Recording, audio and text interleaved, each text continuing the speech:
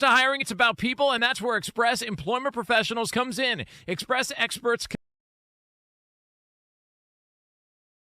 hire differently with Express. Visit expresspros.com to find your local office. That's expresspros.com. Express Employment Professionals, building your workforce, supporting your success.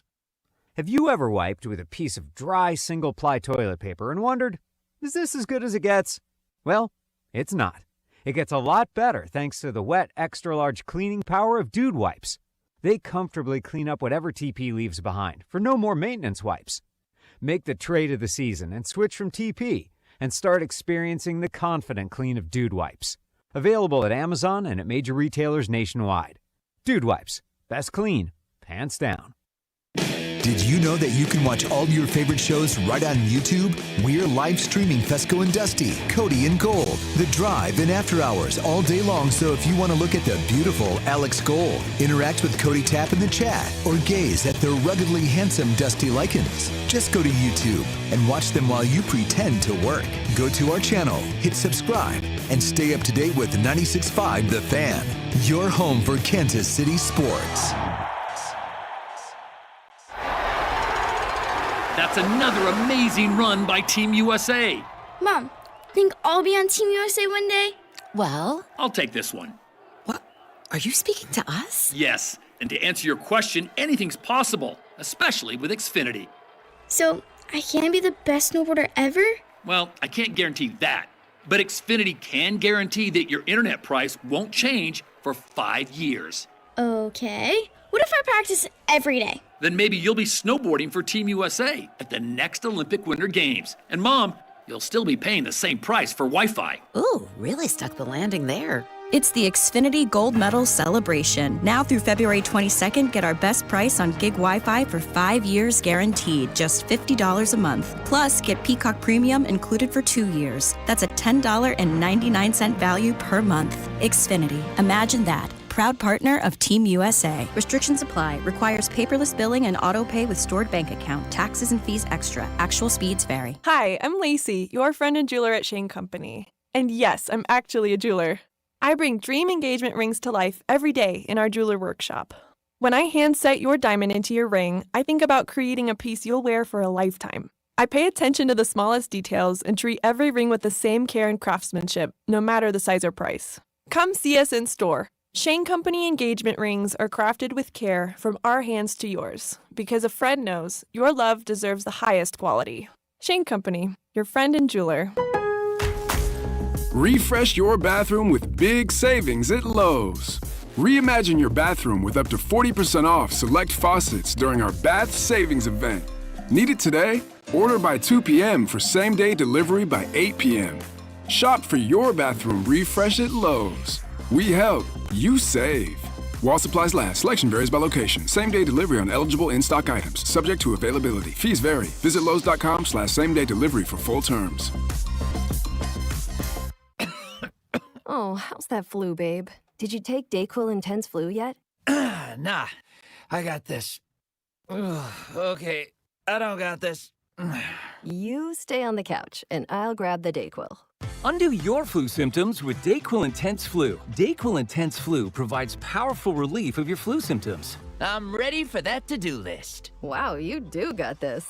DayQuil Intense Flu. The daytime coughing, aching, fever, under your flu medicine. Use as directed, keep out of reach of children. Hey, it's Josh Vern. You're in before I head out to Arizona to see the boys in blue in spring training. I'll be hosting the Royals Rally Show live from Kauffman Stadium on Saturday, January 31st, starting at 9 a.m. The biggest names in the organization will join me for exclusive one-on-one interviews as they get ready for the 2026 season. If you miss any of the show, it'll all be available afterwards on the All Things Vern podcast channel. The Royals Rally Show, Saturday, January 31st, starting at 9, right here on your home for Royals baseball, 96.5 The Fan.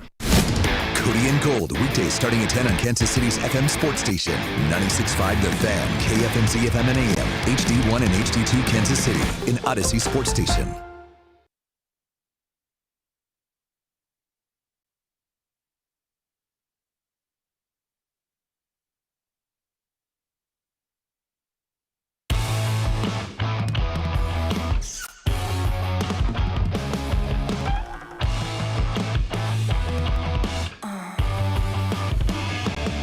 Do better, Mac. Do better. How dare you give us 4 seconds of dead air? I wonder how many people are like, wait a minute. You know what I mean? 4 seconds of dead air is an eternity in radio, It is. too. It's a long time. Yeah, because we're getting ready for the Super Bowl. I was telling Bob this story. I watched a cool little video of like a behind the scenes when. Have you ever seen when Michael Jackson performed at halftime? Yeah. You've seen the video? Yeah, YouTube. Okay, yeah. So like, there's this video out now where this guy who's the either technical director, the producer, or director, one of those two, or one of those three roles in TV, and Michael had told him before the performance, like the night before, he's like, I'm going to delay it. I'm going to make him like wait. And so like the iconic shot of Michael coming out in like the general's outfit, just staring. He's like, don't do anything until I touch my glasses. And so they're sitting there and the guy's like, you can hear him like talking in the headset and he's like, all right, Michael, get to it. Let's go. And he's just sitting there and the whole crowd is like cheering. And then all of a sudden it like kind of like dissipates quickly until like everyone's kind of like, what's going on here? Yeah. Is he dead? Not yet. Is he frozen? And then he turns his head and they're like, all right, Michael, do it. Michael, come on. And he's like constantly saying everything. And then all of a sudden he hits the glasses and he's like, all right, cue 1, go 2, ready 3, hit 4. And the girl in the background starts playing the guitar. The music starts playing. And he's like, for 10 minutes, he like owned the entire country. And at that point, the NFL was kind of on the come. It was, yeah. It wasn't where it's at today, obviously. Right. This is probably 93-ish.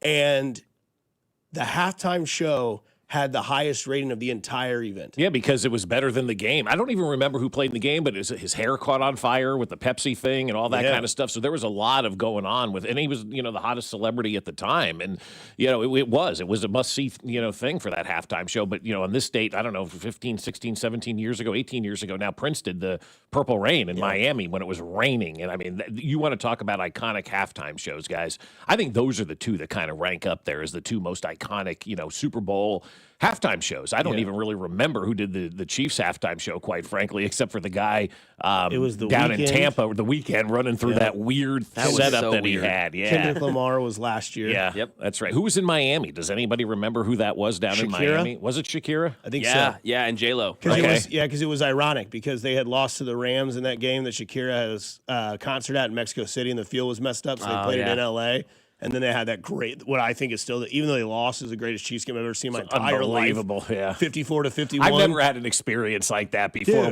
Dude. We were at Harris watching the game with everybody that night. That's the game Bob Sutton got fired. I mean, it was insane, dude. It was insane. I've never seen a bar like that. I've never seen a game like that. The uniform collaboration. They were in like the all yellows. Chiefs were in the all whites, and Tyreek Hill goes absolutely nuts. It's back when everybody had the theory of, I scored too fast. Yeah. And then everybody's going, God, that Bob Sutton guy sucks. Yeah. Well, don't worry, hang on, he'll be gone, and then you'll be back. Yeah, and then they went and fixed the defense and won the Super Bowl the next year. Yeah, that was when the stat was they were 54-51, the only time in NFL history a team had scored over 50 points and lost. Probably still the case, I would imagine. I don't think anybody has done that. No. Since, 2001 or 20, whatever year that was, 18, 19, whatever year that was, 18. Yeah, Mahomes' first year as a starter, that's right. Yeah, so 20, that's almost 10 years ago. Yeah, look up Goff and Mahomes' numbers in that game, and it's like the Baker-Mahomes game in college when it was Oklahoma versus Tech.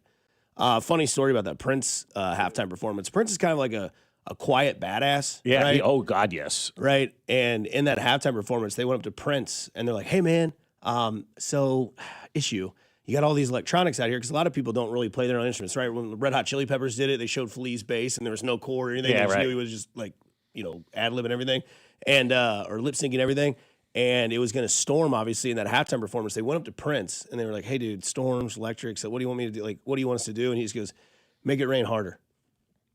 Yes, sir. Yeah. So great. And then in the Rock and Roll Hall of Fame, they did like the acknowledgement of like the greatest guitarist. And Prince was supposed to have like 30 seconds because they didn't really consider him a great guitarist. Went out and like shredded it for like a minute and a half. Let's go. And all the people in the backgrounds, like the guy from ELO, Tom Petty, all these other guys are back there just smiling because they just know how petty he's being. Yeah. We'll get into That's awesome, man. Prince stories can go on forever. Well, Prince, but he's a real dude. I've told the story where I went to Minneapolis for a baseball trip one year. I'm like, I'm gonna ask everybody if they know Prince. Sure enough, everybody knew Prince. Everybody had a great story about Prince. Yeah. Game glasses. The one story that I always remember is like this guy's like, yeah, my dad's boss lived next door to Prince, and he came up to him and said, we're having a party tonight. You're invited over, and he said no, and he's like, I just wanted to let you know we were having a party. He's going around the block telling everybody that they're having a party and that they're all invited if they wanted to come. And I'm like, how do you tell, even if it's on a Tuesday night, right? You're going to a party at Prince's house. Yes. The rest of it will take care of itself afterwards. Yeah, I had the fortune of working for his, with his guitarist for some time, Des Dickerson, who wrote Little Red Corvette with Prince. And I got to work with him, and I know him now. He's a great guy. Where'd you work with him at? Down in Nashville? In Nashville, yeah. Radio stage doing some hosting work, and so, just filling in for him. Yeah, great guy. That's big awesome. Vikings fan. Yeah.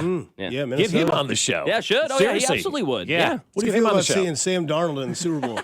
Raspberry beret. I just want Prince stories, quite honestly. He would bring it. He would bring it. You can go down a rabbit hole of Prince stories. Those are just two. Let's get to the story of yesterday, Bob. All right. I'll start off with this. What went wrong with the Royals in Kansas? I think what went wrong is 3 weeks ago, yesterday, Kansas told the Royals they were done talking to them. The same day, North Kansas City told the Royals they were done talking to them. I think what you're seeing is a pattern here. They both got tired of dealing with the Royals. We had deadlines in place, and you missed 3 deadlines in the state of Kansas. North Kansas City, I think, probably felt like they were kind of being played, as well. And so Kansas 3 weeks ago, 22 days ago now it was, when the Speaker of the House decided to say, we're done negotiating with the Kansas City Royals. That pretty much put an end to it. And then 3 weeks later, the Royals like, all right, we're out. And Kansas like, we dumped you 3 weeks ago. And so I think what it got down to, Dusty, quite honestly, is that Kansas got tired of waiting around and believing that they had a deal with the Royals since September. They told me the deal was papered in September. When I went to Topeka for the Chiefs, I was told by many people up there, we'll see you in a couple of weeks to do this Royals thing again. They said we wanted to separate them and do them and give them each their own due. And then it kind of all dissipated, from there. I've had people say that the state of Kansas couldn't afford that, both teams. That is unequivocally false. I talked to people in the state of Kansas who were anti both stadiums, and they came around and they go, wow, there really is a way to afford both of these. Even the most, staunch against people were like it. I heard from people that were negotiating on the Chiefs side of things telling me that the state of Kansas could afford both of these teams. And so it's not about a money thing. I just think the state of Kansas and North Kansas City, quite frankly, backed out because they were tired. They were done, playing reindeer games with the Royals. And now the Royals are left with basically downtown as kind of their fallback, is what I was told by somebody close to the situation yesterday. They're going to look at downtown. And I just hate to tell the Royals this, they're going to be in for another fight of their lives going downtown and trying to build this stadium downtown. And they're going to see probably a fight bigger than the one that we saw the first time around. Because I've already heard from people on that side who are ready to go and are not happy that the Royals are trying to, usurp a public vote from 2 years ago and go around the will of the people and try to take money to build a new stadium. So it's going to get nasty, I think, again, from the folks downtown with this Royal Stadium thing. So at the end of the day, 3 weeks ago, Kansas said, peace out, we're done. North Kansas City followed suit pretty much right away. And now the Royals are going, okay, so there's nobody else bidding for us. Let's reopen these discussions, and hopefully we can get something downtown. And I hope they can get something downtown because, as you and I, Dusty, talked a little bit about yesterday, worst case scenario out there is not Kansas City. And we went from 3 municipalities bidding and trying to get this deal done to now just Kansas City. And what's Kansas City's real incentive right now to say, we're going to give you everything under the sun? There's nobody else bidding against us at this point in time. So after kind of seeing yesterday and kind of understanding, because I'm obviously thrilled if there's a downtown baseball stadium, especially staying here locally. I think that's what should be. That should be part of the message. I think when I go back and I ask that question, because I've got tons of questions for the rest of the show today, and I hope you guys are ready for that because it's appropriate. But this is question one. And I think where it failed, and this is from my perspective, and I think again, Jackson County people, I don't speak for all of you, but I think I speak for a majority of you when I say this, and I believe this. I think where it failed was from the jump with the organized way of how they have kind of presented the project from the day that it was on the vote that failed 58-42. I think that's kind of where it was, because there was a plan that was at the Star Building, then there was a plan that they were going to do this, then there was a plan that was going to be this, and then you put it in the Crossroads, and then a week later it was like, okay, we're voting, and it was like, whoa. And you got a lot of people that came out and shared their opinion. But sometimes people fail tests, and you get a second chance. Mm-hmm. And I was telling Mac this yesterday that, I remember being in school, and, let's say you got, a D on your test, your teacher will say, hey, I'll let you go back and correct all the answers that you missed and you'll get half credit. Right. And you can turn that D into a B-, right? You can really change the way it was. I think there could be some belief that if they revised their plan, stuck with a plan and said, let's say Washington Square Park's the plan, and drew it up, put their time into it, gave everyone a clear-cut, obvious what it's going to look like, don't change it, don't mix it, I think that would be a substantial upgrade in what they did the last time.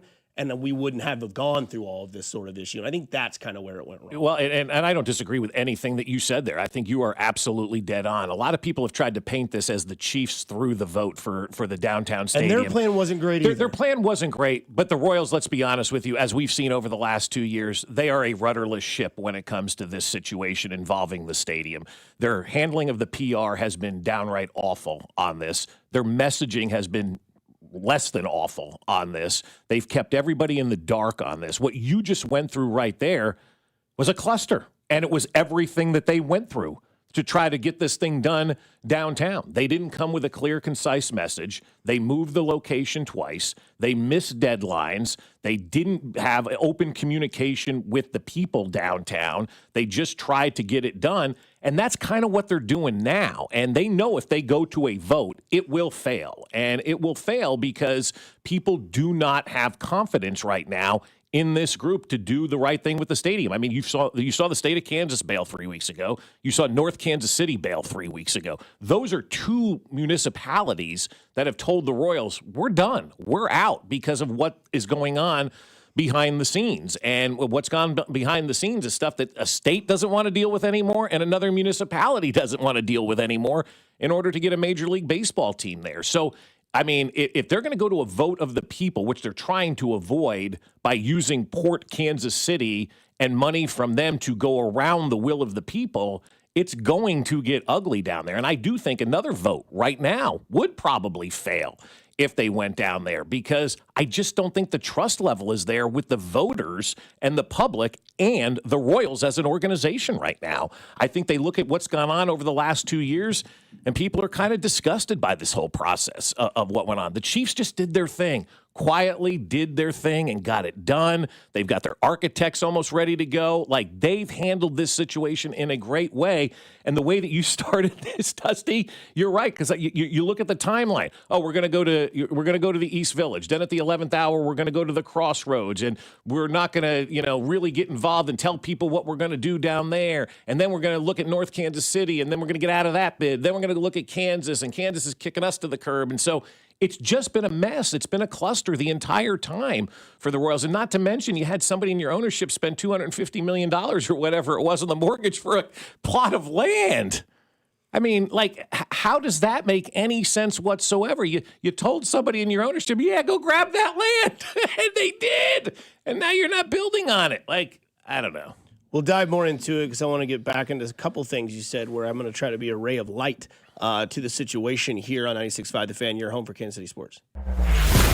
This is Fescoe and Dusty on your home for Royals baseball. 96.5 The Fan, brought to you by Golden Oak Lending. Do you need extra cash? Golden Oak Lending can convert your home's equity into cash in as little as 14 days. Let Golden Oak Lending cure your blues.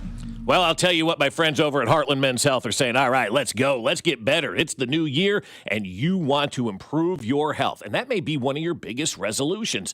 But when you're tired, low on energy, or not sleeping well, or not seeing progress at the gym, staying committed can be tough. Heartland Men's Health can likely help with that resolution because those symptoms are often signs of low testosterone.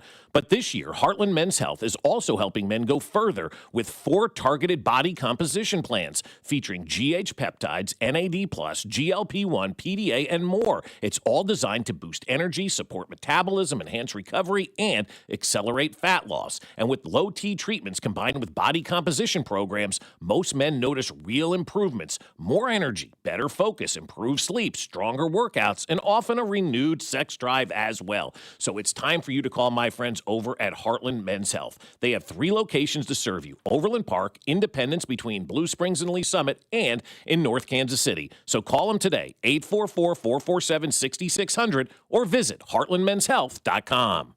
Featured therapies are compounded and have not been evaluated nor approved by the FDA. Provider prescription required. See website for details. Never have I ever called my sister from the finish line of my first marathon. Hello? You won't believe where I am. Are you running? Mile 26. I'm gonna make it. Switch to T-Mobile's 55 Plus plan and get iPhone 16e with its advanced camera system on us. Plus, 2 lines for just $30 a line. Guys, I can't believe it. I knew you could do it, babe. That was amazing. Mom, how do you feel? I feel great. I can't feel my feet. Let's take a picture. And then you may carry me to the car. Share every stride, every mile, every memory on America's best network. Switch to T-Mobile's 55 Plus plan and get iPhone 16e on us and 2 lines for just $30 a line. With 24 monthly bill credits and 2 eligible port-ins on Essentials 55 Plus for well-qualified customers with autopay plus taxes, fees, and $35 device connection charge. Credits end and balance due if you pay off early or cancel. Contact us. Finance agreement 128 gigabytes, $599.99 required. Best mobile network in the U.S. based on analysis by Ookla of Speed Test Intelligence Data 1H 2025. Visit T-Mobile.com. Finding great candidates to hire can be like, well, trying to find a needle in a haystack, but not with ZipRecruiter. Its powerful technology actively finds and invites qualified candidates to apply to your job. So while other companies might deliver a lot of hay, ZipRecruiter finds you the needle in the haystack. See why 4 out of 5 employers who post a job on ZipRecruiter get a quality candidate within the first day. Try ZipRecruiter for free at ZipRecruiter.com/free. That's ZipRecruiter.com/free. ZipRecruiter. Hi, I'm Chef Franklin Becker. You know the jingle. Now discover the facts about Ozempic, a GLP-1. There's only one FDA-approved Ozempic made by Novo Nordisk. Learn about the real thing. Talk to your healthcare professional today. Call 1-833-OZEMPIC or visit Ozempic.com to view the medication guide and to learn more about Ozempic. Semaglutide injection 0.5, 1, and 2 milligrams.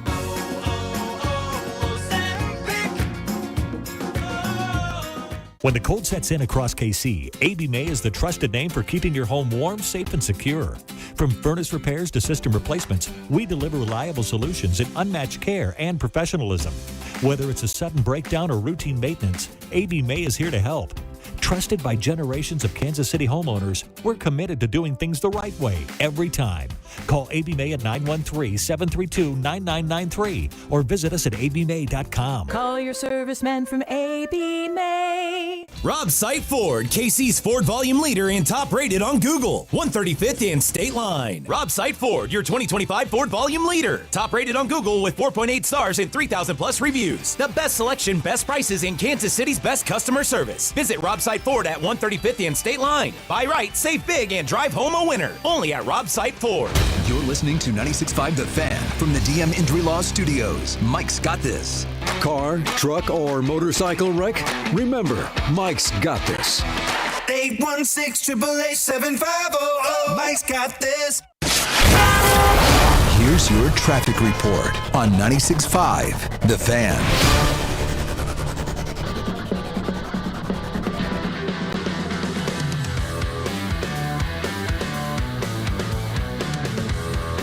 Back in on 96.5 The Fan, your home for Kansas City Sports. Mac Morning by Fescoe and Dusty like it's with you on a Wednesday. Jay Binkley coming up in about 25 minutes. That's right. It's Binkley Day. Hey, quick shout out to the Hall of Famer George Brett. Became a grandpa last couple of days. G-Pa Brett? Yeah, Grandpa Brett. So congratulations to Jackson, his son, who had the baby. And it's Benny and the Bretts. I like the name. Benny and the Bretts. So congratulations to the Brett family. We have a new member of the royal family in Kansas City. So that's kind of cool. It would be cool to have that George Brett as your grandpa, wouldn't it? Now Jackson's definitely not going to accept my golf invitation. Well, he's scared. he doesn't want that stick on the golf course with him. After what I told him yesterday, he probably will not accept your thing, because I told him, I said, now you're a dad, pour everything into your kid. Every waking moment, every opportunity you have to be around your kid and support your kid, you be there, because it goes by in a blink. I've got my 2 in high school right now, and my second daughter started, driving to school, and she came home yesterday, and it was snowing, and the snow over the last couple of days.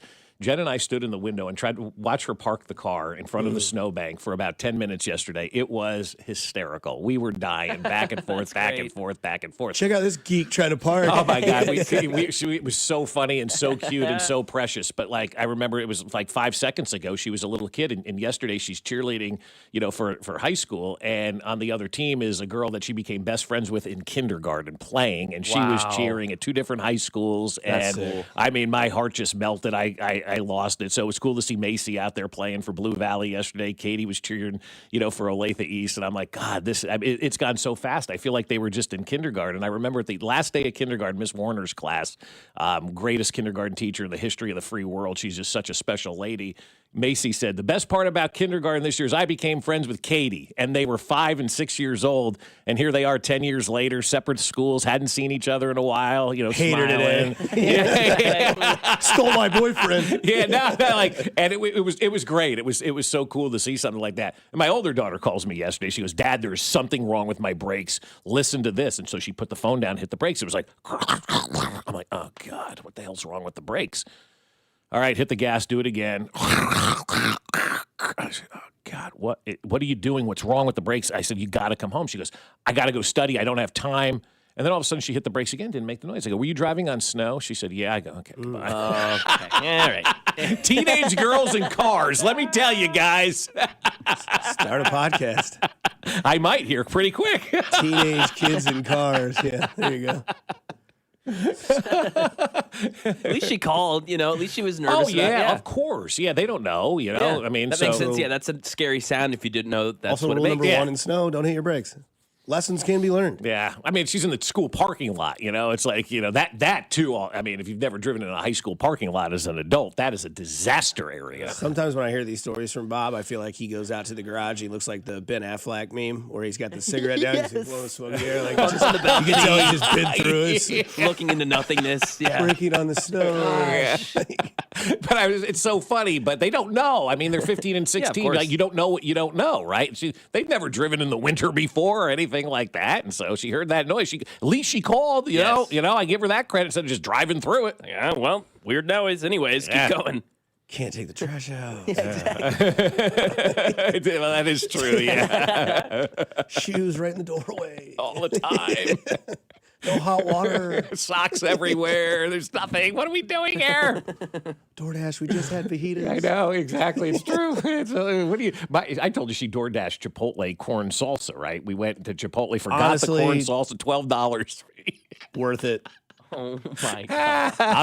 I'll tell you right now, you don't bring me my sweet and sour sauce and my nuggets, I'm DoorDashing just 18 packs of it. That's your fault. Yeah. If I'm going to get charged $20, I'm going to get at least 8 packs of sweet and sour, put the rest in the fridge. Yeah. The next time I have nuggets and they don't bring it, I win. Do you refrigerate that sauce? Absolutely. I got a little cabinet right there on the left side of the fridge is where the T-Bell sauce goes, the horsey sauce goes. Haven't had Arby's in a while. All the sauces, all the picante from the the little green buckets that you get from Abelardo's, they're in there. So you know that Danon doesn't refrigerate like any of that kind of stuff, right? Like he doesn't believe ketchup belongs in the refrigerator and all this kind of stuff. He looks right? a lot better than I do. He does. Maybe I should take some notes. And so that's why I asked, because he would be like he'd hate what you're saying right now, that you're putting all these sauces and condiments in the refrigerator. Yeah, well, recycle.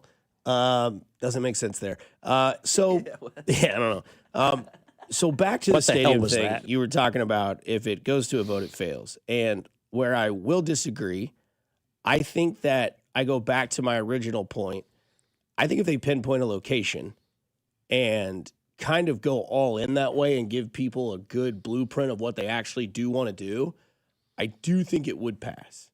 And I just think the last time it happened so fast and it felt like a bluff for a lot of, I'm just speaking for Jackson County people. Sure. And of course people are going to say like the whole cliche is like, I don't want to pay for somebody else's things that they could pay for. I think that like that's part of it. I think if they got a clear cut direct plan and kind of put away outside noise, then I think that would give it some sort of gain. Because like I said earlier, I compared it to like getting a retry at a test. You don't get to get full credit point, but you wear, 58 to 42 is a pretty large gap, right? Easy math, 16% of people in between, right? I think with a clear cut and advised plan and like something that they know will happen, where it will go, what it will be, what it can be, would change, I think, 16% of people. Well, it's going to have to, because if this thing ends up going to a vote and then it doesn't pass, I hate to see what the repercussions are after that. Because now where are you? Because Kansas already told you no 3 weeks ago. North Kansas City told you no 3 weeks ago. Now, are you going to have to try to go back to both of those entities to keep the team in the metropolitan area, because I had heard from somebody yesterday, there's already people down in Oklahoma City that are making phone calls up here going, what's going on with the stadium? We know that people in Nashville have already called and had conversations about that, with the Royals. And that is worst case scenario.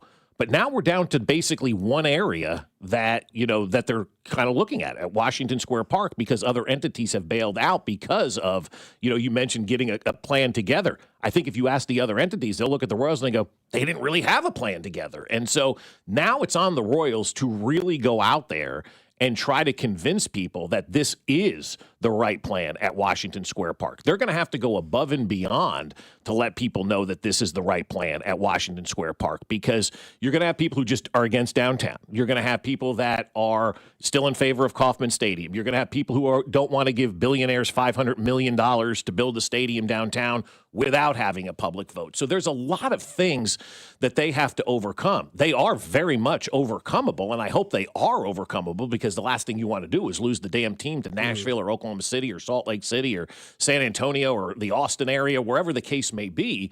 You don't want to lose that team. So the Royals really have to do something they haven't done in the last 2 years with this stadium thing, and have a legitimate plan. And have a legitimate plan that people can rally behind and wrap their arms around, and not just have piecemeal things thrown out there that this is happening or this may be happening or that may be happening. For the Royals to have success now in Kansas City and to earn the trust back of the people in Kansas City, they do need to have a very strategic, open shut plan of how they are going to do this thing. They have to be honest. They have to be upfront. They have to be an open book. And they're going to have to get a great community benefits plan involved, like they had last time, for this stadium plan to take place. So there is a lot of work ahead of them. I hope they're prepared and ready to do it, because the last thing you want is the baseball team to go to another city. And as we said all along, I don't give a rip what side of the state line either of these teams are on. I just want them here in the Kansas City metropolitan area, because there are teams, and you don't want to see what happened to Oakland or St. Louis or, whoever else has lost teams over the years. It sucks. It's a big-time void. And so I hope the Royals do the right thing, put the right plan in place, get everything in order that they need to do to get that Washington Square Park stadium built, so we have baseball long-term for the, next 50 years or whatever it is, guaranteed, here in Kansas City. So I'll explain what really thrills me and what really kind of does give me some fear, because there are two different sides. And I thought about this pretty much all day yesterday and a little bit this morning in the drive-in. Mm-hmm. Washington Square Park was Mr. Sherman's idea from the go, right? He wanted downtown baseball. He's wanted downtown baseball since he purchased the team. Yes. So, and normally the cliche would be billionaires get what billionaires want. Right. And so, and to be fair, no date was really ever accepted, or no place was ever said, hey, we're going to go there. We're going to go, to be fair, that was never that's our spot, and then something fell short. So we've never really been honestly told where or when they were going to make their decision. We just knew that they were looking to make a decision. And from the jump, the guy that owns the majority of the team wants a downtown stadium. No, more often than not, if somebody that has a lot of money wants something, that person only gets that. That location, to me, I know does not sell everyone. You may not have your ballpark village, but you're a 20-minute walk to Power and Light. And I know some people might be like, well, I'm not a Power and Light person. The Crossroads is in that area as well. This scenery would be awesome. And in things in life, sometimes the most important thing to realize is the best thing you can do is compromise. And I understand that the ballpark village, maybe we're not a ballpark village area. But that's that for me is more important than the stadium. And again, I understand that. That's you. Yeah. That's Bob Fescoe that wants that. And unfortunately in life, not everybody wants what Bob Fescoe wants. Not everybody wants what Dusty Lightning wants. That's right. And sometimes you have to compromise. And I know that there are people that will be like, downtown stadium, can't park, can't do this. I understand your grief. I understand that. But imagine what you're going to see and what it can be for the city when you sit in that first game and you're staring out to center field, and behind you is a Western Auto sign, and anywhere around you are parts of Kansas City area. If you're older and you're not a Power and Light person, the Mercury Room is right there. And if you Uber to the stadium, you can Uber from the Mercury Room.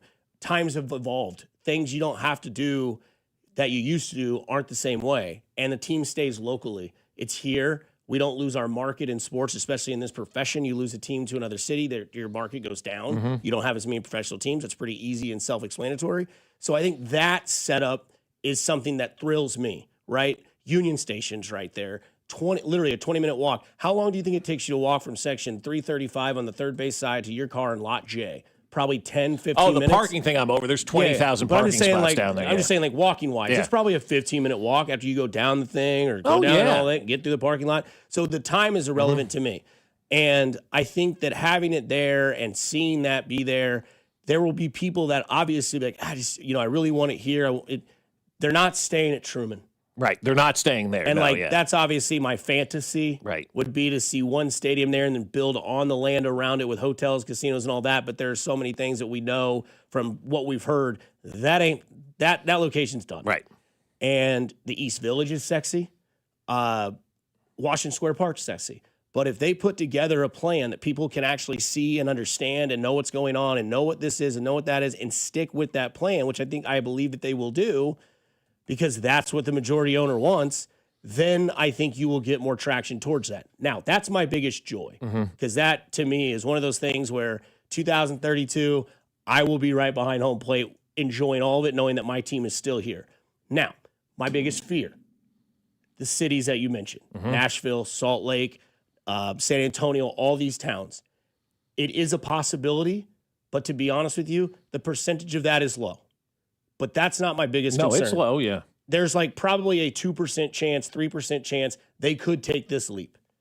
But the fact that that is there and the fact that now time is no longer on your side is something that kind of gives me a little bit of fear.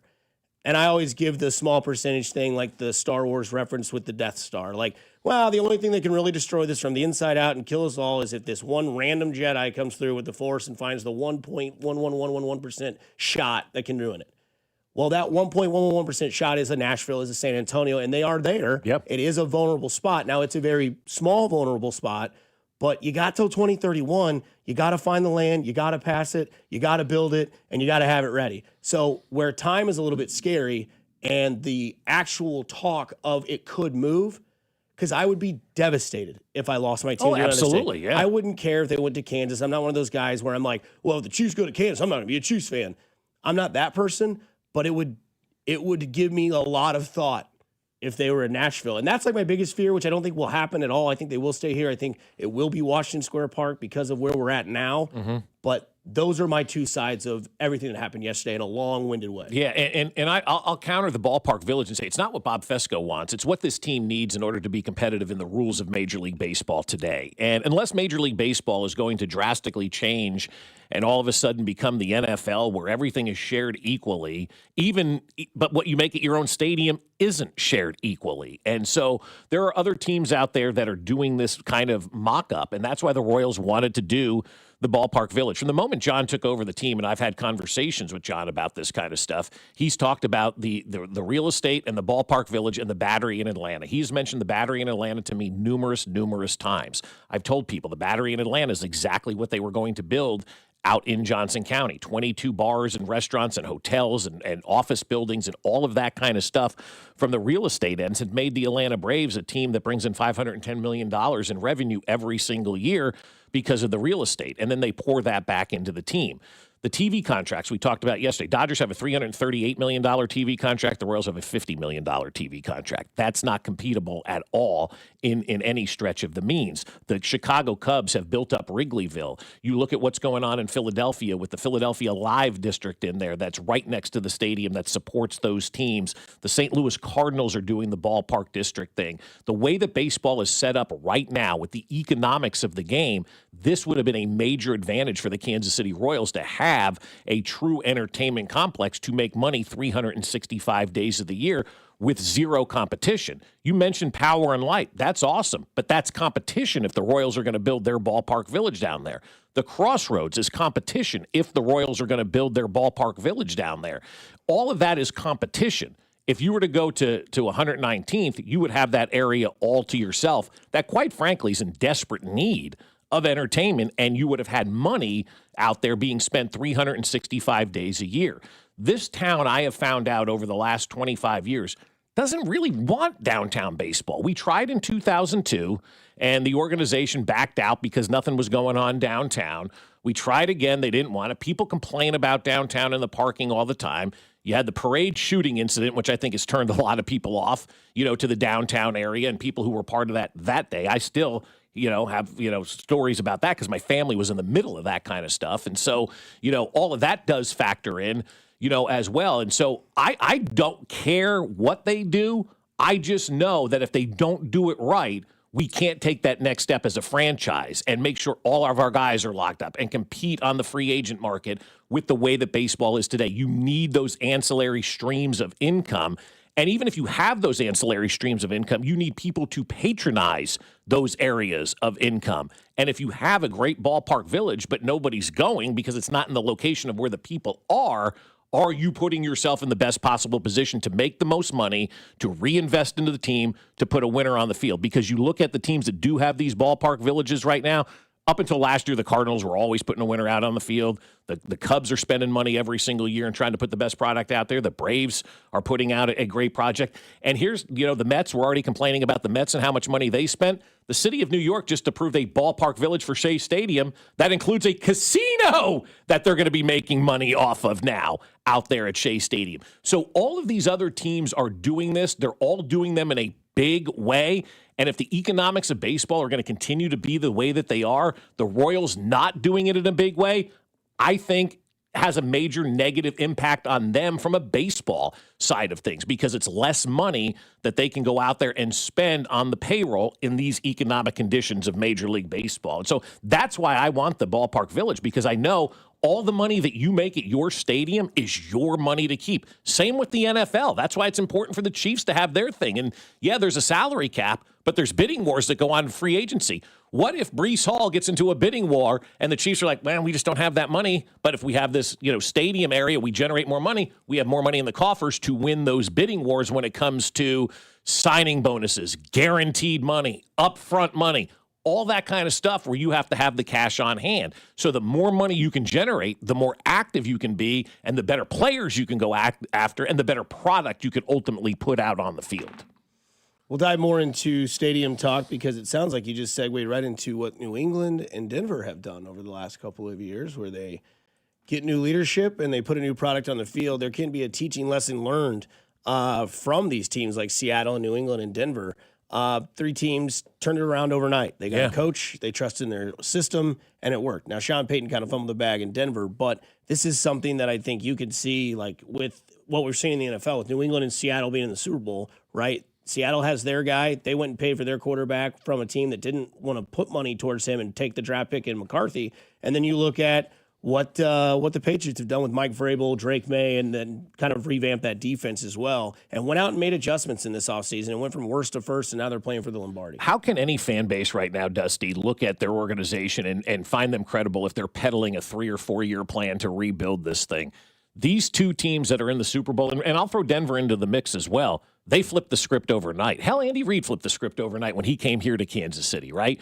I just don't think anymore in the NFL you can tell your fans that it's going to take time and have patience with us, because these teams have shown that it doesn't take time and you don't need patience. You hire the right people, you come in, you make the right moves, and you can flip these things on a dime. Like Seattle and New England and Denver, if you're sitting in Arizona, if you're sitting in Cleveland, if you're sitting in Miami, and you're looking around and going, why can't we be up there? Well, you very well can be up there. These teams flip it on a dime anymore. I think if you're a coach and you're telling people I need 3 or 4 years to figure this out, you're absolutely the wrong guy. But it does take a tight-knit organization. It takes good ownership, takes good general manager, it takes good coaching, all coming together as one.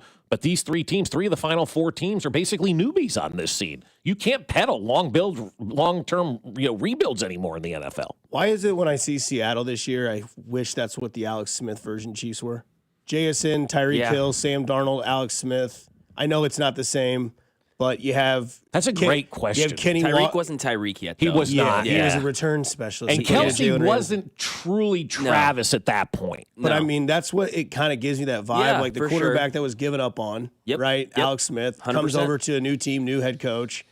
Both first overall pick. Who was given up more on, Sam Darnold or Alex Smith? Darnold for sure. You think? Oh, yeah. I mean, he was 3rd overall pick. I mean, I'm getting Alex was number 1. First overall. Alex got hurt, and the emergence of Colin Kaepernick happened, and it was one of those things where it's like, what do you do? The young and athletic dude versus the guy that is phasing out.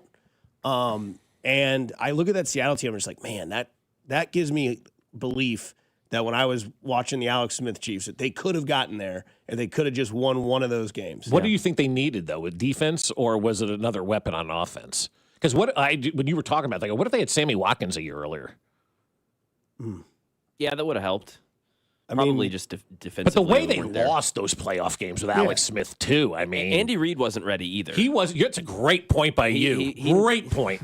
Thank you. He needed to learn. He had to go through some trials and tribulations. I mean, they blew a 28-point lead. Yeah, dude. Oh, yeah. He wouldn't do that now. And then lost a game where they didn't allow a touchdown. Right. And then lost a game where they threw it off a defender's face, and then they caught it and went in. I mean, think of those 3 playoff losses that Andy Reid had with Alex Smith as quarterback. And we didn't even count the New England one where they were down 2 scores and methodically went down the field, and everybody lost their mind. And Andy's like, if I don't score once, I can't score twice. And I'm like, I get that. You got it. I was almost puking with Chris Jones in that Steelers game when he was getting the crowd hype, started puking. Yeah. I'm like, here we go. Yeah. I mean, there's been some crazy losses, but I think you're right. I don't think Andy was ready yet because he didn't have Patrick, and that's why it ultimately, in my opinion, has become that perfect marriage because both are really good without each other, but damn, they are the hottest couple in town when they're together, It's like Jen and I. Speaking of which, yesterday the story that was nationally was a vote in the Hall of Fame. We're going to get into this today because there's some petty old ass hats out there. Sorry, At least you didn't say the other H word that Jimmy Johnson used yesterday. So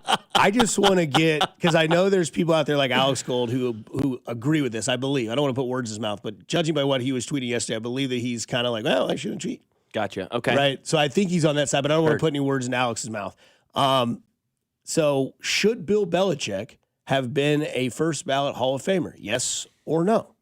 On the Fan 965's Twitter handle, and that is the first question we will ask Mr. Jay Binkley, who will join us next on 96.5 The Fan, your home for Kansas City sports. That guy's an idiot, man. This is Fescoe and Dusty, brought to you by Golden Oak Lending. Do you need extra cash? Golden Oak Lending can convert your home's equity into cash in as little as 14 days. Let Golden Oak Lending cure your blues. Your home for K-State Athletics. 96.5 The Fan. Wouldn't you like to take a vacation from your bills? Well, you can. The new year is here. Home values are up, and you have more home equity than ever. Now is the time to put that home equity to work for you. This is James Hawkins, president of Golden Oak Lending. Credit card balances are at an all-time high. Why pay 25 to 30% interest to them when you could be saving thousands of dollars after a simple phone call? Golden Oak's mortgage rate is 4.5%. We have no fee to apply and no out-of-pocket costs. And if you call today, you could make no payments for 2 months. But don't wait. This rate won't last forever. Imagine how good it will feel to have those bills paid off. At Golden Oak Lending, we can make that happen in as little as 14 days. And if for any reason your loan doesn't close, we will pay for your appraisal. Call today and take advantage of our 4.5% fixed rate.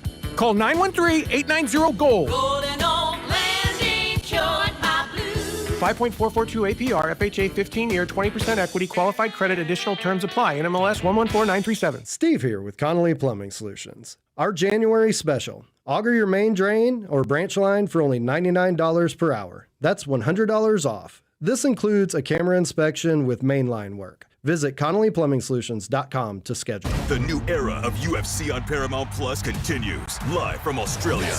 Featherweight champ Alexander Volkanovski. He is an animal. Defends his belt at home in an explosive rematch against Diego Lopez. You gotta be kidding me. And the always dangerous Dan Hooker. Yes.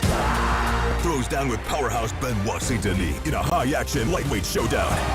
There's never been anything like this. Let's go. UFC 325, Saturday, January 31st, only on Paramount Plus. My name is Whitney Allen. I am a widow. My husband, Ryan, died. We never thought in a million years we'd have to use life insurance. The unexpected happened. With Ethos, it is so fast and easy. It's 100% online. You can get a quote in seconds, apply in minutes, and get same-day coverage. No medical exams, and you can get up to $3 million worth of coverage through Ethos. Get your free quote at ethos.com/radio. That's ethos.com/radio. Time spent on application may vary. Online health questions required. What if your instincts could pay off? With Robinhood Prediction Markets, you could put your sports IQ to work on the games you know best. It's not you against the house. It's you participating in a live market. Buy or sell your predictions all game long. Trade every play with Robinhood. Visit Robinhood.com/predict. That's Robinhood.com/predict. Futures and cleared swaps trading involves significant risk and is not appropriate for everyone. Event contracts are offered by Robinhood Derivatives LLC, a registered futures commission merchant and swap firm. The new era of UFC on Paramount Plus continues with UFC 325 live from Australia. Catch featherweight champion Alexander Volkanovski in a rematch of his epic title fight against Diego Lopez, and the always dangerous Dan Hooker throws down with dynamic finisher Benoit Saint Denis in a high-action lightweight showdown. UFC fans, pay-per-view just got knocked out. Catch UFC 325 on Saturday, January 31st, only on Paramount Plus. Stream every fight live with one subscription. Visit ParamountPlus.com/UFC to get started. And Doug. Oh, what a horrible call. Hey, ref, open your eyes. Ref, you're really not going to call that? Come on. Hey, ref, why don't you customize your car insurance with Liberty Mutual and save money? I don't think you get what we're doing. Sure I do. We're all just giving him advice. You guys on sports, me on saving money. Nope, that's not it. Only pay for what you need at libertymutual.com. Liberty, liberty, liberty, liberty. Here's your traffic report on 96.5 The Fan. Traffic for DM Injury Law, Missouri side in Green Valley. 70 westbound shut down at the Buckner exit. About 3 miles of heavy traffic to get through just to get to that point. Past that, shut down again at Adams Dairy Parkway. Give me one good reason why I should call DM Law. How about 3 great reasons? 1, it's easy. 2, it's fast. 3, the results. Mike's got this. 816-888-7500. Mike's got this. The choice of a lawyer is an important decision and should not be based solely upon advertisements. Alan Carr, 96.5 The Fan. Traffic.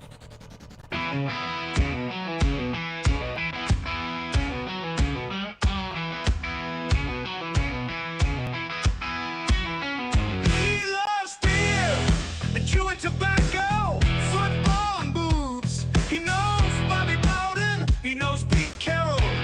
He likes the 3-4 defense. He's Jay Bigley.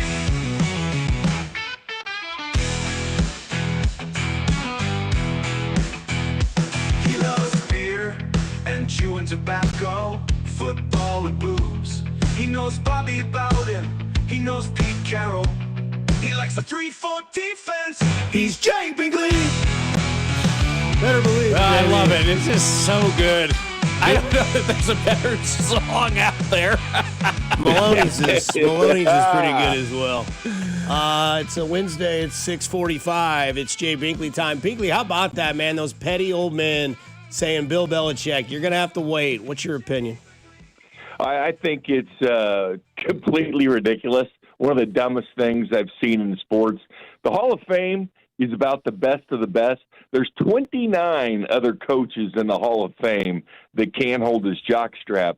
So I'm curious, he's number 2 all-time in wins when you combine regular season and postseason. Number 1 all-time in postseason wins, which is the only thing that matters. He's got the most Super Bowls. He's been to 12, 3 as an assistant, 2 wins as an assistant, 1 loss when he's with Parcells. But 12 freaking Super Bowls, and he's won 6 of them as a head coach. This guy belongs in the Hall of Fame. Yeah. You always have to ask yourself, can you tell the story of the sport without this individual?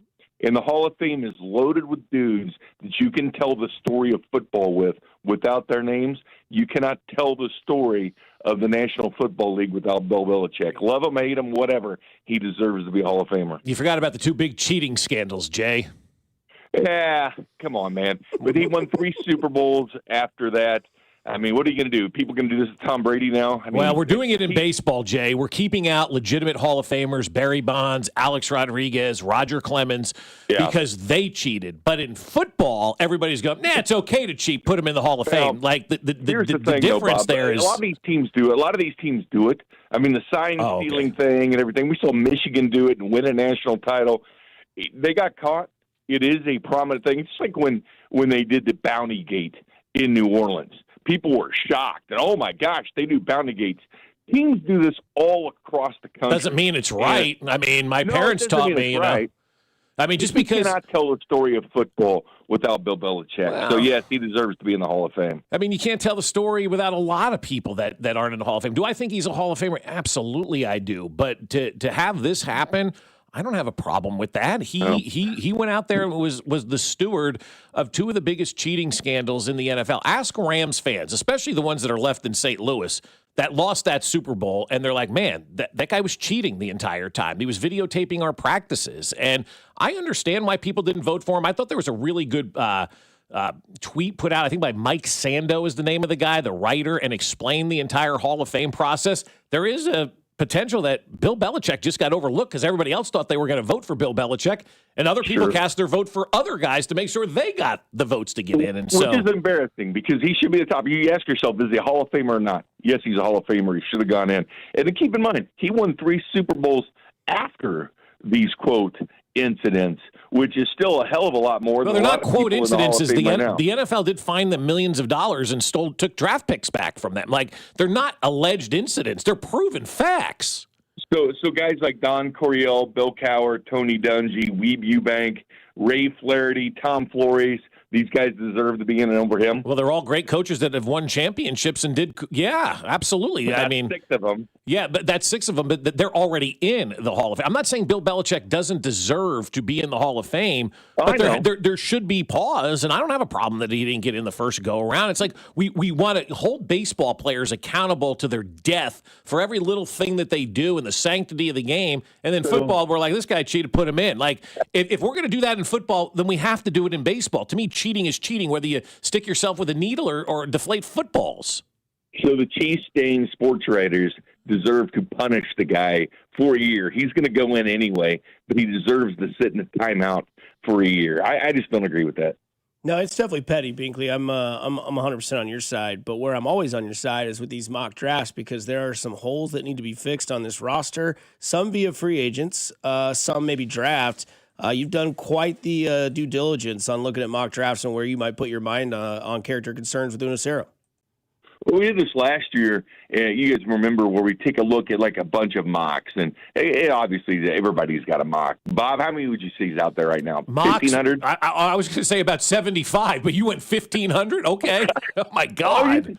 Well, just everybody having one. Now, the published ones, you're probably right, but everybody's got a mock. But anyway, we took a look at 25 of them. They had Kuiper on it, Daniel Jeremiah, all these guys. And they do track these things because people say, who's the most accurate mocker? They actually do track these things on who's the most accurate out there to keep that in mind. Somebody like Fantasy Live is who's been the most accurate. To be honest with you, always kind of look at theirs and say, ooh, who they picking? Because everybody does Kuiper. They put a mock out, and then like 9 other people will pick who this person took. And so we look at 25 of them. We'll continue to do this until the draft on character concerns. We looked at just 25. Out of those 25 that just came out this week, 12 of them had the Chiefs going running back. Obviously, that was Jeremiah Love. Only 3 wide receivers, 1 tight end, 6 edges, for the Kansas City Chiefs, and was the breakdown 2 corners and 1 safety out of the 25 mock drafts that we use. Whereas Pro Football Network we use, Bleacher Report, USA Today, obviously Kuiper and Jeremiah, Tony Pauline, some of these guys as well. But it is interesting that almost half of the picks were running backs. And keep in mind, I think a lot of times when Mel Kiper, one of these guys, puts a player out, everybody follows in line and copies that pick. Unless it's Shador. Unless it's Shador, yeah. Well, he was right. He's a Pro Bowl quarterback. Binkley, I'm glad you mentioned tight end because Max said something to me yesterday, which is kind of intriguing because we kind of think, you'd say that probably Travis Kelce's coming back after we heard the Eric Bieniemy audio about how he was talking about the new offensive coordinator returning to Kansas City. What does that do? Because Max, if this is Travis Kelce's last year, tight end should be a priority and not in the 6th round. I think the Travis Kelce decision is one of the most important Chiefs off-season questions, if not the most important when it comes to the draft, because that's what it was last year. Because they're in a situation, they're at the end of the first round, but they really needed offensive line, but they've got to get tight end too, because the tight end has been such a huge part of this offense. I mean, just look at the last decade. It's basically been Travis Kelce or Tyreek Hill leading in receiving yards for this team, but that makes a huge difference because if Travis Kelce comes back, because the very top 1, 2, and 3 maybe depth at tight end is there, and they'll probably only 1 to 2 first-round tight ends. Well, going 9th with the tight end is probably a little bit too early, but do they need to address tight end? Absolutely so, but free agency might be the direction to go with tight end. But the Travis Kelce decision is huge for this team because if he does come back, that does, in my opinion, save him a draft pick or a free agent, depending on which direction he goes. Like, he's that important to this draft process for the Chiefs. Yeah, and it sure seems like, it feels like, that he's kind of leaning that direction. Even Clark Hunt talked about it a little bit yesterday and said, hey, we're going to give him his space, but we'd love to have him back, for that 14th season and whatnot. And that does change everything. But also, too, Jay, for me, and I don't know if this can be done in one draft, that whole defense, man, just looks slow. After watching all these playoff teams, this team needs a lot of team speed, which they're lacking right now. How do they get more of that? It does. I mean, obviously, they're going to have to spend, a good couple of picks on that defensive line in that draft. I will say this. The team that led the NFL in sacks the last 2 years is going to watch the Super Bowl on the couch like we are, the Denver Broncos. And the team with the guy that had 10 catches in the NFC title game, JSN, is in the Super Bowl. I do believe they need weapons. And I told somebody this, because I have, different friends and stuff text me their mocks and everything, or what do you think about Reuben Bain and all this? I said, well, who actually led Miami in sacks? It was Akeem Mesidor. And I said, sometimes you have to be careful drafting two first-rounders on the same defensive line. We saw that with Ryan Sims. Well, you do have this, and I always ask people, too, that come with Reuben Bain, because they'll see somebody put it, and forget about the short arms. Just take that out of the equation. From weeks 3 through 10, he had 1.5 sacks. He went a 6-game stretch with only a half sack. He went 8 games with only 1.5. And my question is, what happened? Why wasn't he dominating Stanford? What happened with it? Does he take games off? Does he take different games off? So are we going to sit here in the regular season in week 5, you're saying, where was Reuben Bain? Well, he did this in college. And I tell those people, I say, hold that energy. Hold that energy to week 4 when you're complaining about drop passes, guys not running the right routes, Mahomes has nobody to throw to. Hold that energy because you can't complain about wide receivers throughout the season, which you're probably going to do if they don't draft one. And then when he's retired and you look back and say, man, why didn't we get this guy weapons? But yes, 100% they need to address that defense. They've done it both ways, and that's the thing. They've gone to the Super Bowl with bad receivers. They've gone to the Super Bowl with a bad pass rush. They have done both with the Chiefs, but you kind of run out of weapons. And again, I go back to, is Patrick Mahomes the best quarterback the Chiefs have had since Len Dawson? Yes. Do you really want him to retire and look back at it and say, man, well, we had Justin Watson and MVS and Tyquan Thornton to throw to, or does he need a stud? Because usually quarterbacks have that dude that they threw to throughout their career. Yes, but defense is 100% a necessity. It's wide receiver and then edge. But, again, I don't want to see people week 4 and week 5 saying, well, man, all these drop passes are killing the Chiefs. Well, of course they are, and you knew that. You knew the answer to that before the draft. Well, Binkley, we're glad that you're that dude for us on Wednesdays. We'll talk to you next week, and take care, my man. All right, fellas, you guys have a good day, my friends. You as well. That's Jay Binkley there. Coming up on the other side, we'll get back into the stadium news yesterday and what John Holt had to say about it. Plus, we'll get to our poll question that I think should be interesting throughout the day. Here on 96.5 The Fan, your home for Kansas City sports. It happens all the time. Fescoe and Dusty. Every Hardee's is closed. Well, that sucks. Brought to you by Golden Oak Lending. Do you need extra cash? Golden Oak Lending can convert your home's equity into cash in as little as 14 days. Let Golden Oak Lending cure your blues. 96.5 The Fan. Hey guys, it's Dusty Likens. Let me tell you about my friends over at GiveMeTheVin.com because I'm sure you've got a car that you're trying to get rid of. Well, I can tell you how to do it easily with GiveMeTheVin.com because they want to buy your car, whether it is your daily driver pickup truck, SUV, minivan, supercar, or exotic. So say goodbye to dealing with all those dealerships and private sale tire kickers and get a true buy offer for your car. GiveMeTheVin.com puts your car right on the money, providing you with a hassle-free online option to sell your car for more. It's as simple as going to GiveMeTheVin.com and entering your car's VIN number or license plate number. You'll get an offer on your car in minutes. That is way above any dealer quote. You can go to one of their pickup locations or they'll even come to you. It's as easy and it's fast. GiveMeTheVin.com is America's best car buyer. Hit it, boys. Sell us your car. GiveMeTheVin.com. So easy you can do it in your underwear. Make Gates Barbecue your go-to for the Big Game Watch Party. Whether you're the host or a guest, the Big Game Watch Party won't be complete without Gates Barbecue sauce and seasonings. Gates seasonings go great on popcorn as a fun topping for dips or sprinkle on chips for that extra flavor pop. Nothing says the big game like a Gates party tray. Stop by any of their 5 locations and pick one up. You'll be the hit of the party. Spice up your Big Game Watch Party with Gates Barbecue. We still do it the old-fashioned way. In a world in need of a hero, one man rises to the challenge in style. He is... just driving the kids to soccer practice. Make every day feel epic in the all-new Hyundai Palisade Hybrid with up to an EPA-estimated 619 miles of range on select trims, advanced tech, and class-leading interior space. Visit HyundaiUSA.com or call 562-314-4603 for more details. And hey, come on, no cleats on the seats. Are you 50 or older? This news is for you. The CDC recommends you get vaccinated against pneumococcal pneumonia. Even if you're healthy, your age puts you at risk. People 50 or older are over 6 times more likely to be hospitalized with pneumococcal pneumonia compared to adults 18 to 49. Just one shot can help protect you. Learn more and schedule at vaxassist.com. That's VAXassist.com. Sponsored by Pfizer. Here's your traffic report on 96.5 The Fan.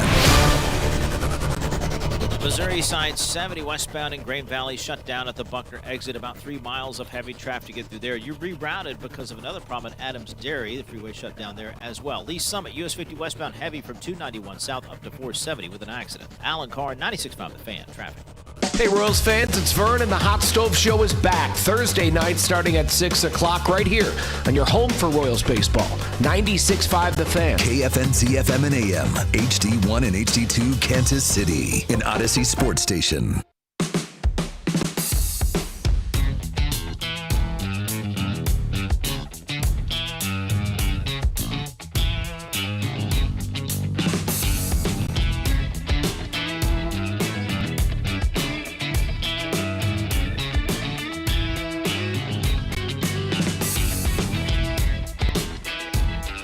Slapping the base on a Wednesday. That was fair, right? That was a question we had yesterday about the tight end thing being addressed. I thought Bigley gave us a good analysis on that. Yeah, 100%. What were the tight ends? It was Belldozer. Is that right? Well, no, draft Noah Gray, Yep. O'Shaughnessy, and Jared Wiley. That's it. Those are the 3 tight ends they've drafted in the Travis Kelce. Wow. Well, you didn't really need to at that point in time. Well, I mean, you have the greatest of all time. Yeah. We thought Noah Gray was going to be the heir apparent. Yeah. Yep. O'Shaughnessy, great name. Probably loves a good, tall glass of Guinness. Good blocker. Yeah. Stayed in the league for a I'll while. take your word for that. I don't remember anything about that guy. And then we had Ross Travis, who was a buddy that was just kind of like a journey guy. Wasn't really. He'll be in the wedding. Oh, best man. Yeah, Or, absolutely. well, Jason will be the best man, right? He'll be the second best man, which is always a great thing to have if there's a brother.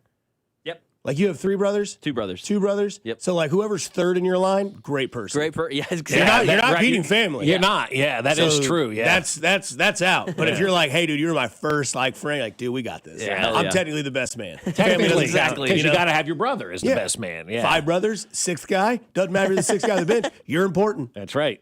After hours, Dusty Likens. But no, that's I think that is something that they should address. Yep, absolutely. If you got one more year, Travis, get a tight end. Well, now you know. Yeah. Like, if he comes back for one more year, now you kind of know. It's a good right? draft, too, for tight ends. The tight end draft is good this year? They could get one in the 3rd round that I really like. Out of Vanderbilt, but yeah. Oh, wow. Well, the best SEC collegiate school is in dead Tennessee. once you graduate, you know? Yeah. But I always look at this, I go, why do we have to try to force a tight end? Why can't we just go with wide receivers and a running back and work the offense to the talent that's available to you? I always hate going in and going, we need to get a tight end. Then you end up drafting the 5th best tight end when you could have the 1st best linebacker or something like that. Like, you know, that's kind of where I look at that. You don't necessarily need a tight end. We've been spoiled with 2 of the best of all time.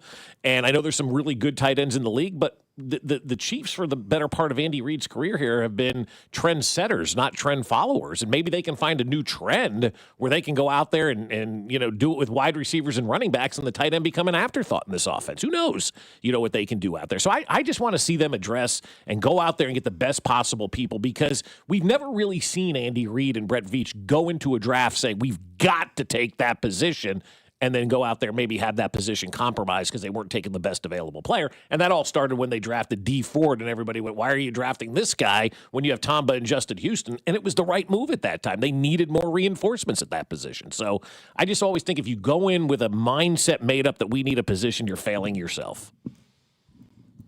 Tight end you, Kansas City. Let's go. Jason Dunn, Tony Gonzalez. Tony Moyaki. Travis Kelce. Moyaki was the best of the bunch, yeah. Ted Popson. Back in the day. What do you know about Ted Popson, Mac? No, he played for the Giants for a hot minute, too. He was a stud. Handlebar mustache. Nice. Just a dude. Let's go. Ted How many Pops. years do you think Ted Popson played? 8. Did he really? Yeah. You know that for a fact? Yep. Oh, my. No, you don't. I don't, but I got aces, and you don't know that. I'm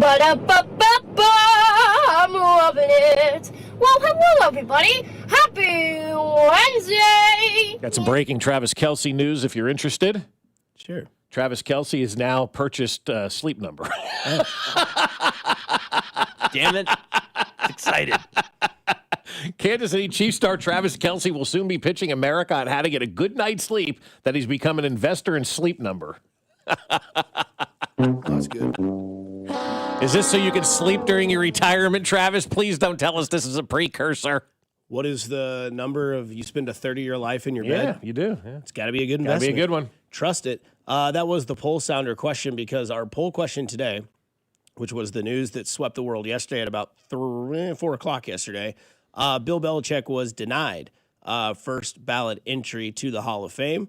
And we asked the question, Bill Belichick, should he have been a first ballot Hall of Famer, yes or no? 87.8% of people say yes. Wow, I'm surprised in this town. Yeah. Well, I mean, like, Bill Belichick has been relevant to the Chiefs in 10 years. Yeah, game, respect, game. Yeah. And I think that's what it is. Because the story that there are two stories, locally and nationally. Locally, the stadium out officially at 119th and Knoll, but nationally, the story was Bill Belichick. And, you know, this is petty old men. Because Bill Polian, who obviously does not like Bill Belichick because he ruined his time as an Indianapolis Colts general manager, and then Bob Kraft, who is also petty towards Bill Belichick, and they had their very ugly divorce. Seems like those two guys went behind the backs of people and kind of propaganded this, you know, cheating scandal that happened. It's like you said at Big League, it's factual.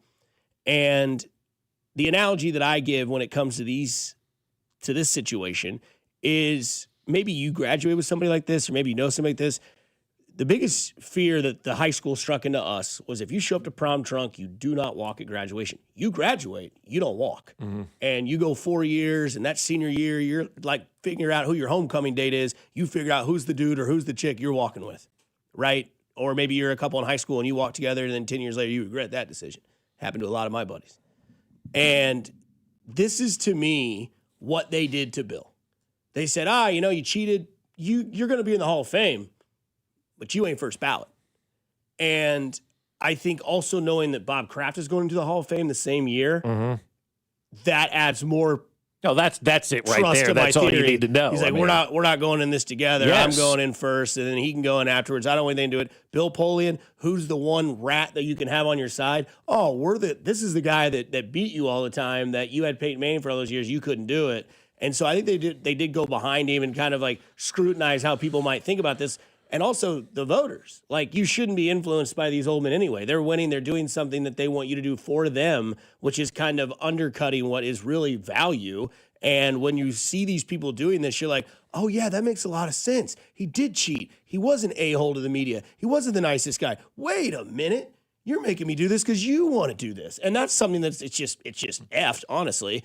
And I think when that sort of thing happened, that's the result we got. And then it became this huge story. We're talking about it. It's the first story on ESPN this morning. He's not a first ballot Hall of Famer. And to me, that's an absolute joke and a sign of pettiness. Well, it is definitely a sign of pettiness, which I am definitely here for. I love this kind of stuff. I love the fact that this guy got involved. Bill Polian got involved in all of this. And now his fuzzy math that's going on right now. He's not 100% sure That's if right. he voted yes or no. Well, yesterday he said, I did vote for Bill Bill Belichick and then backtracked only 95%. 95% How sure. are you a percentage on a yes or no question? He didn't vote for Bill Belichick. And if he can't remember, then his vote needs to be taken away from him because he's not of right mind. And I'm not joking about that. Absolutely. I can't remember if I got up for work or not today. Yeah, I mean, you can't have people voting for that kind of stuff if they don't remember, what they're doing, or maybe they don't remember the career properly. The Bob Kraft stuff is hysterical to me. I didn't even think about that he was, kind of probably going behind the back. I don't go in with this guy and whatnot. If it's up to the voters and they didn't vote him in, I don't have a problem with that. However, if we have people working behind the scenes to connive and deceit and do all that kind of stuff to Bill Belichick, I have a problem with that.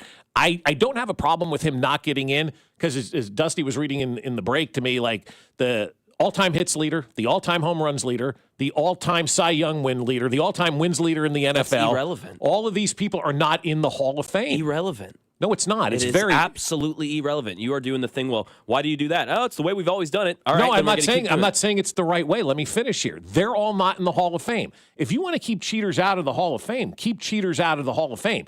You can't pick and choose what cheaters get in, or what cheating was this, or what cheating was that, or what cheating was worthy of all that kind of stuff. I do have a fundamental problem with the fact that everybody thinks it's okay for Belichick to get in, but we're destroying baseball players because they use steroids. I mean, to me, cheating is cheating. No matter how you do it, no matter how you try to gain an advantage, if you're doing something that your opponent doesn't know about and you're getting away with it, that's cheating. The trash cans. I mean, we cost people careers with the Houston Astros because of the trash can stuff. It just seems like in baseball, if you do something wrong and you step out, you're dead to the world. And in the NFL, they look the other way. I just wish it was consistent across the board. Do we want cheaters in the games that we watch, or do we not?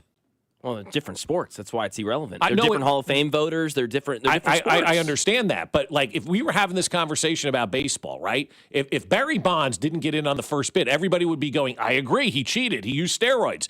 Bill Belichick doesn't get in, and everybody cites his resume, but they leave the cheating stuff out. It's okay to cheat in football, but it's not okay to cheat in baseball, is essentially what we're telling everybody, right? No. Because in baseball, he performancely enhanced cheated. But also when you deflate footballs, you're performance enhancing it. When you videotape practices, that's Tom Brady. Bill Belichick's the head coach in all of this. You're the judge, jury, executioner in all of this when you're the head coach. And they won that game by like 40. Those balls didn't. Doesn't matter. It doesn't matter. 13 conference championship appearances. Yeah, videotaping practices and all that kind of stuff. Like I think he belongs in, but I'm not going to sit here and say Bill Belichick belongs in and then not say Barry Bonds belongs in the Hall of Fame. They do. Yeah, they absolutely do belong in the Hall of Fame. But they don't have to be consistent, Bob, because they're different sports. Just because one's wrong doesn't mean, all right, well, one's wrong, we got to stick it all wrong. We're on this. No, let's not be consistently bad. They're different sports. They're different voters. I understand that, but we can't say cheating is okay in the NFL. Well, I'm a sports fan. I look at both of these sports as places where I want to go spend my money, watch my games, do my thing. Football is telling me it's okay to finagle and to cheat and to connive, and baseball's telling me if you do one thing wrong, you're out. I took a personality test recently. It came back, and I knew this. I am a rules follower. It is my personality. I go 40 and a 40, okay?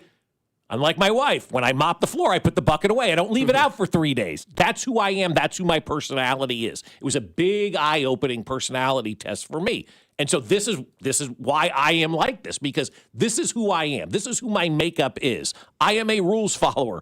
Bill Belichick didn't follow the rules. Therefore, I don't have a problem with him being docked, if you will, of being a first-time ballot Hall of Famer. And I'll make you take the personality test, see where you guys fall at all of this, and it'll be eye-opening, and you'll be like, damn, okay, that's why I'm like the way that I am. And so having taken that test and realizing I'm a rules follower makes perfect sense why I feel this way about Bill Belichick.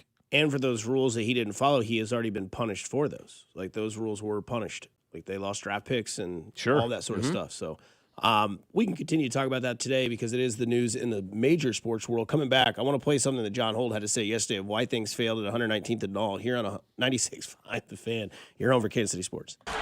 This is voice of the Wildcats, Wyatt Thompson, and you're listening to Fescoe and Dusty on your home for K-State Athletics, 96.5 The Fan. Brought to you by Golden Oak Lending. Do you you need extra cash, Golden Oak Lending can convert your home's equity into cash in as little as 14 days. Let Golden Oak Lending cure your blues. Well, I'll tell you what, my friends at Smokehouse Barbecue are ready for the big game. That's right. Yeah, it's coming up in less than 2 weeks, and you're probably going to have a big game party, right? You're going to have the friends over, the family over. Let Smokehouse Barbecue cater your big game party. It makes it so easy for you and so delicious for your guests as well. Who doesn't want to show up for the big game and have burnt ends from Smokehouse Barbecue or Cajun butter chicken wings, the perfect accoutrement, if you will, for all of your big game needs. Those Cajun butter chicken wings are so good with the homemade ranch dressing. They are outstanding. Baby back ribs, pulled pork, whatever you want. Hey, you want them to cater sandwiches for you? They can do that as well. Smokehouse Barbecue will take care of everything for all of your big game watch parties. And that way, they just set it up and have everybody serve themselves and do your thing. Everybody gets to enjoy the game and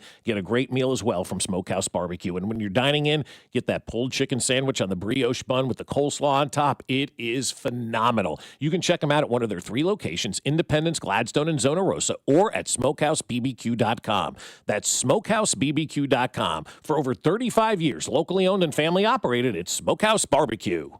At Casey's, when someone asked for a cup of coffee that wouldn't put them in debt, but still had freshly ground beans, rich flavor, and a price that starts with a 9 and ends with a D9 cents, we were too nice to say no. Now get a small coffee, just 99 cents. Limited time only. See store for details. Let's go!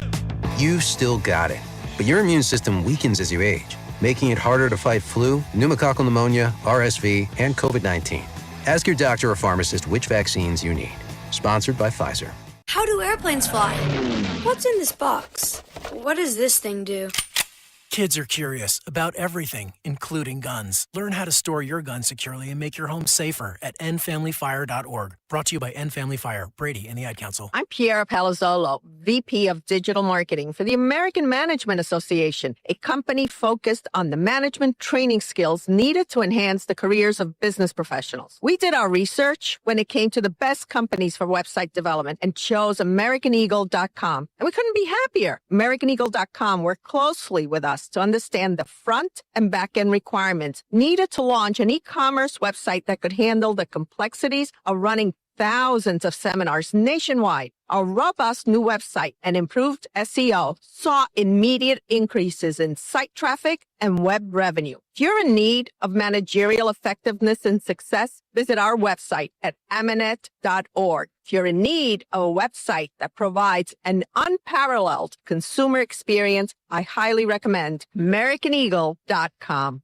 Transform your business today. Dial 877-WebNow1 for a free digital consultation with AmericanEagle.com.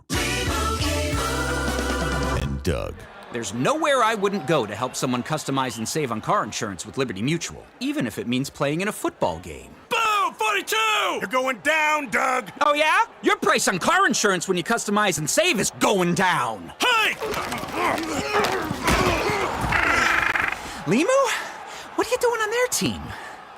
Only pay for what you need at libertymutual.com. Liberty, liberty, liberty, liberty. Tonight, starting at 4 o'clock, our friends at Centric are hosting a KC Tech Career Summit at Centric. It's open networking with KC area tech professionals, facility tours, breakout conversations with instructors, career services, and a live panel featuring former Centric students and local employers, plus a Q&A. Whether you're just starting out, considering a career change, or simply interested in what the tech field offers, this summit offers you a gateway to that. Please RSVP in advance by going to Centric.com and clicking the KC Tech Summit at the top of the page. You're listening to 96.5 The Fan from the DM Injury Law Studios. Mike's got this.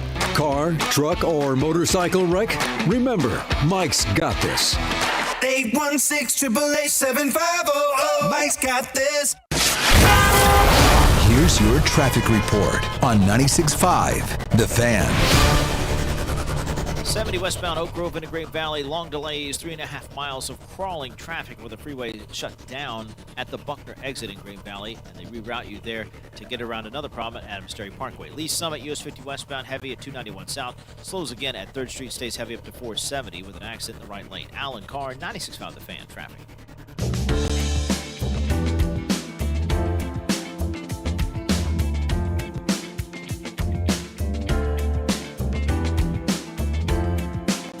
Dude, I'm going to be honest with you. I'm surprised you didn't take a picture of my car today. I have no idea. I couldn't see the Lions this morning. I had no idea where they were. I just looked. parked. I looked, and I'm like, okay, I think it's fine. But I have no idea. I know I didn't bust an axle in one of our potholes out here because they're still filled with snow. So I think I'm just gonna park like horizontally. Yeah, I have no idea how I don't think I was in the lines today, but I couldn't. It was all glazed over, and just that nasty winter film over the lines that really don't even exist. Glazing. Yesterday, I believe CDOT had John Holt on. And he explained here in this audio that you hear why things didn't happen at 119th and all. First and foremost, there was a lot more pushback, I think, than the Royals expected. In most situations, that would be an ideal location, except for the fact it doesn't have freeway access. You have to get off on, public streets, and it created traffic concerns.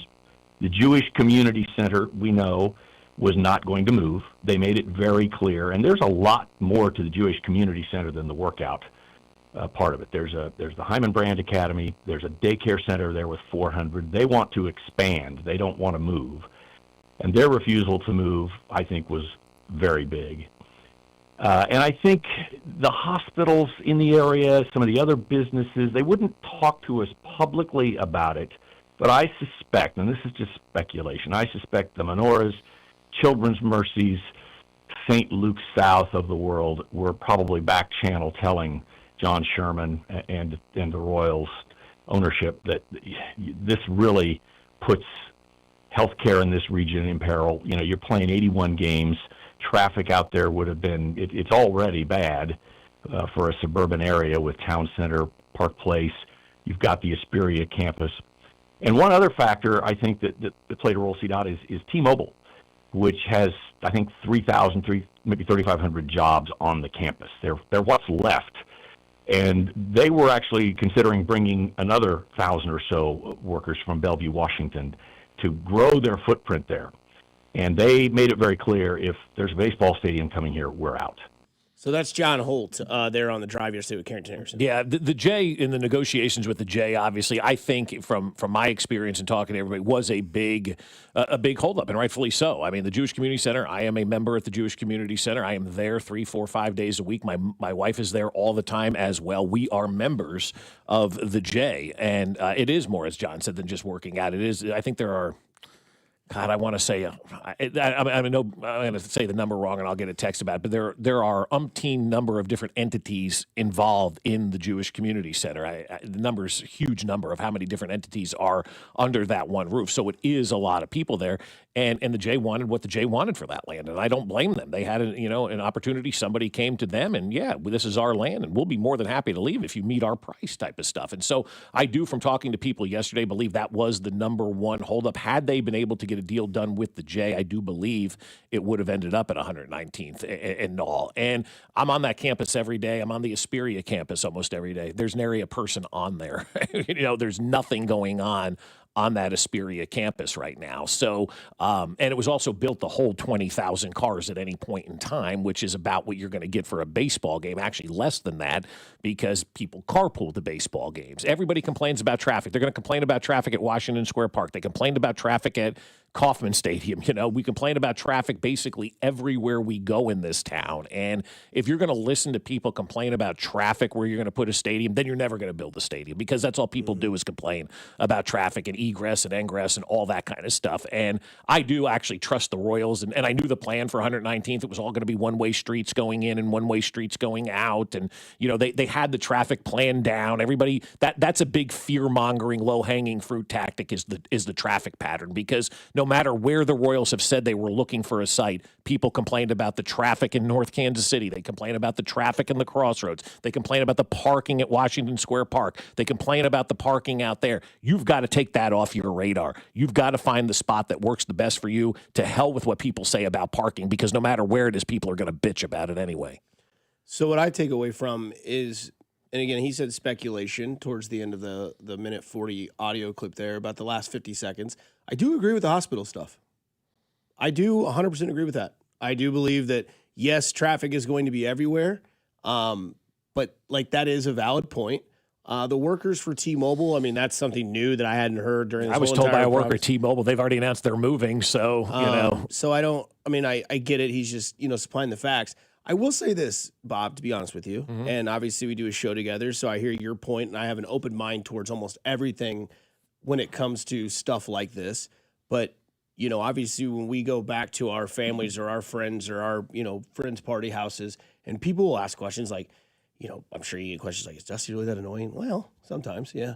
And then people will ask me, like, are they really going to go to 119th and all? And it seemed like, in my opinion, out of 25 people that I would get this conversation with, about 20 of them would be like, that area just doesn't make sense. And I guess that's what I would ask you, is to where, I think that you can kind of get a grand sense of people when you say, hey, like, if you ask 50 people and 25 agree and 25 disagree, then you've got a conversation on your hand. But if you tell people, if you tell 50 people and 45 of them all have the same reaction, it definitely sends up a red flag in my mind where they're like, well, that doesn't make sense. Like, I've had people that moved from Kansas to Missouri due to their kids getting older and having kids, and they want to be close to their family. And like, they lived out here for years.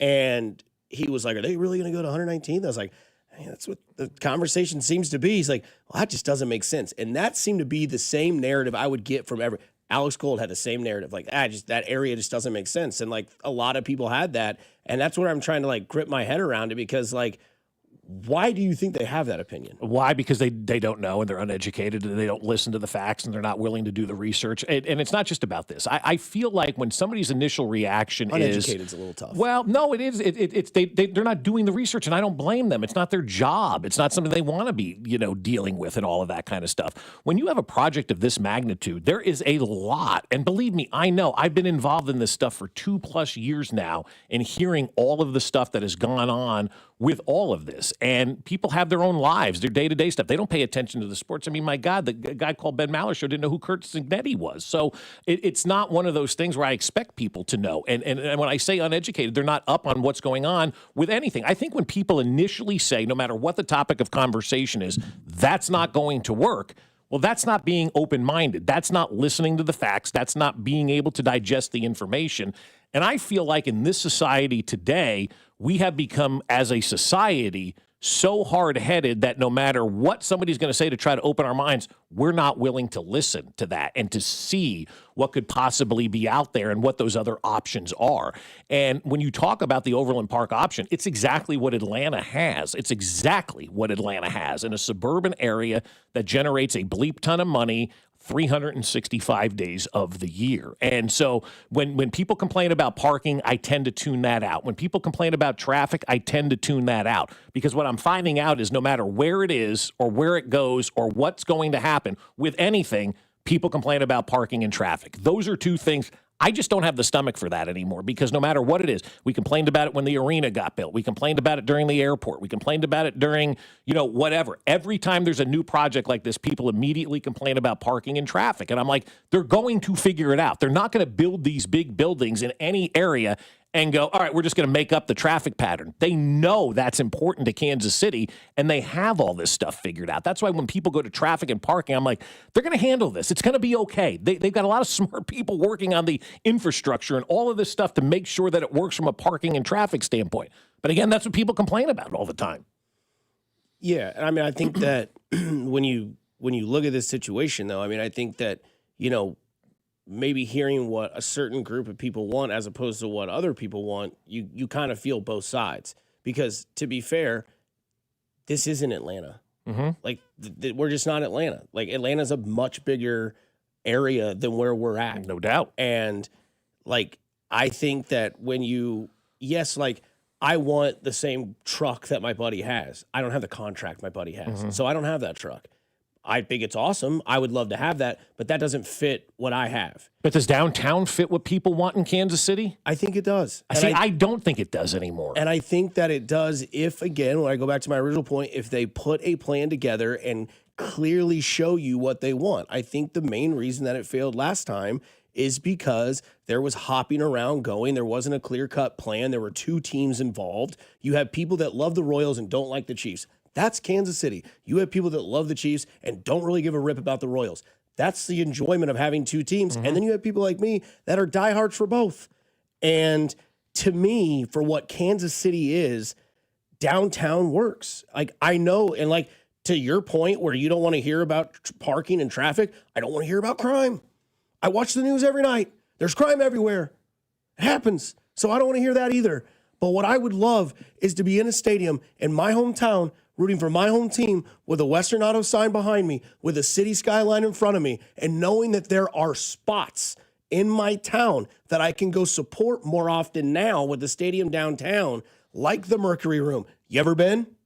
Haven't yet. Really want to go. Awesome place. Yeah. You go to a game, pop. Boom, right there. Green Lady Lounge. Right you want to go to the Royals None game? of that makes money for the ball club. And so my side is. Well, you asked me what Kansas City wants. Well, but I'm telling you what Kansas City wants, and I'm telling you why we don't need a ballpark village when we have these other spots, because we're not Atlanta. We're not St. Louis. We're not these other teams. We're Kansas City. And I think the plan that they could put together and get people behind it would work. Yeah, I just don't think Kansas City wants downtown anymore. And to be honest with you, I don't know what Kansas City wants. I really don't. So then how do you know they don't want a downtown stadium? Because I hear people complain about downtown all the time. But People complain about it all the time. No, people complain about downtown all the time. People were complaining about the Northland. People were complaining about Johnson County. All the time. People complain about whatever. That's just the world we live in. Because if we wanted this downtown thing done, I feel like it would have gotten done the first go-around, right? If we really wanted a downtown stadium, I don't know. Maybe the text line can tell us. Is there an appetite for a downtown stadium at this point in time? What do people want?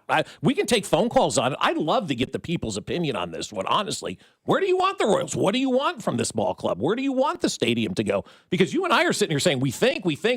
Hell, let's talk to the people, right? Call up. Let us know where you want the stadium, what you think the stadium should be, and whatnot. And I'd love to hear what people's opinions are, on all of this. But I know for where I sit, I want a nice stadium, but I also want a winning ball club. And with the economics of baseball the way they are right now, you can't compete in Major League Baseball having a stadium that doesn't supply the ancillary revenue that all of these other teams are bringing in. And that's where the game is going right now. I wish it wasn't that way, but it is. And with the disparity in TV contracts and the labor situation out of whack in baseball right now, you've got to do everything you can to generate money at your stadium to put the best product out there on the field.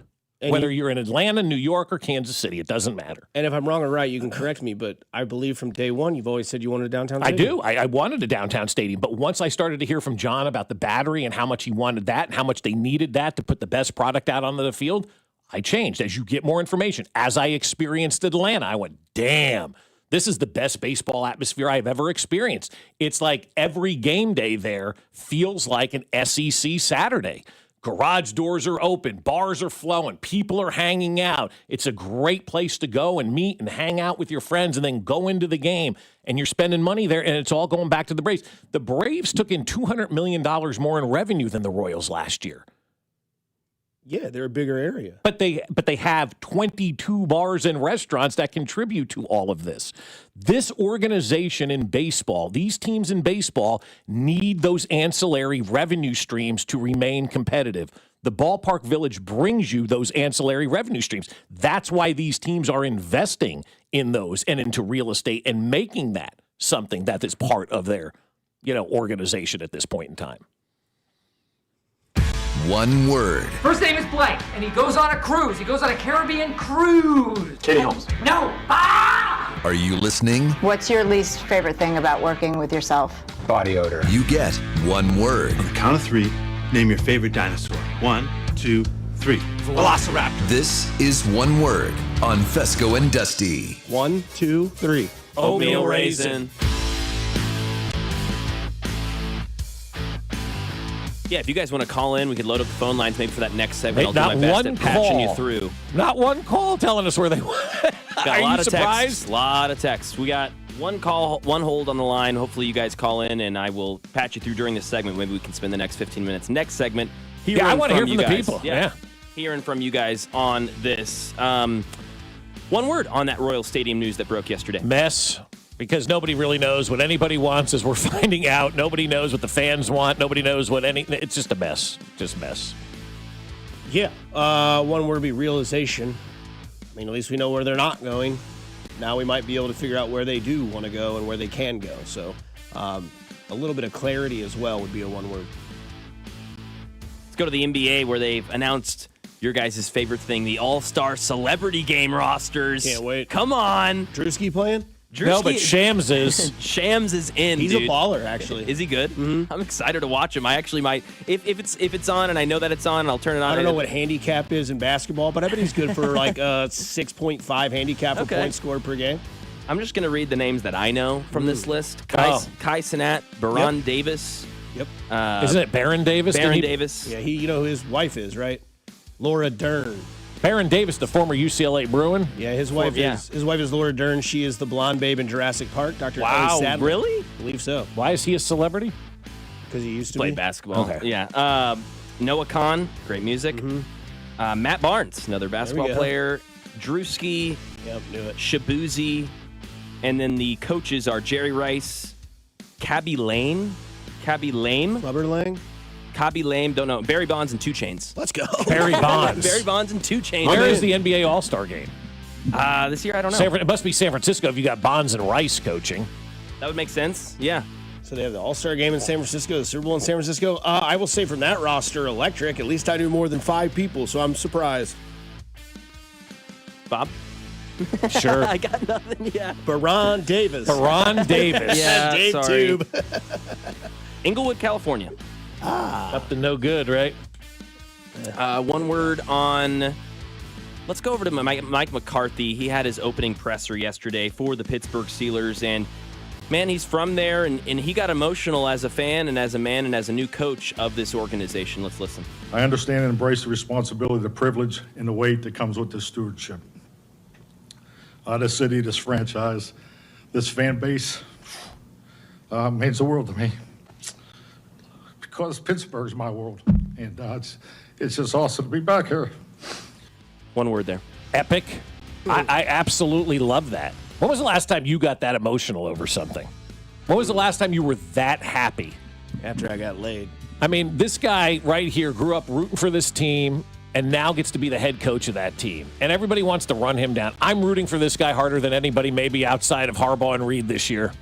I hope he goes out there and just absolutely crushes it. I'm watching him in that press conference yesterday, and his mom and dad are there, and his family's there, and that's where he grew up. Mac, imagine if you got hired to coach the Kansas City Chiefs. Right? That'd be awesome. How cool would that be? And everybody's out there going, this guy sucks, he's no good. And all you do is win double-digit games. You do have a Super Bowl. You've won at 2 franchise locations. You overcame Jerry Jones, and everybody's just dumping all over you. I just wanted to give Mike McCarthy a big hug yesterday because I just felt so bad for him that he's got this dream job and everybody's there trying to dump all over him. It's okay to embrace and have some fun with life. And I think Mike McCarthy did that in Pittsburgh yesterday. I just love that moment. Maybe I'm getting sentimental in my older years. I don't care. It was cool. Yeah, my one word would be Vermeil. That kind of gave me Vermeil vibes, right? Like you don't really care about your emotions. Just let them take over. And you're coming into a new team. You got a good record behind you. You got a terrible PR team, to be honest with you. Like, your accolades and your overall record are really good, but somehow you don't get put in the same category as Harbaugh and Tomlin. It's crazy. Yeah, it really is. Like, people, for whatever reason, want to dump all over that guy. Look at his record. And I can tell you right now. now. Great topic on this we'll have to have later because I disagree vehemently with you guys. But if that was Mac Morey and he got the Chiefs job, we'd have Breece Hall by Friday. Hell yeah. Damn right. No, that did make me want to root for him, man. At this point, it has become an underrated hire, and I'm one who doesn't like the hire. But at this point, it's like, guys, okay, he's not terrible. I mean, look at some of these other guys that get hired all the time. You hired a Super Bowl winning coach. Yeah, he poops out 10 wins pretty consistently. Has he ever had a losing season? Yes. Probably. I think his first 2 seasons in Dallas, they were losing seasons. No, and I then think he had 3 in a No, row. I don't think he had a losing season I don't think in Dallas. I don't think he won less than 11 games in Dallas. I think you're right about that, Mac. He was, I mean, again, he never won a playoff game. Choke City. Dallas in the playoffs, hasn't won a playoff game. Yes. I mean, no offense to you. You've never seen Dallas win a Super Bowl. Like, you're 27 years old. I don't think that's an offense, Bob. Not a lot of people have. Right. they haven't even been to a Super Bowl in your lifetime. No. So to pin that on Mike McCarthy, that's, I mean, come on. He was 6-10 his first year in Dallas. Really? I don't lie. Then what after that? That's what I said. He was 4-7 in his last year in Green Bay. The year before that, he was 7-9. Then he went 6-10 in Dallas. Then he went 12-5, 12-5, 12-5. Then he went 7-10. Gotcha. There we go. Then didn't he lose his quarterback last year, 2 years ago? Dak was hurt. Prescott was hurt, yep. But, I mean, that's a hell of a run still. Yeah. You come in, you take over a team, it's not so good. You turn it around, 12-12-12. I mean, playoffs, all that stuff. Pittsburgh could have done a lot worse. Look, some teams can't even get a coach to take their job. Arizona, Oakland, and Cleveland. Yeah, we'll rank those vacancies here coming up in the next segment as long as we don't get more calls. 913-586-7965 to hear your opinions on this Royals Stadium stuff and where you want a new stadium for the Royals. How about the Jets? Aaron Glenn, one word on him firing his whole coaching staff after one season. I'm going to say the word is back. Watch yours, because now you're on display. Mm-hmm. You have literally fired everybody and said it was everybody else's fault but mine. Once you fire everybody else, the spotlight's on you. Big year for Aaron Glenn. Probably won't make it. Probably not going to make it. Yeah, I think it's interesting. You know, they decided to keep you, and you got rid of all your guys, so that kind of seems like a... And then did it so late in the process. The guy that they fired yesterday, the offensive coordinator, is like, I was under the impression I was staying, and now I missed this whole hiring cycle. Like, that's a D move. It's bad. You're behind the baseball. Yeah. What's that? I said, not anymore, you're not. Get bent. Thought I was comfortable. Yeah, no. Like the Denver Broncos offensive coordinator. Whew. That boy got the axe, too. He got fired, yeah. Lombardi, too. I mean... But it snowed. Doesn't matter. Get out of here. Hey, your phone calls. What do you want when it comes to the Kansas City Royals? 913-586-7965. Due to Klingon, we'll go slower. 913-586-7965. Your calls. All things Royals Stadium next on 96.5 The Fan, your home for the Kansas City Royals. You're listening to Bob Fescoe. I'm surprised nobody punched him in the jaw yet. And Dusty Likens. He's a hoe, and I want that known. Brought to you by Golden Oak Lending. Do you need extra cash? Golden Oak Lending can convert your home's equity into cash in as little as 14 days. Let Golden Oak Lending cure your blues. Your home for Kansas City sports. 96.5 The Fan. Well, I'll tell you what, my friends over at QC Kinetics are like, all right, enough's enough. Stop dealing with that pain. And we're going to get you feeling better without surgery, without downtime, and without putting your life on pause. QC Kinetics delivers regenerative treatments that actually help your body repair areas causing you pain. Those achy knees and hips and shoulders, your back, wherever it hurts. Instead of facing an invasive operation that sidelined you for months, these treatments happen right in the office and you go about your day. So you get to skip the 3 to 6 months of recovery, skip the pain, and skip the invasive surgery. Imagine this instead, moving better and stronger and planning the year you really want with game-changing regenerative treatment from QC Kinetics. January is supposed to be that restart, that clean slate, so make it one and stop managing the pain and start solving it with QC Kinetics. Call now for your free consultation, 816-412-6299. That's 816-412-6299. Off 435 in State Line and in Gladstone, it's QC Kinetics. Don't let winter catch you off guard. Keep your family cozy with a $69 heating system tune-up from Hamilton Plumbing, Heating, AC, and Rooter. We have pros available 7 days a week to keep your system running at peak efficiency, helping prevent costly breakdowns, lower energy bills, and keep your home warm all winter long. Over 40 years experience and more than 8,000 5-star reviews are great reasons to trust Hamilton. Visit callhamilton.com/radio for details, terms, and conditions. License number 2025-11121. DQ presents the Spicy Menu. For a limited time, try the new Flamethrower Chicken Strip Basket for $6.99 with spicy bold strips that heat you up. Served with a side of famous DQ soft serve as a dip to cool you down. That's right, dip those spicy chicken strips right into soft serve, plus fries and toast, all for just $6.99. And add a new pineapple lemonade sparkler or cooler made with tahini. It's the limited time only Spicy Menu. Get it delivered in the DQ app. Happy, tastes good. Participation may vary. At Uline, they know going the extra mile takes hard work. For companies pushing to go further, Uline will go the distance with you. 24/7, they answer the phone to get you the shipping and industrial supplies you need. Business can move fast. Unexpected large orders, adverse weather, new safety guidelines, and changing economic trends. Uline works hard keeping 41,000 items ready to ship, minimizing detours on your way to the extra mile. Visit uline.com.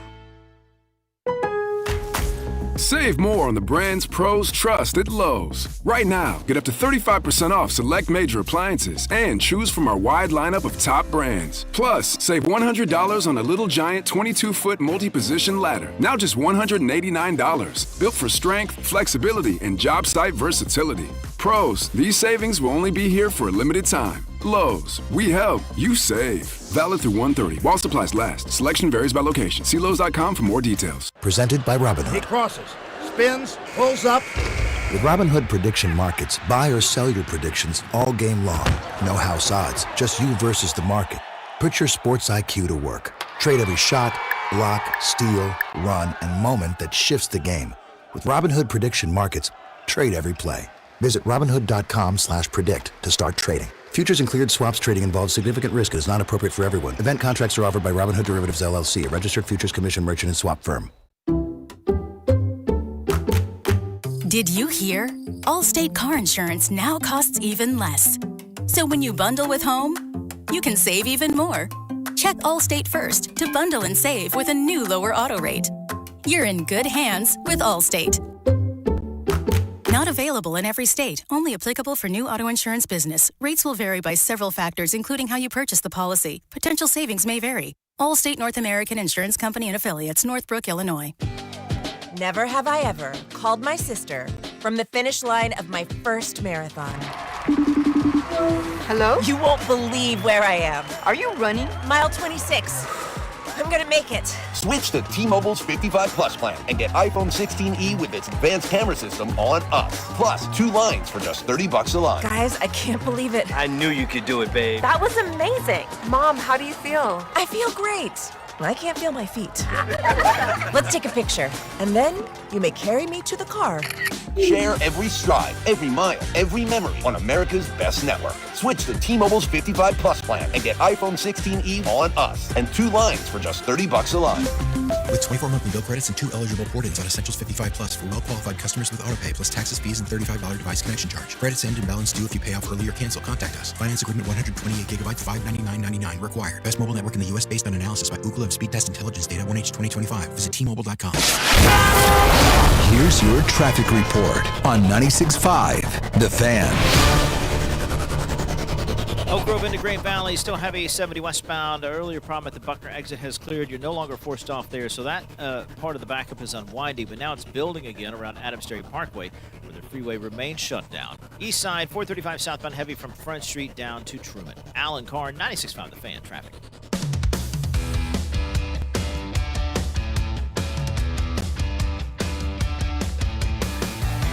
Back here on 96.5 The Fan, we go to you folks, you callers of the city. Pretty simple. Pretty simple here. What do you want to see from the Kansas City Royals? 913-586-7965. We go out to Osei. What say you, brother? Hey, fellas, how you doing? Good. How are you? I'm doing great. I've always said that they need to put it downtown where between 12th and 14th in Charlotte, where all those parking lots are that are never full, never ever full. And I know the cops and the lawyers will be like, oh, where are we going to park when we go to court? They can build them a little parking garage that they can use for their court visits. And as far as revenue goes, put in a restaurant 713 for Bobby and Selvey. They'll be booked out every night like 1587. They'll be good to go. So you're talking the East Village, Aussie, which was the original plan when all of this started some, I don't know how many years ago now, but the East Village was the original plan. It got to be to the point in the East Village where all the land was acquired and there was one last apartment complex they were going to acquire and build the stadium there. And then they, listened to Mayor Allen, reverse course, and tried to do the whole thing down at the crossroads. And that's kind of where this all began, becoming a kind of cluster for everybody. Yeah, the problem with that apartment complex, it was housing for underprivileged people. Right. And they didn't want to put them on the street. Right. But, man, you can build a new apartment complex somewhere else and put the exact same people in that exact same complex. I mean, it wouldn't be that hard to do. Well, it's funny. We didn't want to build it there because of that. You didn't want to build it in the crossroads because of businesses. You didn't want to build it in Johnson County because of the J and the hospitals. You didn't want to build it in the Northland because of this. Like, is there a spot for this thing? It makes me wonder because it seems like every location that people throw out, there's a reason why the answer is no.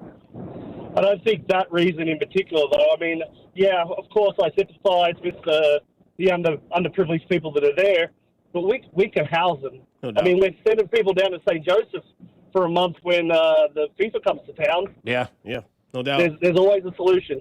Aussie, appreciate the phone call and that wonderful, lovely, sexy accent. Can't get enough of it. We go out to Dennis. Dennis, you're on the air. What's up, man? Hey, guys, I agree with the first caller. The the East Village was the best place to have it because it wasn't taking any businesses out. Right. And it was urban renewal with great view and great access from all the Northland, the Southland, the Southwest land by the interstates feeding it. The problem was Mayor Lucas wanted to have an excuse to build the park over 6-7. Then we've gotten confused because the Washington Park is too small for the extra revenue for our Royals. And again, the East Village is where it is, and also from some, as you say, Bob, some silent sources. There's a gas station across from the J.E. Dunn building, unique activities, but they have to tell people don't go to the window to see if you hear a gunfire. So I think it would clean up the neighborhood very well, solve all the problems. The Kansas City needs to realize when they gave all the money to the Power and Light, they didn't have their act together. At least we have a person who loves Kansas City, who wants to see the Royals succeed, and trying to compete in a market that's smaller than others, but can do what they did in Atlanta and what the new owner of the Denver Broncos is going to do with their 55 acres with the Denver Broncos. Right. I want it in the East Village. It's easy access, and when I drive 60 minutes to get to the game, it's going to be the same easy access that I have now at the current Royal Stadium complex. Well, Dennis, I think you made a great phone call there. The East Village is, to me, was always the premier location if you were going to go downtown and do it. And you're right, you didn't have anybody to interrupt there. There's parking lots. There's easy access there. It was the premier location. It was a location that I was very excited about. And then on the 13th day of February in 2024, a month or two before the vote, Mayor L decides, let's connect the stadium to the area that's down there, the Power and Light. And I'm like, that doesn't make any sense. We don't want to connect the area to the Power and Light. This needs to be an area where the Royals can have their own money, and they should not be responsible for propping up an area of downtown that may not be doing what it needs to do. And that's where I kind of lost it, with that kind of stuff. Like you're taking away what would have been a great project in the East Village and trying to force it into a location that A, doesn't need it, B, didn't want it, and C, you're trying to make it so the Power and Light District recovers for that. That's not the Royals' job, is to make the Power and Light successful. Try and roll through a few of these in the 5 minutes we've got. Yeah, sounds like East Village is so far the popular place. Chance, go ahead. Yeah, I think that maybe we need to start to also think about the Royals not being as committed to the Kansas City area as they initially were when all this started. I think it's a very real possibility that they go to Nashville or somewhere else instead if they can't get it together by the time the Chiefs, break ground on theirs. But I think if they do stay in Kansas City, I still think up by the Legends, they take the two southern corridors where 435 and I-70 all intersect right there. Royals take one side, Chiefs take the other, and they get some massive overpass system going. Appreciate the phone call, Chance. We move on. We talk about what you want to see, where the Royals go. Where do you want to see the Kansas City Royals go? We go to Adam. Go ahead, Adam. Yeah, I'd like to see them anywhere off the streetcar. And maybe they can find a way to do a game day toll tax to generate a little bit of additional revenue. I think that Merrick-Hugh City is going to really have to find a creative way to help the Royals generate more revenue without it being a tax, but they're going to have to get creative and find a way because the locations that they're putting out there now aren't great. I think everybody agrees the East Village was the spot, but they've dropped it, and they need to get creative and help find solutions for the Royals, in my opinion, at this point. It's a good call. Very good call, Adam. I like that a lot. I think you're right. The city does need to get creative because the East Village gave them the area to build the stadium and the entertainment district, and they could have had it. We could have been breaking ground and could have been in there before 2031. Chris, what say you? Where do you want to see these Kansas City Royals? Hey, morning, guys. Morning. I talked with a guy at work. He's a big Royals fan. I'm a big Cubs fan. But down on the West Bottoms, if you look about it, if you look where it's at and where you could put this stadium, you could put the stadium on the state line. Put it on the state line, you give players a chance to hit a home run across the state line. That's cool. I love the idea. How cool would that be, right? The only ballpark in America where you hit from Kansas and it lands in Missouri or vice versa. I like it. Right. Thanks for the phone call, Chris. We go to Michael. Michael, where do you want to see the Royals go? Chris just stole my thunder. I was thinking the old Gateway building down there in the West. Oh, yeah, that's a good spot, right? And then anything where they can build a stadium and have a revenue stream. Gotcha. I don't want just a stadium. I need the Royals to make money so they can put it back into the team because we need to see a winner. And so they need money. So appreciate it, guys. Have a good day. Yep, Michael, I'm with you. That's my whole take. Wherever the Royals can make the most money. Jeremy, where do you want the Royals to go? Yeah, I would like to see them to stay where they're at, but obviously that's not going to be an option. So if it had to go anywhere near downtown, I would be good with the East Village. I'm a rideshare driver, and I could tell you, I know you don't want to hear about traffic issues, but when there's multiple big events going in downtown, as a rideshare driver trying to get in and out of there, find your rider, everything, it's a real pain. So downtown is not set up to handle that kind of events and the capacity they would bring when multiple events are going on down there. Gotcha. Mm-hmm. Thanks for the phone call, Jeremy. We'll go to Cam, and then we'll go to Mark, and we got to go to break. Cam, go ahead. Yeah, I think East Village, I know it's been a popular spot. I mean, that just makes the most sense revenue-wise. But personally, if I'm getting my own pick, I really want Washington Park. I just like that idea of that downtown. I know that's going to be a little tricky, but having that skyline, that view, being able to get off the streetcar there, being by Union Station, that kind of thing. If they can make something happen that makes sense down there, that would be my personal take and where I'd want it to go. No doubt. Appreciate the phone call, Cam. We'll finish with Mark. Mark, go ahead. What's up, Dusty? Mac and Bob. Dusty, this is Mimi's brother, man. Hey, what's up, brother?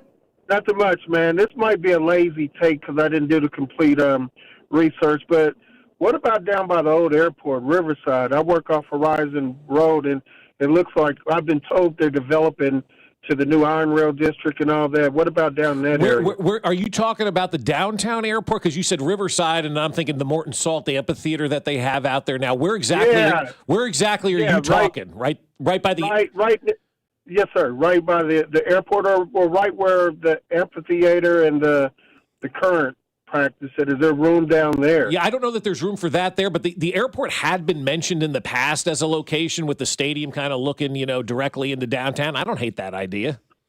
Okay. All right. Thank you, fellas. Hey, Mark, be easy, man. Tell Mimi I said hi. I will, man. Take care, brother. Thanks for all the phone calls. Get back into it. We'll get on to what Jay Binkley had to say earlier about Travis Kelce and a decision, plus more of this as the East Village seems to take some legs in this race. Some positivity we bring to you on such a gloomy day at the start here on 96.5 The Fan, your home for the Kansas City Royals. You're listening to Fescoe and Dusty, brought to you by Golden Oak Lending. Do you need extra cash? Golden Oak Lending can convert your home's equity into cash in as little as 14 days. Let Golden Oak Lending cure your blues. Your home for Kansas City sports. 96.5 The Fan. Men, it's the new year, and for many of us, it's a time of deciding to make positive changes in our lives. This is Jeff for Heartland Men's Health, and if you're suffering with erectile dysfunction and are tired of the frustration and embarrassment ED causes, you should call Heartland Men's Health today, because there probably isn't a better resolution you can make than to be done with ED. You see, ED doesn't just affect you, it can also affect your partner, even if they don't talk about it. But here's some great news. If you're like most guys, the treatments at Heartland Men's Health will give you back your sex life, because our protocols have success rates that work in well over 90% of cases. Seriously, you might even find you're performing like you haven't in years. So, make an appointment and get ED out of your life. Your initial visit is only $99 and includes blood work, a medical consult, and if medically advised, a test dose. And if that test dose doesn't work in the office, your visit is free. Call 844-447-6600 or go to heartlandmenshealth.com. That's heartlandmenshealth.com. We have 3 offices: Overland Park, Independence, and North Kansas City. Jewelry Graham. Hi, I'm Brian, your friend and jeweler at Shane Company. We have just the right gift for your sweetheart this Valentine's Day. Any style, any budget. Like heart-shaped necklaces, birthstones, or hand-matched diamond studs. Getting engaged? Create a dream ring and choose from natural and lab-grown diamonds in all shapes and sizes. Come see us in store or at shaneco.com because a friend wants you to win Valentine's Day. Shane Company, your friend and jeweler. I love spending time outside at our house, but I noticed some paint was starting to peel. So I called CertaPro Painters to give us a fresh touch-up. We use CertaPro painters inside and out at our place, and you should do the same. Each CertaPro painter's business is independently owned and operated right here in Kansas City. So schedule your free estimate online at CertaPro.com. That's Certa with a C, CertaPro.com. When choosing a painting professional, the choice is simple. Choose happy. Choose CertaPro painters. Save more on brands pros trust at Lowe's. Right now, get up to 35% off select major appliances. Plus, save $100 on a Little Giant 22-foot multi-position ladder. Now just $189. Valid through 1/30 while supplies last. Selection varies by location. See Lowe's.com for more details. Anthony Plumbing, Heating, Cooling, and Electric. Visit AnthonyPHC.com today. For 75 years, Kansas City families have trusted Anthony for comfort, safety, and dependable service. Thank you for trusting us with your house keys.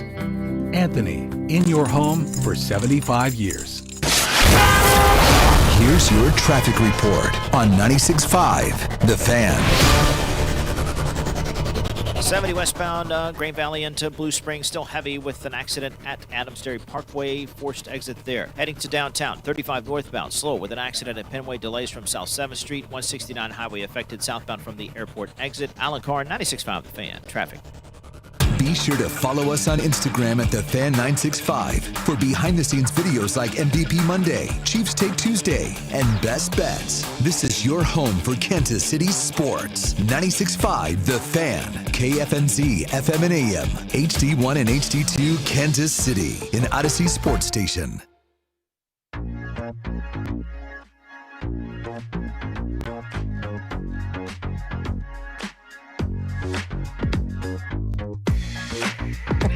We'll get back to what Jay Binkley said a little bit earlier at 8:10-ish, or around 8:15-ish, I should say. Some good insight on mock draft. You know, character concerns every Wednesday. He and Unicero do wonderful work. They got a little extra time this year to really kind of go down. As they said this week, they went through 25 mocks. 25. That was Binkley's Monday. Daniel Jeremiah, Mel Kiper the Vampire. Yes. John from Overland Park, all your mock drafts, they looked at. It hurt from him in a while. You know what, guys? This guy. So, before we get to Jay Binkley and we spend some time here, I mean, lost Bob. We did lose Bob with the subtleness, I guess. Yesterday, we said probably a month ago that the coaching in general has been, to me, one of the main storylines of the NFL this year. It really has been. It's been so good this year. Binkley was talking earlier, which we'll talk about more and more today, that Bill Belichick cannot be talked about without explaining what football is. And he's 100% right.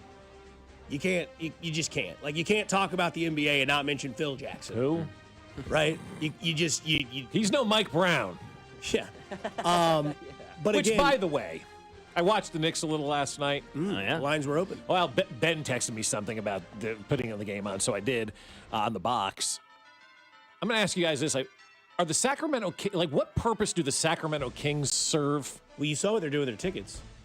No. They're selling them in bundle at Costco. A lot of teams do that, though. Oh, you go to Costco, I've seen tickets for every team at Costco. Chiefs? Yeah. Not NFL teams, but a lot of baseball teams sell them at Costco, and what I think I've seen Royals tickets at Costco before. Struggling. Yeah, that's not as no. It's 81 games for baseball, 40 it's a lot for of basketball. games, yeah. I mean, people buy everything. So at is that out of Costco. context? Yes. Okay. Yeah. That isn't out of context. I hate when people do that I've gone to Costco. I've seen Royals tickets. I've seen it all at Costco. Right? Yeah, I'll buy my Royals tickets at Costco and take the taco kid into the sick. game. There you go, right? Yeah. I went to Costco before. Yeah. East Village is sick. So what were we talking about? Sacramento Kings. What do they contribute to the sports lexicon? Terrible, man. They're one of those teams. You did the Mount Rushmore of irrelevant franchises. They don't win championships. You don't know any of their players. I'm watching this thing yesterday. I'm like, what does this organization offer? I don't know, but they were so cool when I was a kid. They're one of my favorite teams. Peja Stojakovic. Oh, yeah. Chris Webber. Mike Bibby. Man, Fun team. They were fun then. And how long ago was that, Dusty? 20 that years was ago, 20 right? plus years. Yeah, that was Kobe Shaq. They just kept destroying them every year. It's well, you got this. It's like Bills Chiefs. Bills were the Kings. Yeah. Chiefs were the Lakers. Yeah. But yesterday was crazy in sports. Coaching all year has been that, right? To me, the most intriguing vote this offseason is Coach of the Year award. you have legitimately a case for every single head coach that's up for the award. Every single one. Yep. And I would not be mad at one of your decisions. Vrabel's probably going to win it. The two guys in the Super Bowl, hello. Yeah. But yesterday we found out that maybe some of this coaching stuff, because 10 vacancies open, we saw two guys leave their teams after 15 plus years of coaching them, right? And now we're seeing that like teams see what works, and now they want to kind of, they always say often implicated, never duplicated. Well, that's what a lot of people are going to try to do this next season, because you're seeing the success of McDonald, you're seeing the success of Mike Vrabel, the success of Ben Johnson's, and then we're also seeing guys get jobs where you're still seeing the same tweet about Joe Brady yesterday. Somebody said it. You go, Joe Brady as the new head coach is like crapping your pants just to change your shirt. Yeah, that's a very, very, like, if you're like Jimmy Gaffney, our resident Buffalo Bills fan, texted me yesterday. He goes, he goes, I wonder how much of Josh's input they got on this. I said, I don't know. I didn't ask Kling. I'll ask him and get back to you, right? But that was just kind of a hire if you're the Buffalo Bills. You fired a guy who's pretty damn good. Joe Brady better get to the Super Bowl or he's going to be fired, from that job. I saw somebody say yesterday, Joe Brady, if he was smart, would hire Sean McDermott as defensive coordinator. That would be hysterical. Yeah, I don't know. Every player that's bad on this team is because of the coaching staff. You've reached a playoff wall because of this coaching staff. Right, and then you hire from within. What? Like, it doesn't make any sense. And your quarterback was in on the meeting, so it's also on him for this hire. I mean, so it's bizarre when you think about it. You blamed your head coach for not getting there, but yet you hired his lieutenant to take over. That would have been an outside-the-box kind of hire for me, or an outside-the-organization hire, I should say, if I was Buffalo. You want to get rid of that stank of never being able to win. And you just promoted a guy. And you promoted the guy because his agent did a really good job of letting you know that he had offers elsewhere. The comments under the Bills post. Yeah, you were in love with this. Oh, this is just great. I mean, talk about a Mac rabbit hole. Bills fans are just so down bad. Our expectations were low, but holy F, one of the first comments. Let me ask you this, though. Let me ask you this, Buffalo fans, and I'm being sincere with this. After your owner held that press conference, who was taking that job? Yeah. That owner got up there and threw players under the bus, threw his old coach under the bus, and then decided to back the bus up over the player and the coach.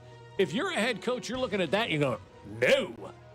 And I love the fact that coaches are being very, very specific now. They're all following Ben Johnson. Oh, I'm hot right now. Great. I'm not taking the Cleveland Browns job. Sorry. There's going to be other jobs out there. Ain't taking your job. That's what I love most about this hiring process, is that coaches are telling organizations, no. And the best story of the entire coaching process is one that we got right, fellas. You can all pat yourselves on the back because we said, there's 10 openings. Guarantee I know what the last 3 vacancies will be. Raiders, Browns, Cardinals. Who are the last 3 coaching vacancies open, Mac Morey? The Browns, the Raiders, and the Cardinals. Who has the first overall pick in the draft?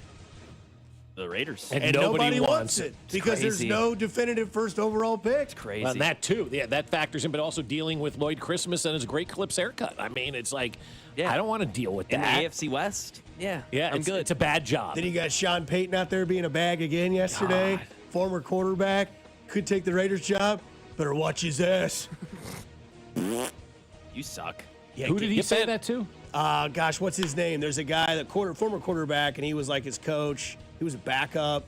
And Sean Payton said, that, what do you think about so-and-so getting the job or applying for the job? And he just responded with, he better watch his ass. Check out the radar, Sean. That cold front moving in through the mountains, that means it's going to snow. And you fire your OC after you and then made the mistakes. And then you fired your offensive coordinator. Now, the offense, needs improvement. There's no question about it. For sure. He could be the first ever two-time Richard of the Week. Yeah. We've never had one. And he's giving me a really good chance to let him be the Richard of the Week this week. I didn't know the sponge was supposed to be wet. I didn't know that's what snow looked like in the Rockies. He's going to be the guy that's going to look at his offensive coordinator. You know why he fired his offensive coordinator? His offensive coordinator had 2 pairs of gloves. You know what his offensive coordinator told him? Well, yeah, we're in the Rockies. You're fired. Yeah, you fired your offensive coordinator. Now, look, we know the offense hadn't been great this year, but that game was on Sean Payton. You were also using a backup quarterback like Davis Webb. That's Davis the Webb. guy's name. Yeah, He's got that's where we're at with the Raiders. Davis Webb. Davis Webb. You better watch his age. Yeah. Oh, you're awesome. They love Davis Webb as a quarterback coach. I don't know but I've heard a lot of good things about that guy. Over the last couple of years, I guess he was a big, as a player, a very influential type of backup quarterback and whatnot. So they think he can. I think the Houston Texans wanted to hire him, if I'm not mistaken, as the head coach before they went to DeMeco Ryans. They were interviewing. Really? They were interviewing. I think it was Davis Webb as the backup quarterback to be the head coach at the time. So he's had his name in the ring for a while now, and I think it was probably going to be his job at Houston if DeMeco Ryans didn't come. I think it was Davis Webb. There was another backup quarterback that was moving up the ladder really, really fast to be a head football coach. But they're not the only ones. John Gruden told the Jets no today. That's crazy. So how bad a situation is it in New York with the Jets when John Gruden, who's been begging to get back into coaching, told the Jets no thank you for their offensive coordinator job? Very smart. Very smart of Gruden. Yeah. But it's very smart for all of these guys to not take the Cleveland, Arizona, and Las Vegas job, too. Rank those. No. You have to. You talking about the 3 vacancies? Arizona, Cleveland, Las Vegas. Rank them. I mean, I would go Arizona because of location. I would go Las Vegas because you do have the number 1 pick and location. And then F Cleveland. I mean, that place sucks. I would take Cleveland. BBL stinky. I would take Cleveland first. Because of the defense. The defense, and your division has 2 new head coaches in it. 3, actually, and you're one of them. Yeah. And you got to go challenge that Nimrod in Cincinnati. Who's going to be out? Yeah. Yeah. So, who knows? Yeah, but you got that owner that you got to deal with, and I'm sure he's going to try to foist Deshaun Watson on you. You could also, might not see Lamar Jackson in your division anymore. I don't know who's going to be playing quarterback for those Steelers. Joe Burrow's there. Is he? I don't know. Can't bank on it. And then you've got a Pro Bowl quarterback yourself in Shedeur Sanders. You do Pro Bowler. You can't argue that. Damn it. But also, too, what they're doing in Cleveland is that they're making whoever takes the job keep Jim Schwartz on as defensive coordinator. I'm cool with that. I'm not. If I'm a head coach, I don't want you. Yeah, I want my guy. I want my guys. Yeah, I'm not interested in you. I don't know you. Yeah, exactly. So coaches are saying, no, we're out. That's a stupid move. Again, ownership. Well, you've also got to pass a personality test to get that job in Cleveland, as if you need a personality to coach in Cleveland. You know what you should have to do? Take the personality test after you're out of Cleveland. Yeah. Imagine how much you pass on that one. You've moved on. You're going to go somewhere else. Thank you. And you seem like a much happier person. I'm interviewing the Browns. You know what I mean? When I go in that interview, I'm asking you questions. Oh, yeah. So what went wrong with the last 55 quarterbacks you drafted? Yes. Why haven't you had any coach success? Why haven't you done anything? I'll tell you what you do with the 3 open coaching vacancies. You take the 3 ex-coaches, put Gruden somewhere, put Rex Ryan somewhere, and put, Tony Dungy, him somewhere, oh, God. and then see who really's got it. I mean, if I'm going to Cleveland, I'm interviewing the owner. I'm not. Yeah. I'm not here for you to interview No, me. I don't really you're lucky care. I'm here. Yeah. Exactly. Tell me how you're not going to be such an F up. Exactly. Better watch your ass. God. Maybe Jimmy Johnson. He seems bored. Nah, he's going to put shoes on if he wants to coach again. Coming up next, we'll get into more Bill Belichick news, get to our weekly poll question, plus Mike McCarthy and his press conference yesterday that had Mac laughing at him. It's insane. 96.5 The Fan, your home for Kansas City sports. You're listening to Fescoe and Dusty on your home for Chiefs football. 96.5 The Fan. Fescoe and Dusty is brought to you by Golden Oak Lending. Do you need extra cash? Golden Oak Lending can convert your home's equity into cash in as little as 14 days. Let Golden Oak Lending cure your blues. Well, I'll tell you what, my friends over at Golden Oak Lending have really done an amazing job for us over the last decade. We have saved so much money with Golden Oak Lending, and I love the process of working with Golden Oak Lending because they care about us. They care about their clients, and it's all about the clients at Golden Oak Lending. You take that free mortgage checkup, and that's a phone conversation with Golden Oak Lending where you tell them exactly where you are in your financial life and where you want to go, and then they'll help you get there. They'll get to work to look for a mortgage that's better than the one that you're in right now. If there isn't a mortgage than you're better in right now, they'll tell you that as well. They'll always put you in the best financial situation possible. And right now, the average cash-out customer at Golden Oak saves $1,104 per month, and they've lowered rates to 4.50%. Plus, when you cash out with Golden Oak Lending, you get 2 months without having to make a mortgage payment. So you're not making your next mortgage payment now until probably April. So call and take that free mortgage checkup today. 913-890-GOLD. That's 913-890-GOLD. No paperwork, no credit card required. It's just a phone conversation to help Golden Oak Lending cure your blues. Guys, if you want the greatest night of your life, I mean your best night ever, then you gotta hear this. There's a new ED pill out, and it's from the makers of Viagra. It's their first new ED pill in over 20 years. This new super pill is called Viagra AGV, and it's unbelievable. It works super fast in only 11 minutes and lasts up to 14 hours, thanks to its new vasodynamic delivery system. Plus, it's FDA approved and safe. There has never been any ED pill like it. It's unreal what it does to you. In testing, Viagra AGV crushed every other ED pill. It destroyed them all. And now, 9 out of 10 urologists are recommending Viagra AGV over any other ED pill. Every man alive needs to try this new Viagra AGV super pill at least once. Then you'll know why men are going crazy over it. So if you want to have the most incredible night of your life, you can't miss this. Go to scoreblue.com and try it while supplies last. That's scoreblue.com. O'Reilly. Choose Rain-X Rugged XL wiper blades at O'Reilly Auto Parts. Their extra large profile and premium features are made for all driving conditions. Save $16 when you buy a pair of Rain-X Rugged XL wiper blades, plus get 2 times O Rewards points. Our professional parts people will even install your new wiper blades for free at your local O'Reilly Auto Parts store. O'Reilly Auto Parts. In a world in need of a hero, one man rises to the challenge in style. He is... just driving the kids to soccer practice. Make every day feel epic in the all-new Hyundai Palisade Hybrid with up to an EPA estimated 619 miles of range on select trims, advanced tech, and class-leading interior space. Visit HyundaiUSA.com or call 562-314-4603 for more details. And hey, come on, no cleats on the seats. Hey, Mom. It's me. Oh my gosh, you'll never believe what I just opened for Valentine's Day. A sapphire ring from Helzberg. Just like the one I lost years ago. Remember how excited I was when you gave it to me? I cannot believe you remembered that story. I guess you were right. I really found the one. This Valentine's Day, create a moment that means something with up to 40% off gifts at Helzberg. Shop in store or at Helzberg.com. DQ presents The Spicy Menu. For a limited time, try the new Flamethrower Chicken Strip Basket for $6.99 with spicy, bold strips that heat you up. Served with a side of famous DQ soft serve as a dip to cool you down. That's right, dip those spicy chicken strips right into soft serve, plus fries and toast, all for just $6.99. And add a new pineapple lemonade sparkler or cooler made with tahini.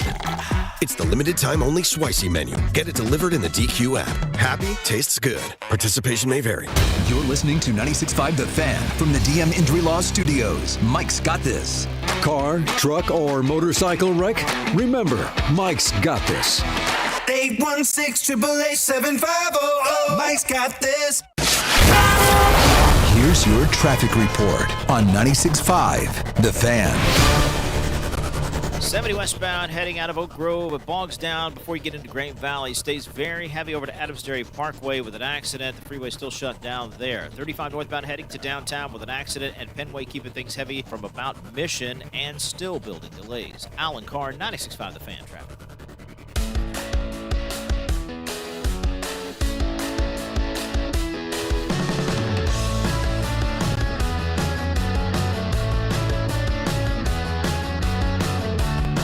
Hey, off the tees. We had Jay Binkley on earlier today. Man, it is mock season, dude. That guy puts in more work with Chris Unicero, the two of them together, during this time of the year. And I'm interested to know what they're going to do this year because we don't have a Super Bowl to talk about. We didn't have an AFC Championship game to talk about. We didn't have a playoff to talk about. But I'm interested to see what they're talking about because what he said earlier is that they did 25 mocks. They looked at 25 different mocks from different people. And what do you say, 8 of them had the running back being selected in Jeremiah Love. Yay or nay? Nay. Mac? Massive nay. Okay. So we Really? agree- You and I are on the same page on that. Yes, There we go. are. Yeah. Okay. Tell me why. Tell me. Yeah, I don't like running backs in the first round. Again, I would allocate the money that I have in free agency to go get that top tier running back that I know is awesome, aka Breece Hall, because you don't have to pay a Breece Hall, whereas you have to pay a top edge, triple the money, where you have to pay Breece Hall 10 to 12 million. Go spend that money wisely on a player that you know is good, get that edge in the first round. Exactly my thought. The only thing that I would add to all of that, no, you actually said at the beginning, taking a running back in the first round. Yeah. But the shelf life's not long enough for me. No. At pick number 9. So, I agree with everything that you said there. Yeah. Sweet. And I try to do my part for you. You can go home now. Yes, you guys. I'm like Fox 4. I'm working for you because Breece Hall tweeted last night. He said, I'm looking for some new documentary to watch. I've heard about this. I've watched this. Did you send him the Kingdom doc? I said, hey, you should check out the Kingdom doc. Good. ESPN. It was pretty awesome. I love that tweet. Way to go, bro. Check Do it your out, part. Breece. Hey, working for you. Yes, he's a recruiter. Well, I think, look, instigator recruiter. Put it on my headstone. I think it's important, though, to know about that kind of stuff. If you're coming into an organization, I told you when I took my job here in 2001, I read the entire Chiefs media guide from front to back to know everything about the organization, to know everything about you've got to know about this kind of stuff. You've got to know what's going on. They used to be called the Texans. Yeah, I know they did. Yeah, very much so. Yeah, and so What if he said no? Yeah, right. No, No, you're not. right. Yeah. Would you miss the eulogy? But no, I mean, that's what I did. I do. I think it's important. I think every Chiefs fan should watch the Kingdom documentary because if you're a fan of the organization, you'd like to know about how it became, where it is, why it's here, what we're doing. All of that kind of stuff leads you to where you are today. And it makes you really appreciate today more when you find out everything that people had to go through to get this organization to where it Hey, was. Breece, check out the episode where they go down in the caves. That's right. Yeah. Check out the archives. It's really cool here.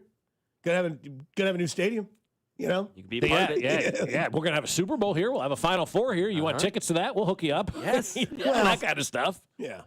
But there's also something that they are going to address, which I think Mac brought up yesterday when we were having conversation, that maybe there needs to be some serious thought into someone actually being able to take the reign of Travis Kelce. Because Noah Gray, O'Shaughnessy, no. Jared Wiley, I don't even know what we saw. One pass this year, right?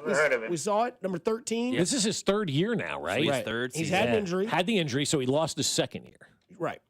Or first year. I think it was his I first think year. it was his first. Or, It was his first year because the comps for Kelce started coming out where Kelce had the issue with his leg the first year, like a bone or something broke. ACL. Yep. Was it ACL? Pretty sure Travis towards was ACL. it was an ACL towards thing. ACL his first year. I Yeah. thought he had some sort of bone damage.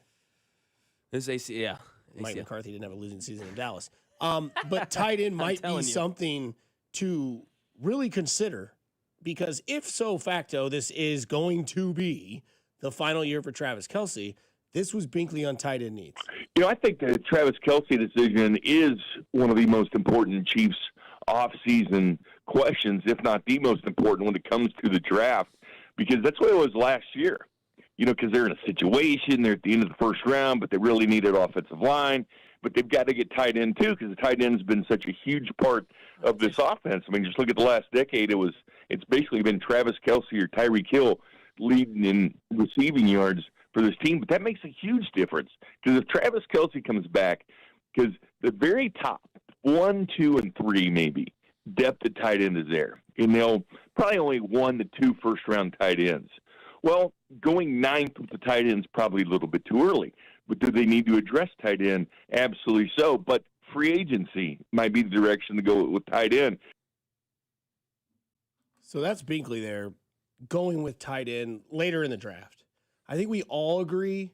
Maybe I speak. I don't want to try to speak for everybody. Would assume wouldn't be upset if picks 1 and 2 in the next draft were defense. Say that again. If the Chiefs' first 2 picks in this next draft So were the defense, first and second round, if they Correct. went deep, I'd love it. Right? Yeah, 'Cause we I'd be see all for that. What I see when I don't really dive into mock drafts, but what I normally tend to see is Reuben Bain linked to the Chiefs. Which Binkley does not like him, clearly. Yeah. I only had 1 sack in weeks 3 through 7. Hold that energy, is what he said. And then the other one is Jeremiah Love. Now, when I see the Desmond Bain, the Reuben Bain conversation, it's, well, I don't think he's going to last until the 9th pick. if we know Mendoza's going number 1 overall, and we kind of don't think that Tate is going to be available for the Chiefs, because if anything, if you're Tate, you're calling Jackson Smith and Jigba and saying, how much money do I owe you for getting me picked in the top 10? Because Ohio State, you're going to pick from that tree, dude. Look at the resume, right?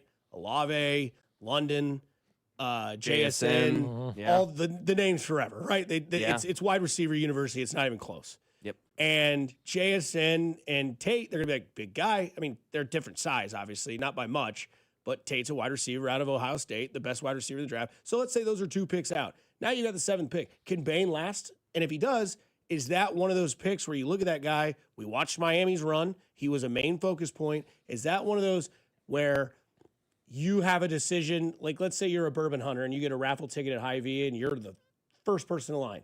And you're like, no matter what, it's Blanton's. I'm taking Blanton's. Doesn't matter. And it's there. You don't second guess yourself, do you? Yes, I do. Oh, you do? Okay. Oh, yeah, it's the OCD. Absolutely. So Bain's there at 9. The Kansas City Chiefs are on the clock. Brett, pick him. Let's go. Start thinking about the second round. That's my opinion. I don't know where you guys stand. I don't hate that idea at all. I really don't. I love going defense. I think that's where you need to make your biggest gains right now. I think those are where your biggest weaknesses are. Because I'm with Mac. If you sign Breece Hall this offseason as your running back, you've just exponentially taken off from an offensive standpoint, right? And you have exponentially taken off from an offensive standpoint. And it does, as Jay was saying, bringing back Travis Kelce frees up a lot of things. Signing Breece Hall brings up and frees up, I should say, a lot of things that you could do, because I really don't believe at the end of the day the offense was an issue last year. I just don't. After looking at all those numbers that Jesse Newell put out, they were the top 10 in everything, including penalties. That's why the offense wasn't any good last year. It was the penalties, and that's why the team wasn't any good last year. It was an undisciplined, penalty-filled team and one-dimensional team, and a very one-dimensional team last year too. It was Patrick Mahomes, and they were trying to rely on him, obviously, as we know, to do everything. But also too, they were doing everything from an offensive standpoint, and then they were committing penalties and taking a lot of stuff off or turning the ball over. That's all on Andy Reid. That is 100% Andy Reid's problem. He needs to figure that out. It's not an assistant coach. It's not the scheme. It's not the players. It's the players not being held accountable for making the big mistakes, because when you have an offense that's top 5 or 10 in every effing category and you're losing games and you're 6-11, but you're leading in penalties and you have a lot of turnovers, that's discipline. That's holding people accountable. That's Andy Reid. That's 100% on Andy Reid. So he needs to fix that. But I do know from watching this team all year long, and I've said this since the Dallas game, guys, I think that was when the wheels fell off for everybody. This defense just looks slow compared to all these other defenses. Like, I don't know, maybe it's just me, but every playoff game that I watch, I'm like, damn, those defenses are fast. They're getting all over the place. The quarterback has no time whatsoever. And then you look at the Chiefs and Chris Jones is lying on the ground. And Mike Dan is nowhere to be found. And Charles Omenihu, I mean, that guy talks a big game. Never heard of him. Who the hell is he? Karlaftis didn't do anything this year, and so got a lot of courage though. Yeah, he does. But you look at that and you go, okay, that to me is the biggest difference right now with the Chiefs and all these other teams. Their defense is just slow and old. 100%. I mean, Nick Bolton's one of the faster players on their defense, and he wouldn't be one of the faster middle linebackers in the league, and that's no shade to Nick Bolton. No. It's just not his strength. Again, the Chiefs don't have that anymore. They've lost a lot of that. Justin Reed. I know he's not known for his straight line speed. He's one of the quicker reactors, and that's what we talk about when we talk about speed on the defense. It's really reacting, right? How quick can you see something and react to it? That's what speed is on the defense. They've lost that completely based on coaching and based on just pure athleticism. I've heard from people around the organization that they've admitted a big mistake by letting Justin Reed go. Yeah. And that's a good thing to have, the culpability and the knowledge to know they made a mistake on that one. And it's okay. Nobody bats 1,000, right? Everybody makes mistakes. But where they really lost Justin Reed, from what I understand, he was the leader of that defense. He was telling people where they needed to go. And some people are better at being told what to do than being the leader and trying to tell others what to do. Justin Reed was very comfortable putting people in position, and a guy like Trent McDuffie was very comfortable listening and being told what to do and then acting on what he was being told to do. And some of those other guys, you lost that with Justin Reed. That was a big-time leader, teacher, positioner. That'll go down maybe as the biggest free agent loss that the Chiefs, had, or maybe the biggest free agent mistake that the Chiefs have made by allowing Justin Reed to go. I think that really did change the whole dynamic of this defense. So, random question after hearing that from you, Bob, is that part of the reason why Eric Bieniemy's back? No. Because what's his big thing? Accountability and Yeah. letting people know. From that, I thought you were talking about the defensive standpoint. Like- yeah, maybe from the offensive standpoint. Yeah, but why can't the head coach do that? Not his thing. I think it is, though. When you're the head coach, that's your responsibility, is to be the... Maybe. It's also to delegate, to play devil's advocate, right? Sure. Can't do everything. You've got to delegate. You've got to hire good people to do the jobs, right? Yeah. And that's Bieniemy's job right now. I agree with you. Like, it is mind-boggling to hear the head coach, and you can't. That's your job, though. This is here's what we're going to do. If you don't do it, here are the repercussions. Yeah. That has to come from the boss. That can't come from middle management. That's the foundation, right? What's the Spectre foundation? says something to me, I roll my eyes. But if Roxanne, the big boss, says something, I listen. Yes, ma'am. You know? Absolutely. Yep. Go get Mike Evans, by the way, as well. Ooh. Why did he just announce that he wants to play for the Chiefs? No, but he's a free agent. That's the guy I've been on yeah, the you sign. get Breece Hall and Mike Evans. And Mike Evans can teach your wide receivers just like our new wide receivers coach, Chatty O'Shea. Chatty O'Shea can teach these young guys. We don't need to redefine and refine and go search out for all these new wide receivers. Rashee Rice and Xavier Worthy and Jalen Royals, who we know nothing about, can still be good. And that's why I'm willing to give them another opportunity, because you're bringing in a veteran coach. I was watching something with Gronk and Belichick yesterday talking about wide receivers and the little nuanced things that they were telling these wide receivers to do. You think Embry knew to tell them that? No. That's why coaching makes a difference. Like Belichick was talking about late hands with Gronk. Don't put your hands up until you see the ball where it is, because the defense is reading your hand. Do you think Connor Embry knew to tell that to the wide receivers? No. But that's why you need Chatty O'Shea's, which, by the way, Friday, you want to go to Chatty O'Shea's and get a beer? Yeah. Who wants to go to Chatty O'Shea's for a brew? Sign me Get you up. some Guinness and bangers and mash. And show how to run routes in a parking lot for Mac. Absolutely. So a lot of people say, well, how are you going to have the money to spend this? This goes to Starcade Media. They had a graphic yesterday about this. Getting rid of 4 players creates $38.5 million. That would be Drew Tranquill. You would save $6 million. Juwan Taylor, you save $20 million.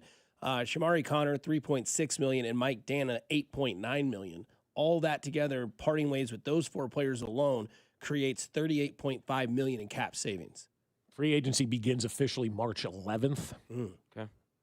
I'm good with getting rid of all those guys. Besides Tranquil, that would be the biggest loss in my opinion. But yeah, those guys absolutely. Is Leo Chenal on this team next year?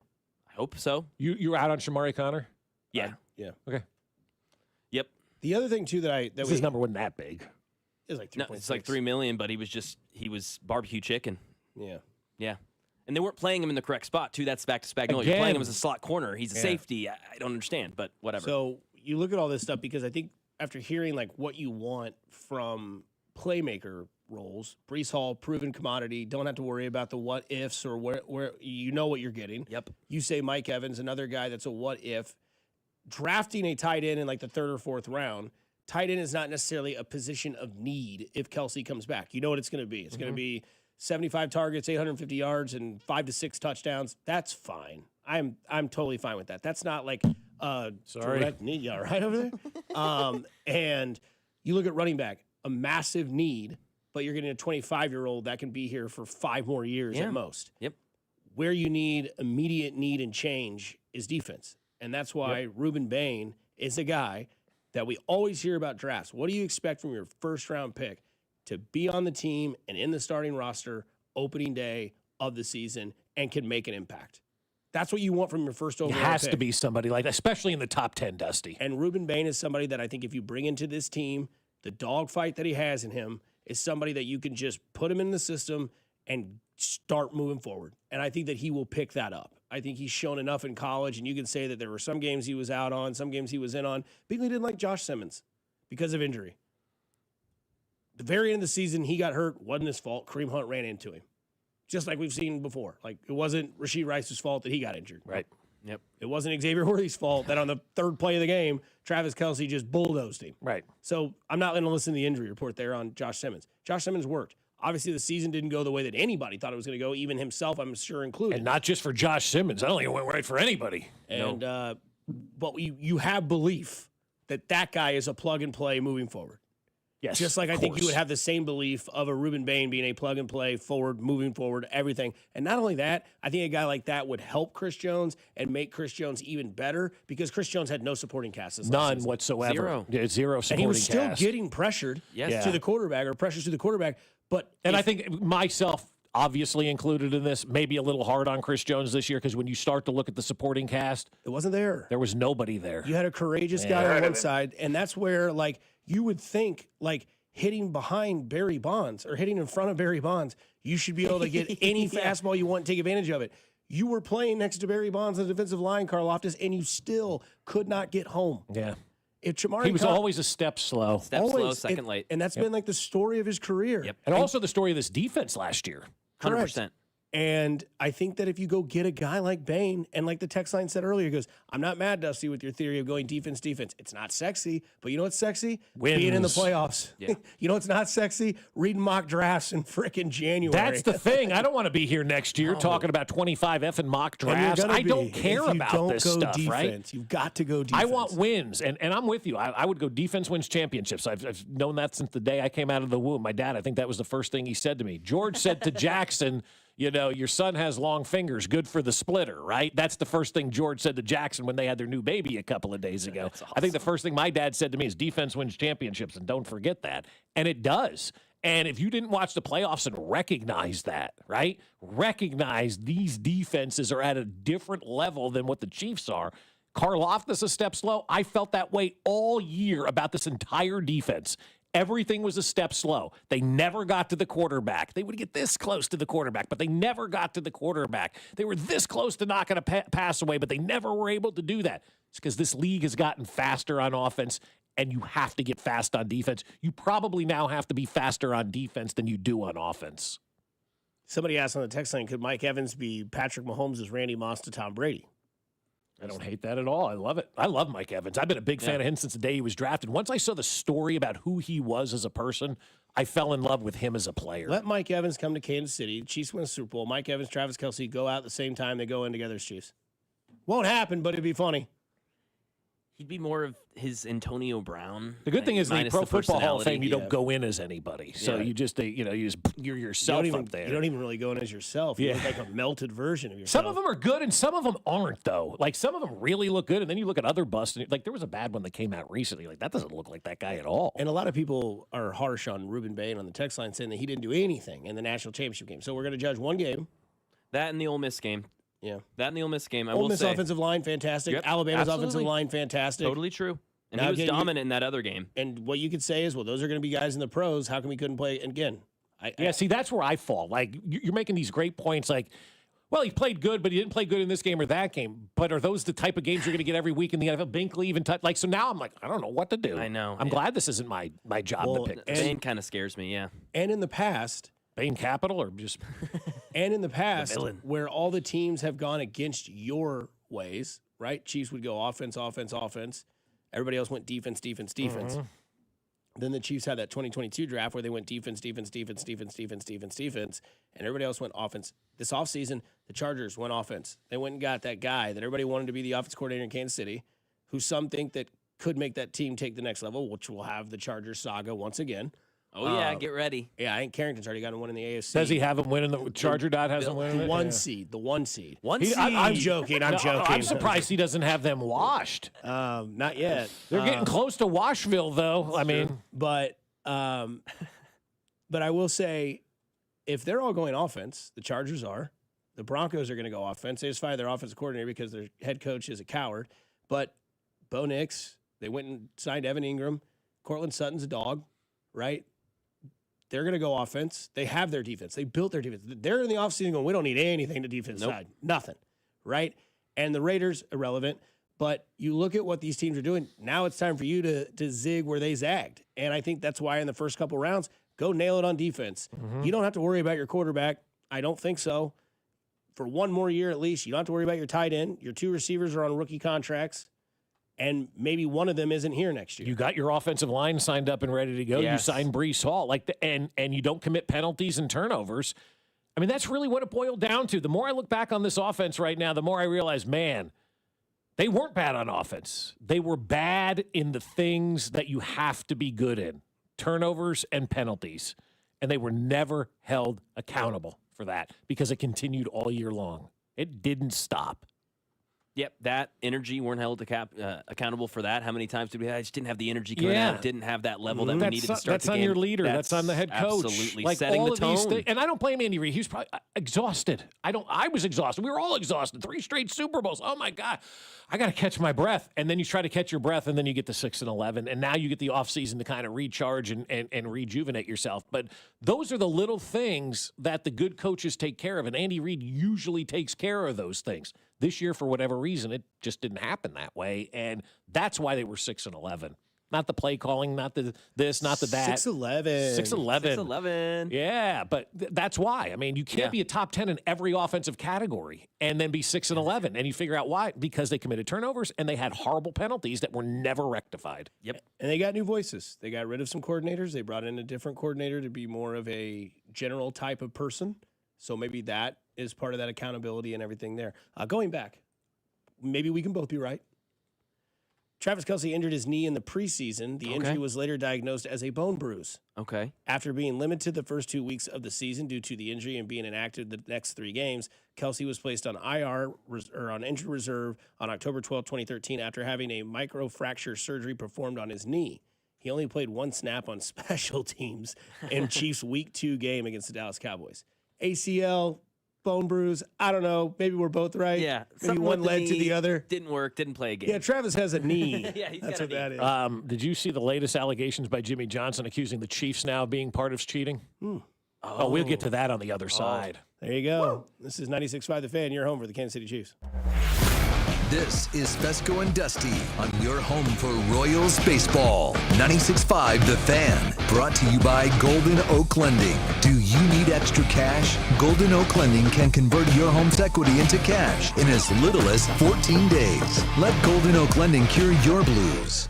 Well, I'll tell you what, my friends over at Underdog are ready for the biggest game of the year. That's right. We've got the biggest football game coming at you in a couple of days. And right now, you can make action in the state of Missouri with Underdog. And if you're not on Underdog yet, then actually you're in luck. New customers right now will score $75 in fantasy bonus entries when you make your first $5 fantasy entry. And playing on Underdog is so easy and fun. I love it. I actually love combining multiple entries from different sports into one selection to see what I could do. A little basketball here, a little football there, a little baseball there, a little hockey there. Always combining sports into one selection, and you can do that with the Underdog app. And if you get all your selections right, you could win up to 5,000 times your cash. Plus, there's new promos dropping daily in the app, so if you're like making entries and winning money, then Underdog is the place to be for the big game. So download the app now and use promo code BOB to score $75 in fantasy bonus entries when you play your first $5 with promo code BOB. Underdog, make plays, win money. Must be 18 and over, present in Missouri. Terms apply. See assets.underdogfantasy.com/web/play and get terms _DFS_.html for details. Concerned with your play, call 1-800-GAMBLER or visit www.ncpgambling.org. That's another amazing run by Team USA. Mom, think I'll be on Team USA one day? Well, I'll take this one. What? Are you speaking to us? Yes, and to answer your question, anything's possible, especially with Xfinity. So, I can be the best snowboarder ever?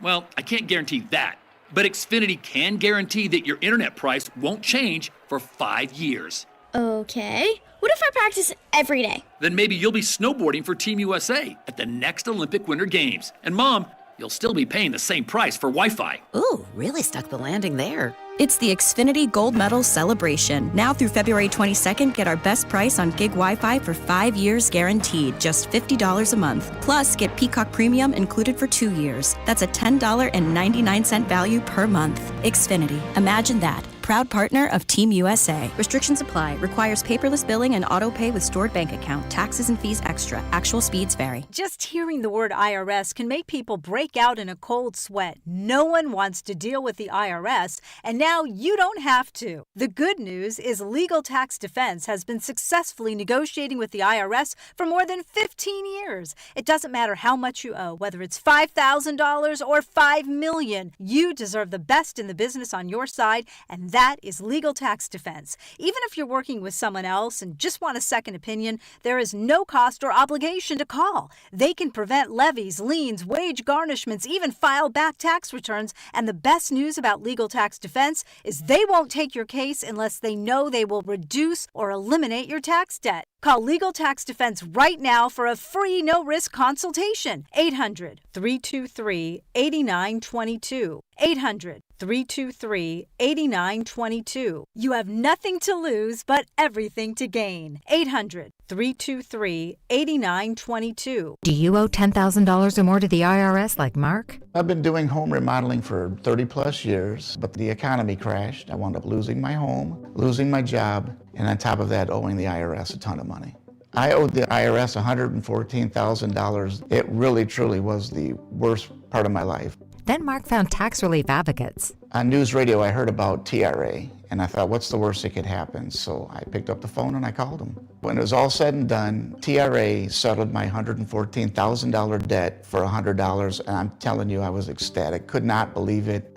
Would recommend TRA to anyone. If you owe 10 or even hundreds of thousands of dollars to the IRS, don't lose hope. Do what Mark did and call TRA for a consultation. But TRA did. They gave me a second chance, and I'm forever grateful. Visit TRA.com or call 800-491-9914. 800-491-9914. That's 800-491-9914. Here's your traffic report on 96.5 The Fan. Brought to you by Conley Plumbing Solutions, your neighborhood plumber. Call 913-768-7676 or ConleyPlumbingSolutions.com. Heading Oak Grove into Blue Springs. Long delays on I-70 westbound with the accident at Adamsbury Parkway. You're still shut down there. You should head down to 40 Highway as an alternate route. Conley Plumbing Solutions, your neighborhood plumber. They have been in business since 2012, offering residential service and project work like commercial and router service. Visit ConleyPlumbingSolutions.com to schedule. Alan Carr, 96.5 The Fan. Traffic.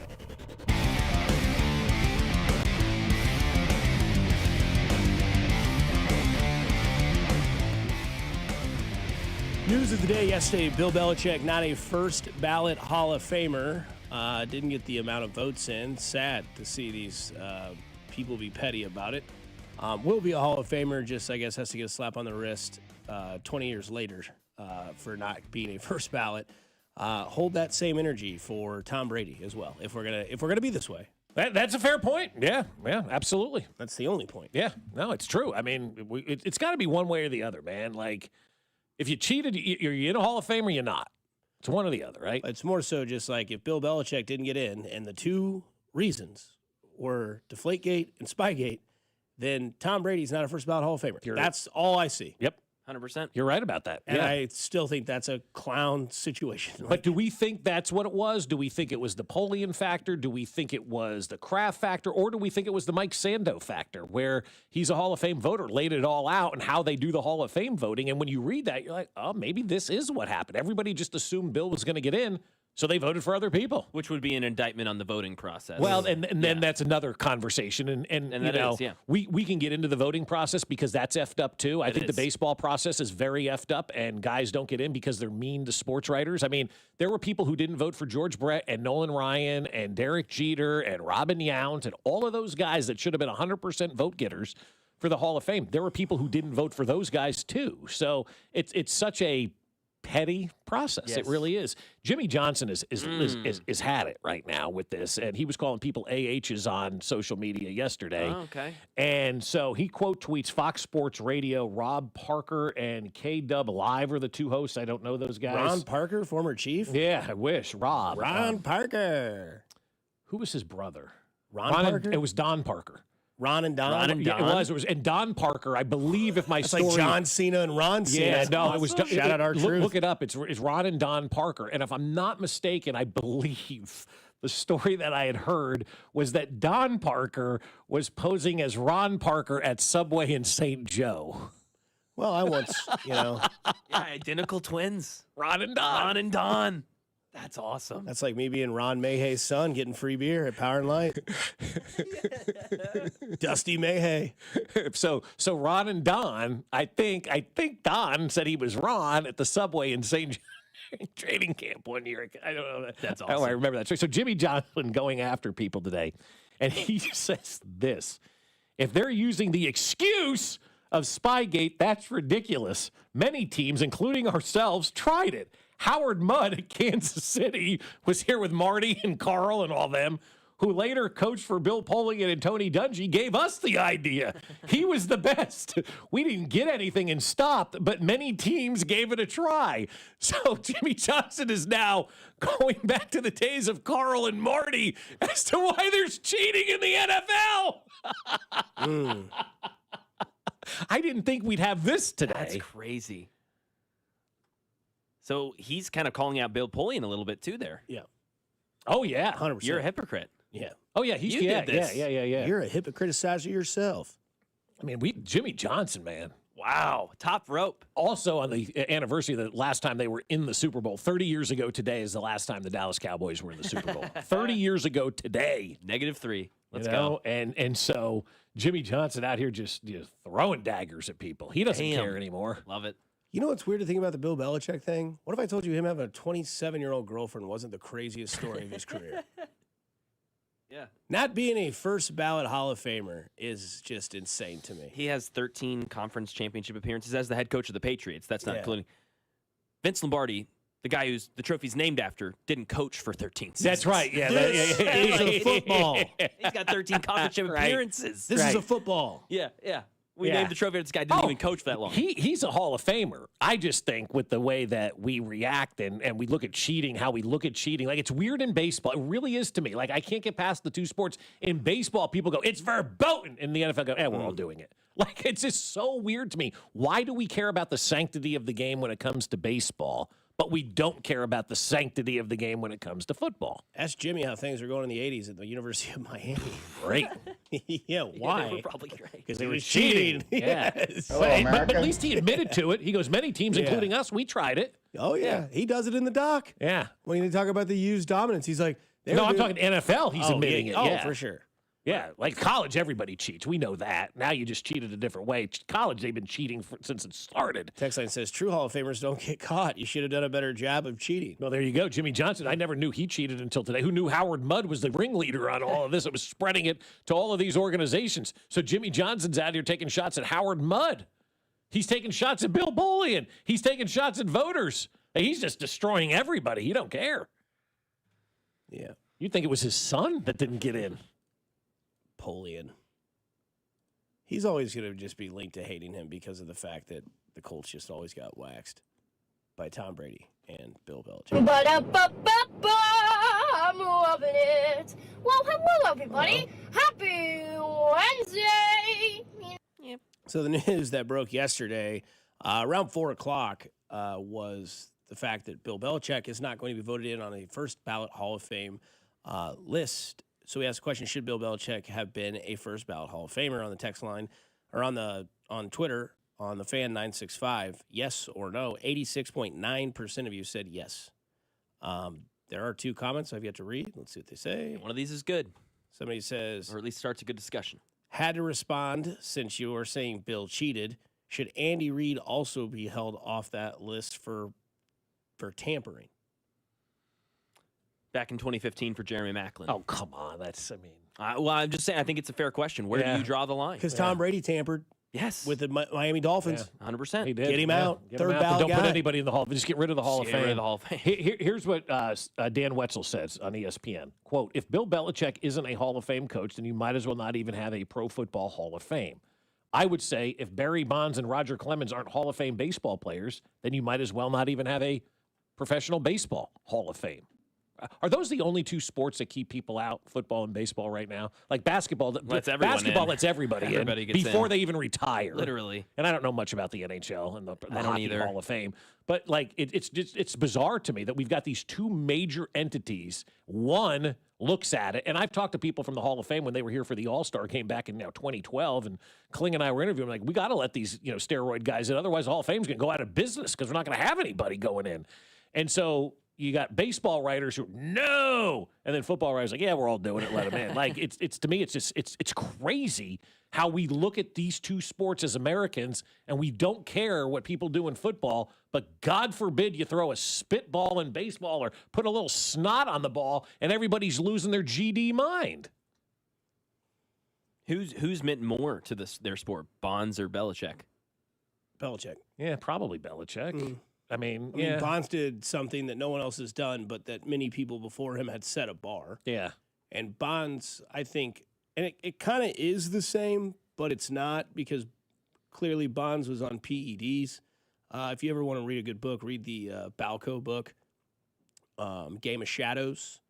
They talk about it. This guy comes out and says basically one day Barry Bonds showed up to spring training, and it was hot because they're obviously in warm climates, and he took his shirt off and started running, and he's like, I could have sworn it was a middle linebacker.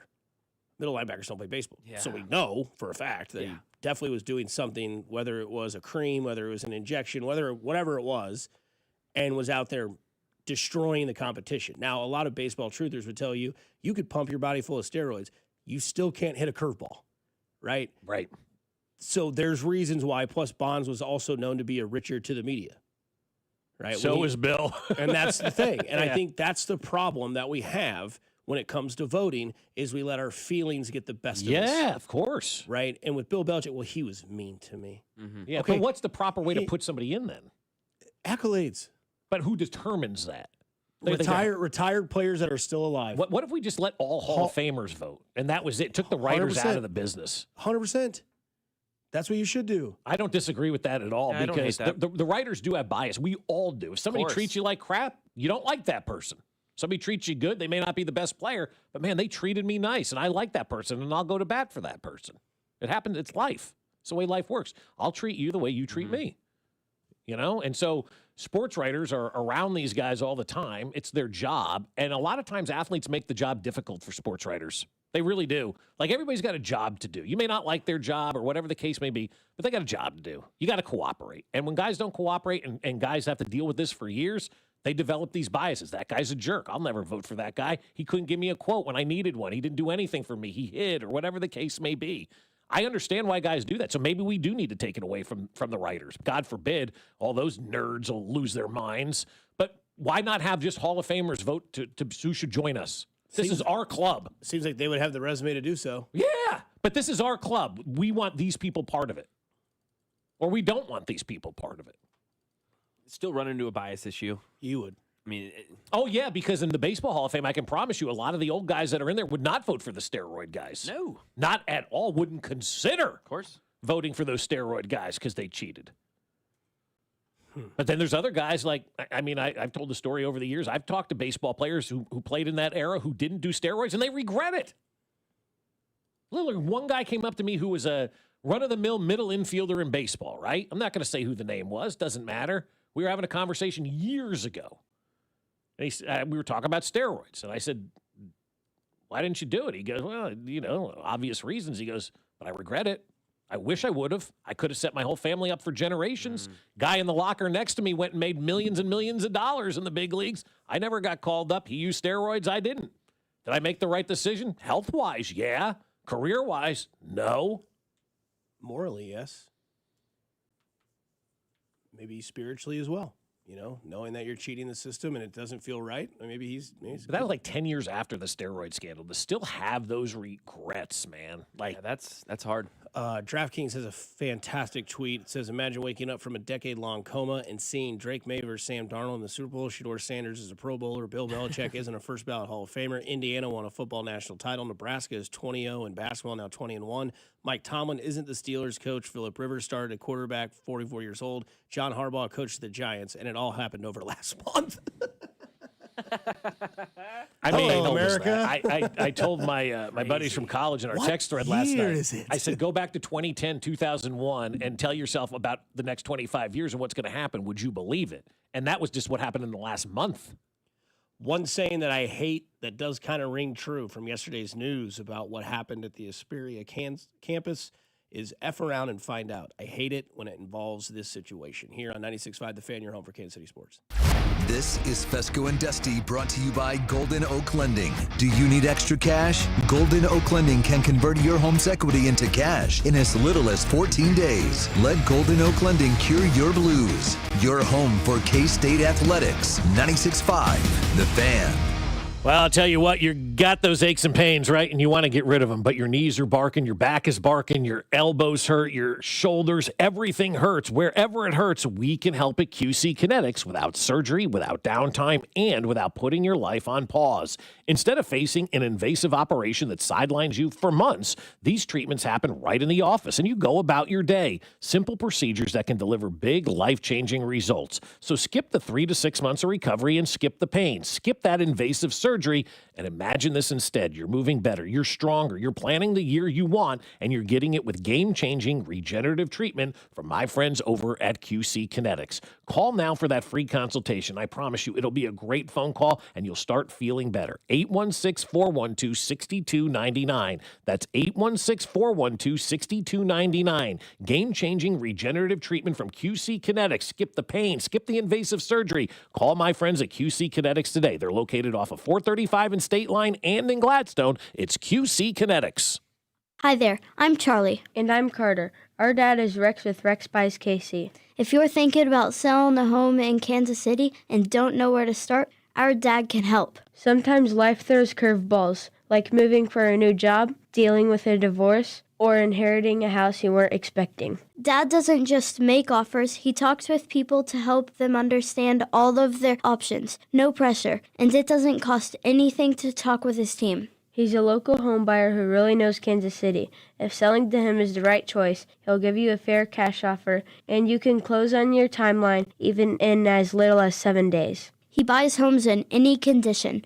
No need for repairs, no fees, no surprises. Just an honest, easy process so you feel good about your decision. Want to talk to him? Call 816-330-6000 or go to rexbuyskc.com. Rex Buys KC, helping people make smart choices one home at a time. I'm worth more. I'm worth a little more. I'm worth a lot more. You are worth more, and your car is worth more at GiveMeTheVin.com. Sell us your car. GiveMeTheVin.com. So easy you can do it in your underwear. That's the sound of James adding long-lasting Gain scent boosters to his laundry this morning. Several hours later, James sniffs the irresistible scent of Gain on his shirt. Gain. Several hours later, James has even caught the attention of his mother-in-law, and she never gives him attention. Ooh, you smell amazing, James. Oh, thanks, Mom. I love you too. I never said that. Add Gain scent boosters to your laundry. Add joy to your day. The second I see that Chick-fil-A text in the group chat, I'm throwing my shoes on and running out the door. Hey, I'm Layla. And I'm Kaylin. And a little thing we love about the Chick-fil-A chicken biscuit is how it feels like an easygoing morning. The chicken adds the most flavor. It's juicy and seasoned. The biscuit is just very light and airy and fluffy, just like a cloud. I also love to put jelly on mine so it's sweet and savory. It's a good start to the day. Mornings are a little bit brighter with the Chick-fil-A chicken biscuit and Simply Orange Juice. Available on the Chick-fil-A app. Real guests paid for their testimonials. Chiefs coverage brought to you by Metal by the Foot, your metal project superstore. For over 36 years, Metal by the Foot has been your source for steel, aluminum, brass, and stainless. Located in Casey and Topeka. Online at metalbythefoot.com. When you need a piece of metal, remember, metal doesn't have to cost an arm or a leg, just the foot. Here's your traffic report on 96.5 The Fan. Blue Springs 70 westbound shut down at Adams Dairy Parkway, a 6-mile backup into Oak Grove. Seek an alternate route, try 40 Highway if you can. Heading on the Kansas side, 70 eastbound heavy from Park Drive over towards the Split was 670. Alan Card, 96.5 The Fan. Traffic. Hey Royals fans, it's Vern. I'll be broadcasting live from Royals Rally on Saturday, January 31st, starting at 9 a.m.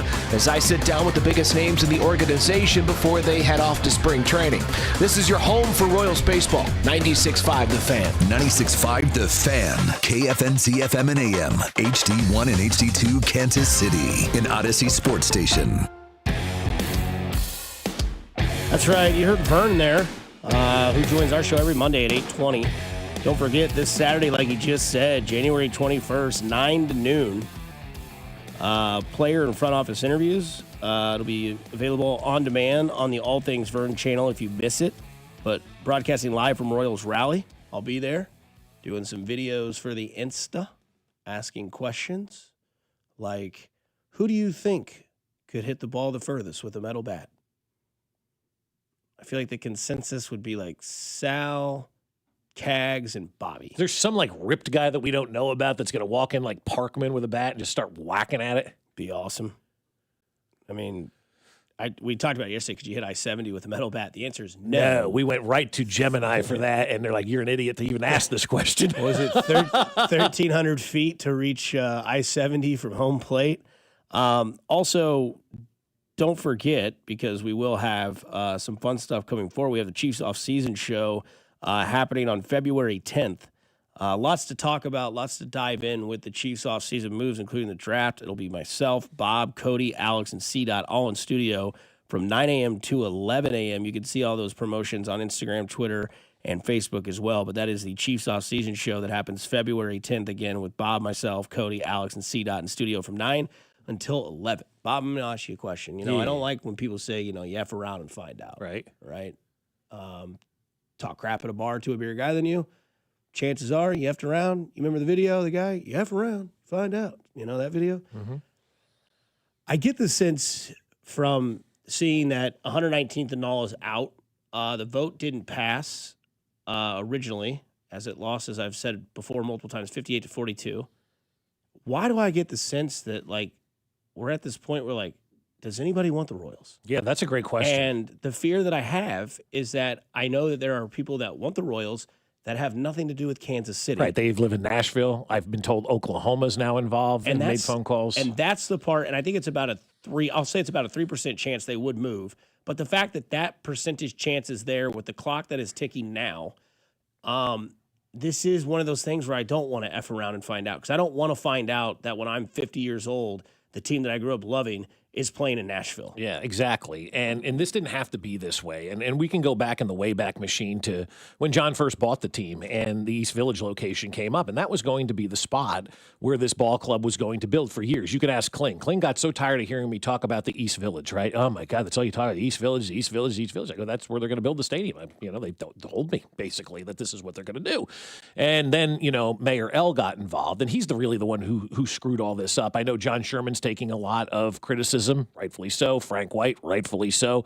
But Mayor L is really where the buck stops, because the Royals were ready to go to the East Village and build the stadium, and it was going to be wonderful. And then Mayor L got involved and goes, save the clock tower. Help us save the clock tower and build your stadium close to power and light. And the Royals, being great corporate citizens, were like, okay, we can try that in the Crossroads District because we want to be good Kansas Cityans. They were doing a solid for the city. And it backfired in their face, and that's why we're sitting here today with Kansas going, we're out, North Kansas City going, we're out, and now the Royals are going, who wants us? Here's a text that I'm going to read to you from a former Royals employee, and you guys can digest it however you want. From the time I was there, the East Village was the spot. Part of the reason of the selection of the site for the East Village was because it was close to the 18th and Vine District, Negro Leagues Baseball Museum, and the Urban Youth Academy. When J.E. Dunn became a minority owner, it was a done deal as they owned the majority of the land that the city didn't. There was some general concern in the 3rd District about property taxes going up, but overall it was well received. The rollout of the Crossroads and all of that made the cluster we now see, not to mention Frank. So that's from a former Royals employee. It's what we've been saying for the better part of 5 years since this whole thing is going on. The East Village was the location. And you say F around and find out. Well, Mayor L F'd around with this thing and found out. And for the last 2 years, it's the question that you have. Does anybody want the Royals? And it's really, really, concerning. There should be a concern that they could go somewhere else. It should always be a concern when you have unresolved stadium issues. I don't think it's going to get to that point. I don't believe it's going to get to that point. But they had the perfect site picked, and then they allowed the mayor to get involved. And as we've seen, not good. And it could have already been done. But they listened to the mayor, and that was the biggest downfall of the Royals, was listening to Mayor L and going away from the East Village site that just about everybody was on board with. And at the 11th hour, on the 13th of February, before an April 2nd vote, they announced that they're going to the Crossroads where people live and have businesses, and that pissed off everybody. They were going from a blank space, baby, to a place that now has a name. And that wasn't going to work for those people down there. You had blank parking spots. You had dead land that was owned by J.E. Dunn, which is an owner of your ball club. It was the perfect location. And then Lucas got involved, and 2 years later, here we sit with a state telling the Royals to pound sand, with North Kansas City telling the Royals to pound sand, and them trying to do a sneak around to the voters to try to get port money to build a stadium at Washington Square Park. If they had just stayed with the East Village to begin with and didn't listen to Mayor L., this stadium would be under construction right now, and I do believe that. So, and one of the things that you want, and a lot of people do want, and that they think could happen, is the village around it. Yep. Obviously, the East Village accompanies that. And we had callers call. We had, 10, 15 callers, Mac, that called in earlier East today? Village by a long shot. Not one person. There was one person that said Washington Square Park. Yeah. Everybody else, other than our guy Mark, he said over there by the Morton Salt amphitheater over there. But it seems like this is why I go back and say if they could redo it, because I asked you earlier, where did it fail, right? And you're like, well, it failed with, whatever. And I was like, well, I think it might have failed with the planning of the original plan and moving around from spot to spot. If you want if you have to compromise, it sounds like the ultimate compromise is the East Village. But you can't do the East Village now without a public vote. Correct. And I think that that's okay.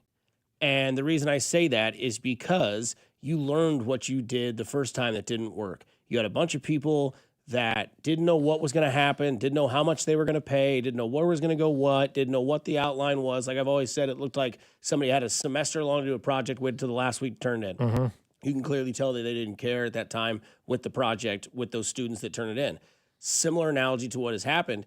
I think if you reorganized and put the right people where they need to be and keep the wrong people out of where they don't need to be and let people see a plan that is solidified and true with everything that you have, I think it would pass. Well, because this is the F around and find out. Yeah. Because even though it might be a 3% or a 2% chance, and there's people in the text line saying that there's a clause in Sherman's contract that he can't move a team that he has purchased to another state. Well, people have said that there was a clause when Ewing Kauffman had the team that the next owner had to keep it in Kansas City. I don't believe that clause carried over from Glass to Sherman. I don't think that would be enforceable in any legal. And I'm on the side because I know that they want the income and the revenue to be into the team with the village sort of. And they would be aspect. able to do that in the East Village because that was the plan all along. Do a ballpark village at a stadium. It was perfect. It was a great idea. And I think that that's where my belief is to give this like a ray of light or the high road is that I think that if they saw that they did fail, right? Use the Chiefs season going 6-11 and failing to miss the playoffs.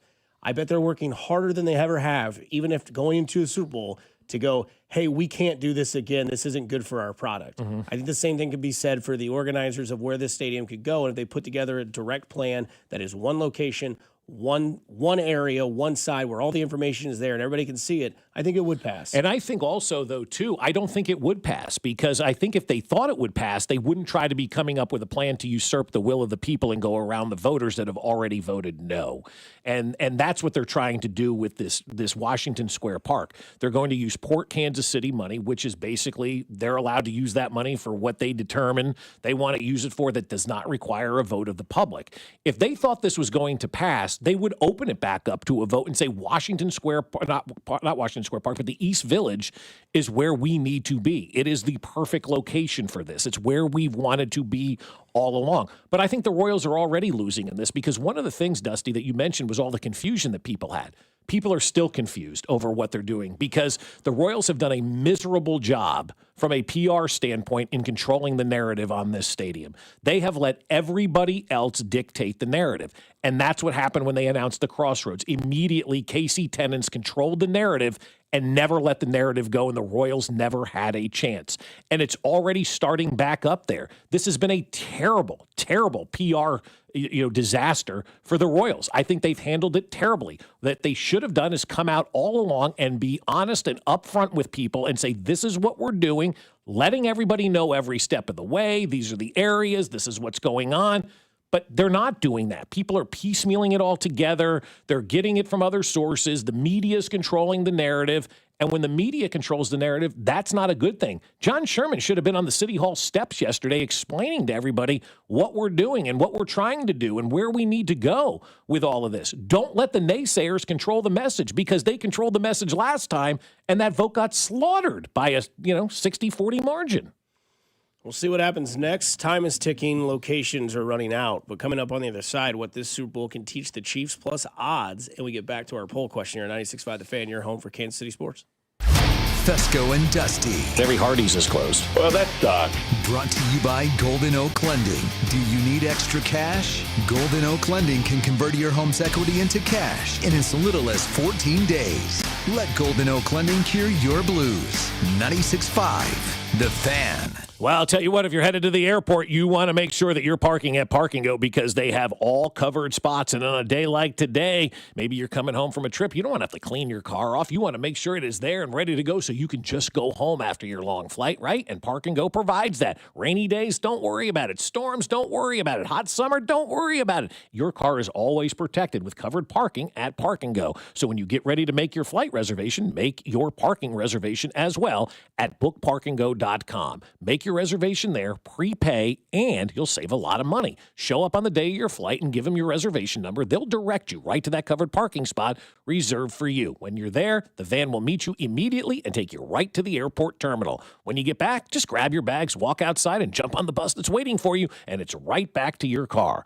So do what we did and join their frequent parker program and earn points towards free parking. Reserve your spot today at bookparkandgo.com. The best deals in parking. bookparkandgo.com. Park and Go, family owned and operated. Prostate cancer. 1 in 8 men will be diagnosed in their lifetime, but early detection can save lives. That's where KCUC comes in. They're the premier center for urology and oncology, with over 50 elite providers and more than 20 locations across the metro. KCUC makes it easy to get screened fast in the comfort of an office, not a hospital. Schedule your screening today at kcuc.com. Don't wait. Come see Kansas City's largest, most experienced, and most advanced urology team. kcuc.com. At KCUC, you see the best in KC. Men, the new year is here, and if you're like many of us, you're ready to improve your health. But if you're feeling low energy, not sleeping well, or not seeing results in the gym, keeping that resolution can be tough. This is Jeff for Heartland Men's Health, and if those symptoms sound familiar, we can likely help. They often point to low testosterone, and treating low T is what we do. But this year, we're also helping men go further with 4 targeted body composition plans featuring growth hormone peptides, NAD+, GLP-1s, PDA, and more, designed to boost energy, support metabolism, enhance recovery, and accelerate fat loss. With our low T treatments combined with our body composition programs, most men notice real improvements: more energy, better focus, improved sleep, stronger workouts, and often a renewed sex drive as well. So call us. Your initial visit is just $99 and includes blood work and a medical consult. And if you start on treatment the same day, your visit is free. Call 844-447-6600 or visit heartlandmenshealth.com. Featured therapies are compounded and have not been evaluated nor approved by the FDA. Provider prescription required. See website for details. At Casey's, when someone asked for a cup of coffee that wouldn't put them in debt, but still had freshly ground beans, rich flavor, and a price that starts with a 9 and ends with a D9 cents, we were too nice to say no.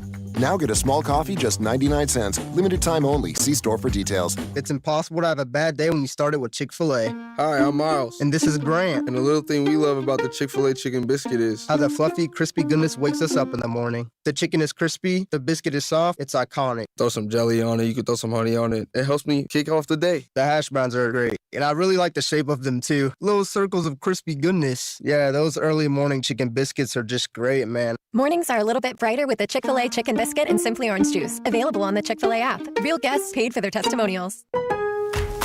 Save more on the brands pros trust at Lowe's. Right now, get up to 35% off select major appliances and choose from our wide lineup of top brands. Plus, save $100 on a Little Giant 22-foot multi-position ladder. Now just $189. Built for strength, flexibility, and job site versatility. Pros, these savings will only be here for a limited time. Lowe's, we help, you save. Valid through 1/30 while supplies last. Selection varies by location. See Lowe's.com for more details. We get it. Attention spans just aren't what they used to be. Heads in social media and eyes on Netflix. But what do people do with their ears? Well, for one, they're listening to audio. Americans spend 4.4 hours with audio every day. Oh, and you want the proof? Well, you just sat through this ad that's now approaching 30 seconds. What could you say to a potential customer in 30 seconds? Let Odyssey put together a media plan tailor-made for your unique marketing needs. Advertise with Odyssey. Visit ads.odyssey.com.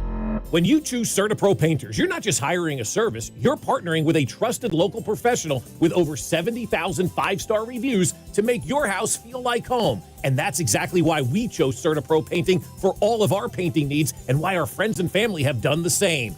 Each CertaPro painter is independently owned and operated right here in Kansas City. Schedule your free estimate online at CertaPro.com. That's Certa with a C. When choosing a painting professional, the choice is simple. Choose happy. Choose CertaPro Painters. DQ presents the Spicy Menu. For a limited time, try the new Flamethrower Chicken Strip Basket for $6.99 with spicy, bold strips that heat you up. Served with a side of famous DQ soft serve as a dip to cool you down. That's right, dip those spicy chicken strips right into soft serve, plus fries and toast, all for just $6.99. And add a new pineapple lemonade sparkler or cooler made with tahini. It's the limited time only Spicy Menu. Get it delivered in the DQ app. Happy tastes good. Participation may vary. Today, expect sunny conditions with a high of 34. Weather brought to you by Duke's Mayo. Welcome to Duke's Mayo Country, where the mayo is so smooth and creamy, it makes every bite better. Duke's Mayo. Look for the yellow lid. You're listening to 96.5 The Fan from the DM Injury Law Studios. Mike's got this. Car, truck, or motorcycle wreck? Remember, Mike's got this. 816-888-7500. Mike's got this.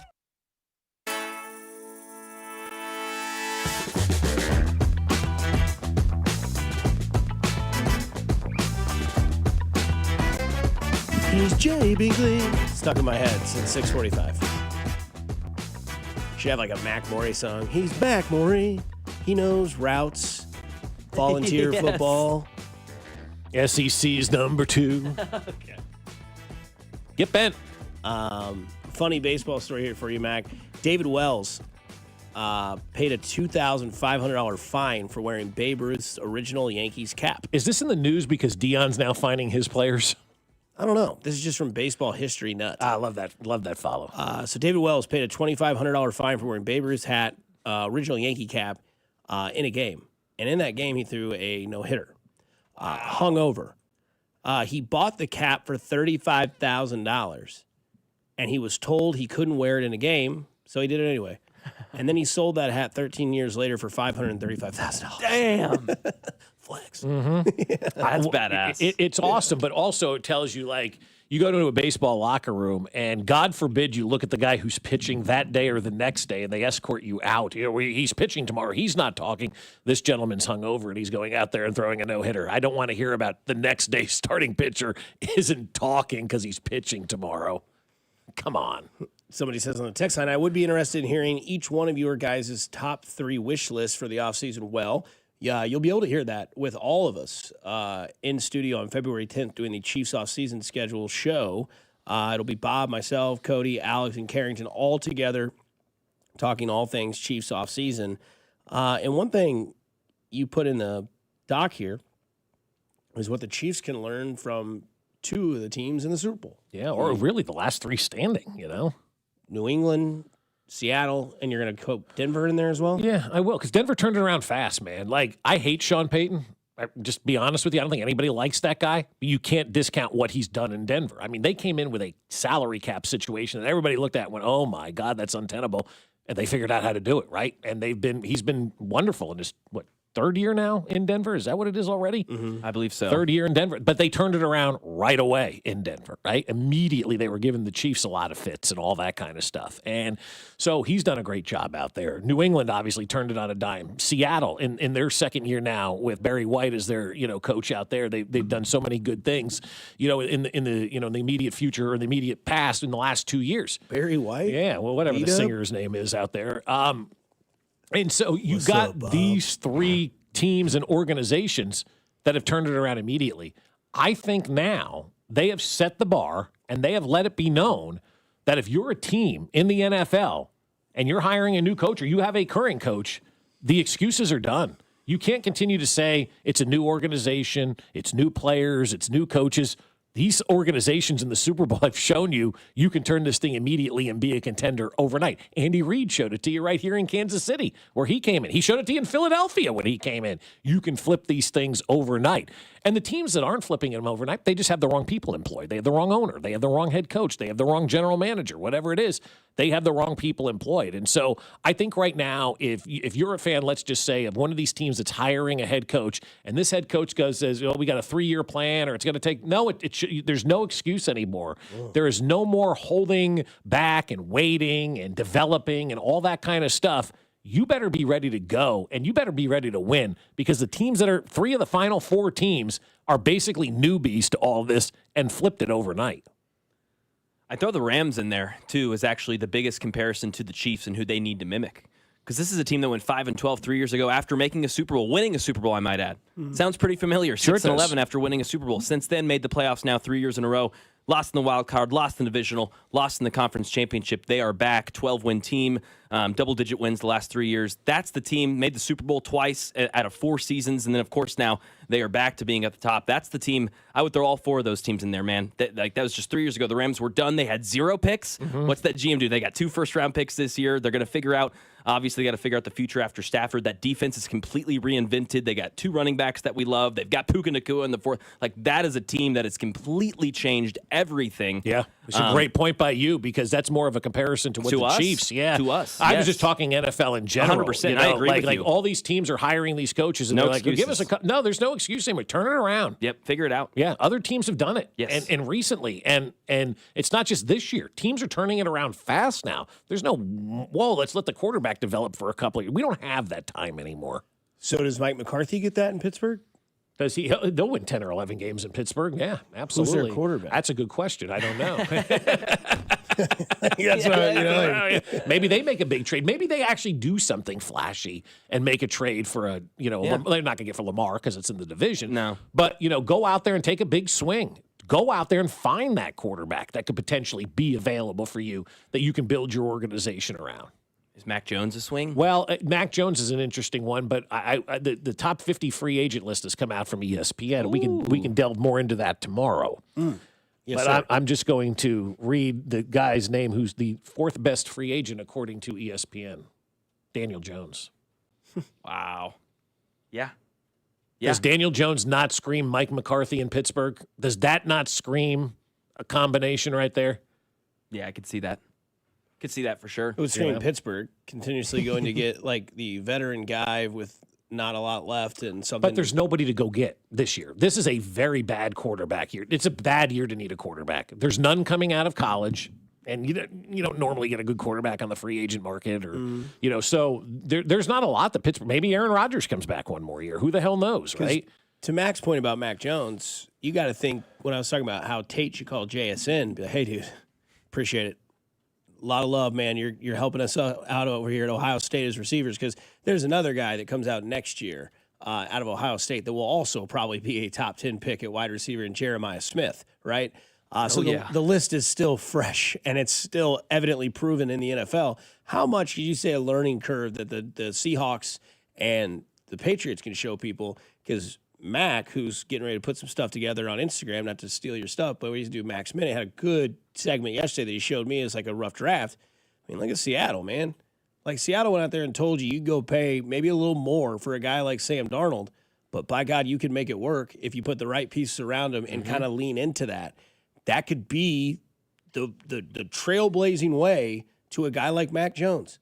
Look what he did in San Francisco. Yep. Right? Look what Brock Purdy's doing. He's not even doing. on the list of top 50 free agents. He may not be a free agent. He may not be a free agent. Maybe a trade situation. Maybe a trade, because Malik Willis is on this list. It's like Daniel Jones and Malik Willis are the 2 free agent quarterbacks. And Malik Willis is getting a lot of love I like him. From a lot of people. A lot of people think that if Lamar goes somewhere else in Baltimore, you take Malik Willis and let him just be the guy in Baltimore and kind of keep the same do it thing. over again. Yeah. Does that scream Pittsburgh, though? Pittsburgh seems like they need a long-term fix at quarterback. But they've not done that. Like, they just don't do that.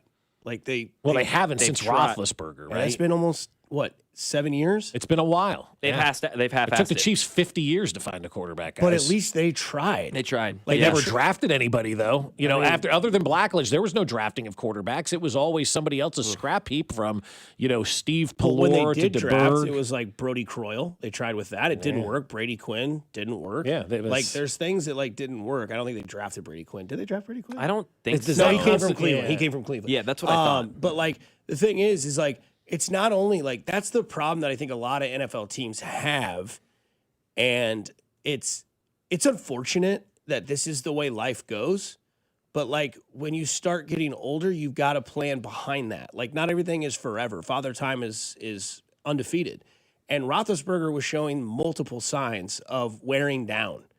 They were talking about how he's just a statue the last 3 years of his career. Yep. So I don't want to hear the excuse of, they had Roethlisberger. Well, they knew it was coming. You have to see that. And that's what good teams do. That's why Mac mentions the Rams, right? The Rams go to the Super Bowl and win it. And then completely it's maybe McVay wasn't really as good as we think. And then all of a sudden you look at the last 5 years, dude, their defense is young. Yeah.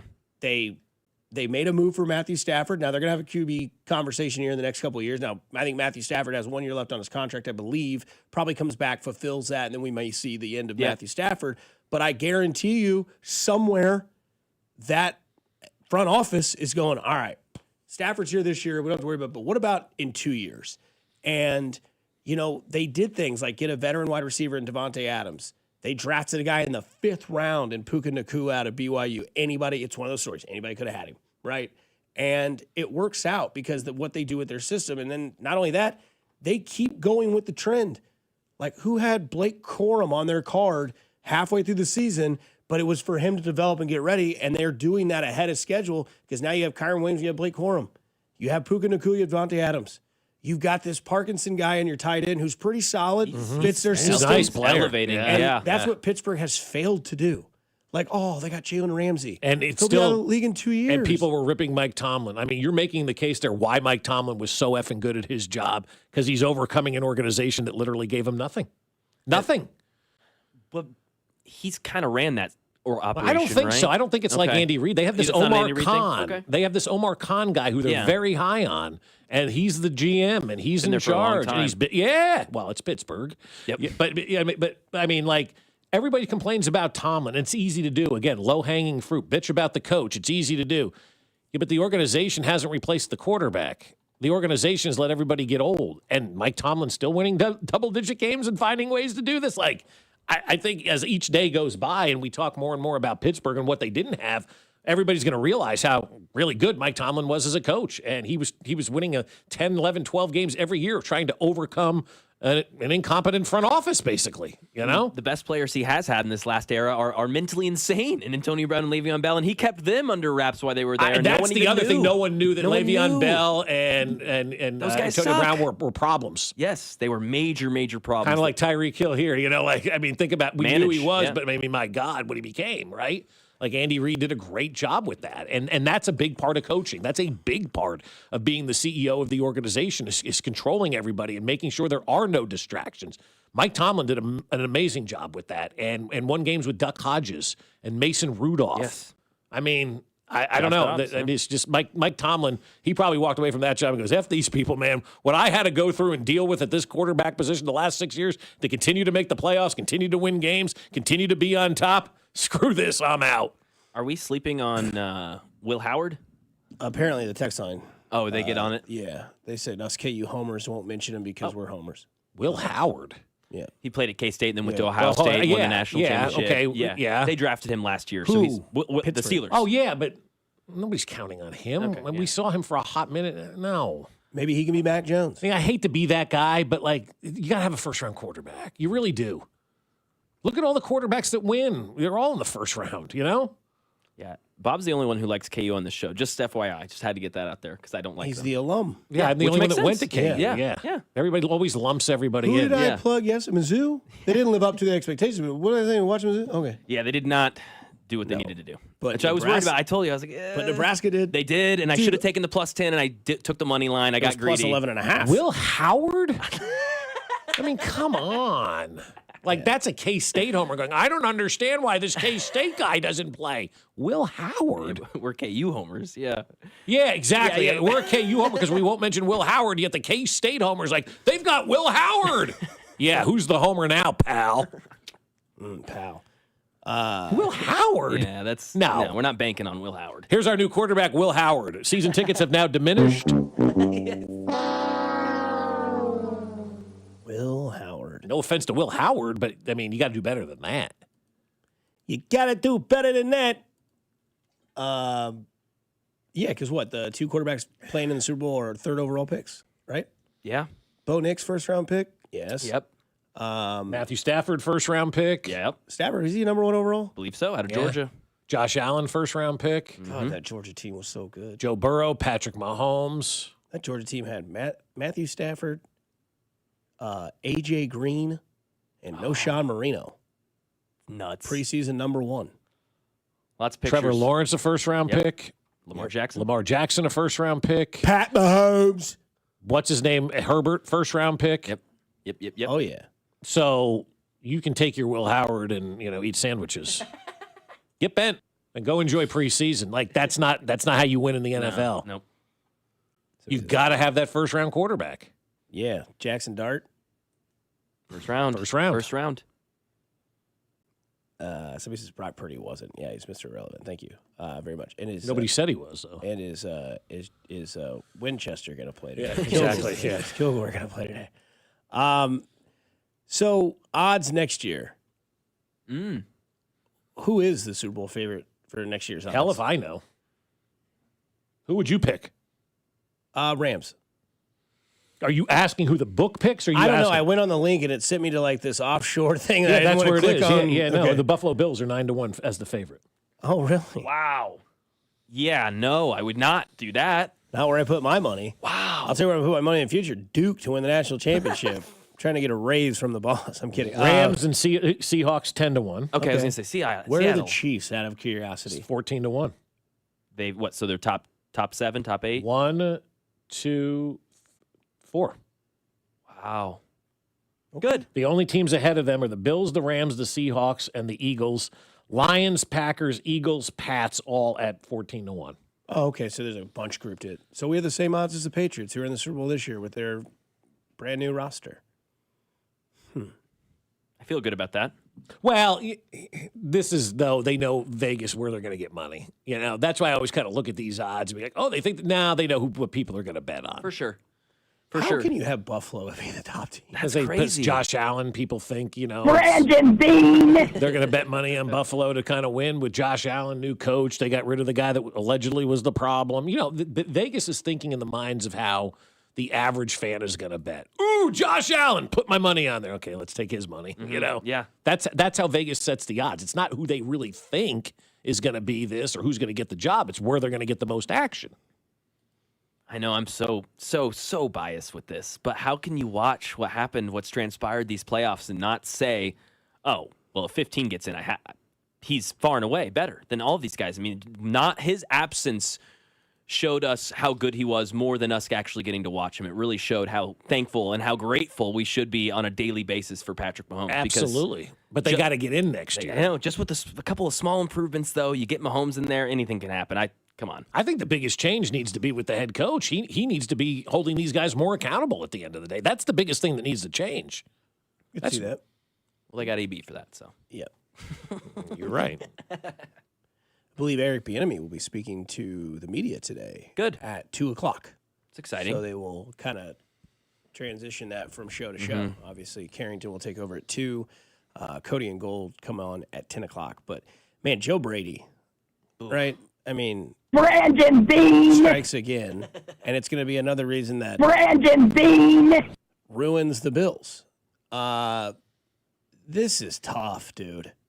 Because, I mean, my former general manager at Jack Stack, Buster Hart, Robin, she asked me what was going on yesterday. I was like, oh, nothing. She was asking me about a future event with them and whatever. And I said, hey, yeah, does Brandon Bean have my approval? Shut the F up, diehard Bills fan. Not a happy camper with him or the Joe Brady hire. Like, you thought Chiefs fans wanted somebody outside the circle to come in and be the offensive coordinator. Thank God we don't have the head coach opportunity right now, because this is what the Bills did. They went out there and they fired Sean McDermott, and then they lied in their press conference. And then a week later, they went through all these interviews with all these names that might have made sense, and Brian Daboll is right there, and he said, you know what, actually, I'm going to go be part of this dream team in Tennessee. Right? All that's there. We want what did Sal Capaccio tell us the other day? We need somebody in here that's won a Super Bowl. Hey, Sal, you hired your offensive coordinator. But Sal also told us it wasn't as bad as we thought up there. Sure, it's not. Because here's what I got from my friend in Buffalo yesterday. Clown show. Yeah. That's awesome. That's from our friend Jimmy Gaffney. He calls it the Bullo Clown Show, led by Brandon Beane, the biggest bozo in the NFL. These are what the Buffalo fans think of the hire. They're not happy, and I don't blame them. Yeah. How does that motivate you as a fan to get ready for that new stadium and all that? Ladies and gentlemen, leading us into the Super Bowl and our next Joe Brady. Right. And not only that, but they really led with a lot of information out there that Josh Allen was going to be in the rooms for the hire. He was at the beginning part, Peter Schrager said, but he was not involved in the final decision. That's tough as well. But also, too, you have to look at the circumstance that's going on in Buffalo. Who in their right minds wants that job? You sat there a week ago as the owner of the franchise, shredded everybody that was there before, shredded a player that's currently on your roster, and then put the car in reverse and drove over everybody again. How attractive does that job have to be if you're out there? Because we're seeing coaches now, guys, God love them, be selective at what jobs they take. And if you're sitting there as a head coach who's getting interviews, you don't have to take a job because it's offered. You look at it and you go, yeah, I'm not working for this guy. This guy held one of the most bizarre nutcase press conferences I've ever seen. Why do I want to go work for this weirdo? No, this guy doesn't support me. He took a guy who's been arguably the most successful coach other than Marv Levy, ran him over, backed him up, and then did the same to the first-round draft pick from 2 years ago. That's why he's the head coach up there, Joe Brady, because everybody else looked at that job and go, that owner's a kook. I ain't going up there and working in Crazy Town, USA, man. Like the hell, the Wings may be good, but that owner's nuts. Look at what this guy's doing. He's shredding everybody at a press conference. This wasn't something that was caught on tape. This guy's sitting here at a table going, let me tell you something. Keon Coleman stinks. Brandon Beane. Who's going to take that job? Because people are looking at it, and coaches know now, ownership is the only thing that matters in this league. That's why Cleveland, the Raiders, and Arizona can't fill their job, and that's why Buffalo had to hire their assistant. Brandon, at the trade deadline, you said that you felt the team had a championship roster. What, in your mind, led to the group falling short of that? I mean, Jay. A bad call. Yikes. I mean, the comments on the Joe Brady hire are absolutely priceless. The best one I love the most is Andy holding Woody, and it says, realizing you let Sean McDermott go after all his accolades, and he just drops him to the floor. The other one was going from Sean McDermott to Brandon Beane, and it's Sting, the wrestler, taking off the mask just to have the face paint underneath it. That's good. That one's my favorite. The other one's from Peaky Blinders. It just shows Cillian Murphy walking on the beach, gun to his head.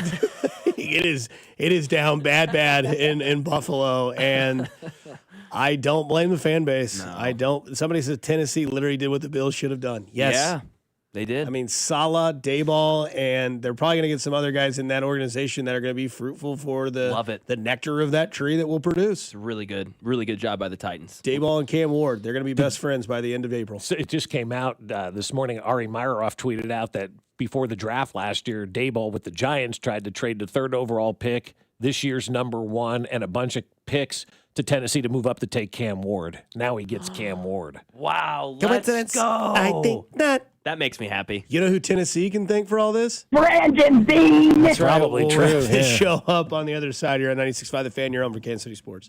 This is voice of the Wildcats, Wyatt Thompson, and you're listening to Fescoe and Dusty on your home for K-State Athletics, 96.5 The Fan. Brought to you by Golden Oak Lending. Do you need extra cash? Golden Oak Lending can convert your home's equity into cash in as little as 14 days. Let Golden Oak Lending cure your blues. Every morning, we rise and shine. make breakfast, and brush away the night's rest. These routines help us start the day off right. Nature-Made vitamins are a simple step in that daily care regimen. Multivitamins with daily essentials, clinically studied probiotics for gut health support, magnesium to help relax the body. Nature-Made is made to care for you every day. These statements have not been evaluated by the Food and Drug Administration. These products are not intended to diagnose, treat, cure, or prevent any disease. We all hear the radio ads about the IRS. They tell you to be afraid, to be scared, and they try to frighten you into calling. I'm not here to do that. Tax Relief Advocates is different. TRA is here to tell you that if you owe money to the IRS, whether it's $5,000, $50,000, or $500,000, we have a solution. It doesn't matter if you're sitting in your car, at work, or with your kids. No matter where you are, call now. 800-575-9834. Don't lose hope. TRA can eliminate or reduce what you owe to the IRS. Generous programs are now available that can give you a fresh start. Our passion is taxes and helping individuals fix their IRS problems. We have over 1,000 5-star reviews on Google and an A+ with the Better Business Bureau. You don't need to be afraid of the IRS any longer. End your tax nightmare today by visiting us online at TRA.com or call 800-575-9834. That's 800-575-9834. Tax Relief Advocates. Real solutions for real people. Oh, hello. It's me, the calculator that lives inside of TaxSlayer. And let me tell you, I love numbers. 1040s, 1099s, W-2s, all of them. With TaxSlayer, anyone can file a federal return for just $22.99. You'll get 100% accuracy and your biggest possible refund guaranteed. Now those are great numbers. Need help along the way? We've got US-based real human support. File by February 8th for just $22.99 and get the refund you deserve. TaxSlayer. File fearlessly.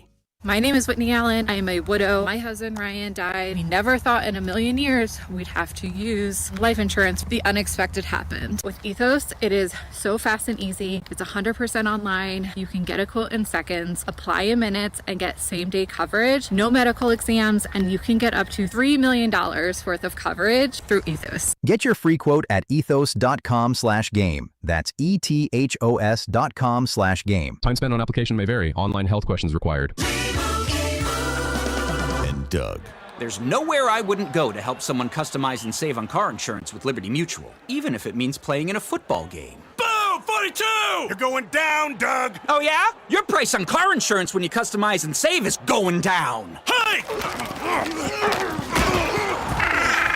Limu? What are you doing on their team? Only pay for what you need at libertymutual.com. Liberty, liberty, liberty, liberty.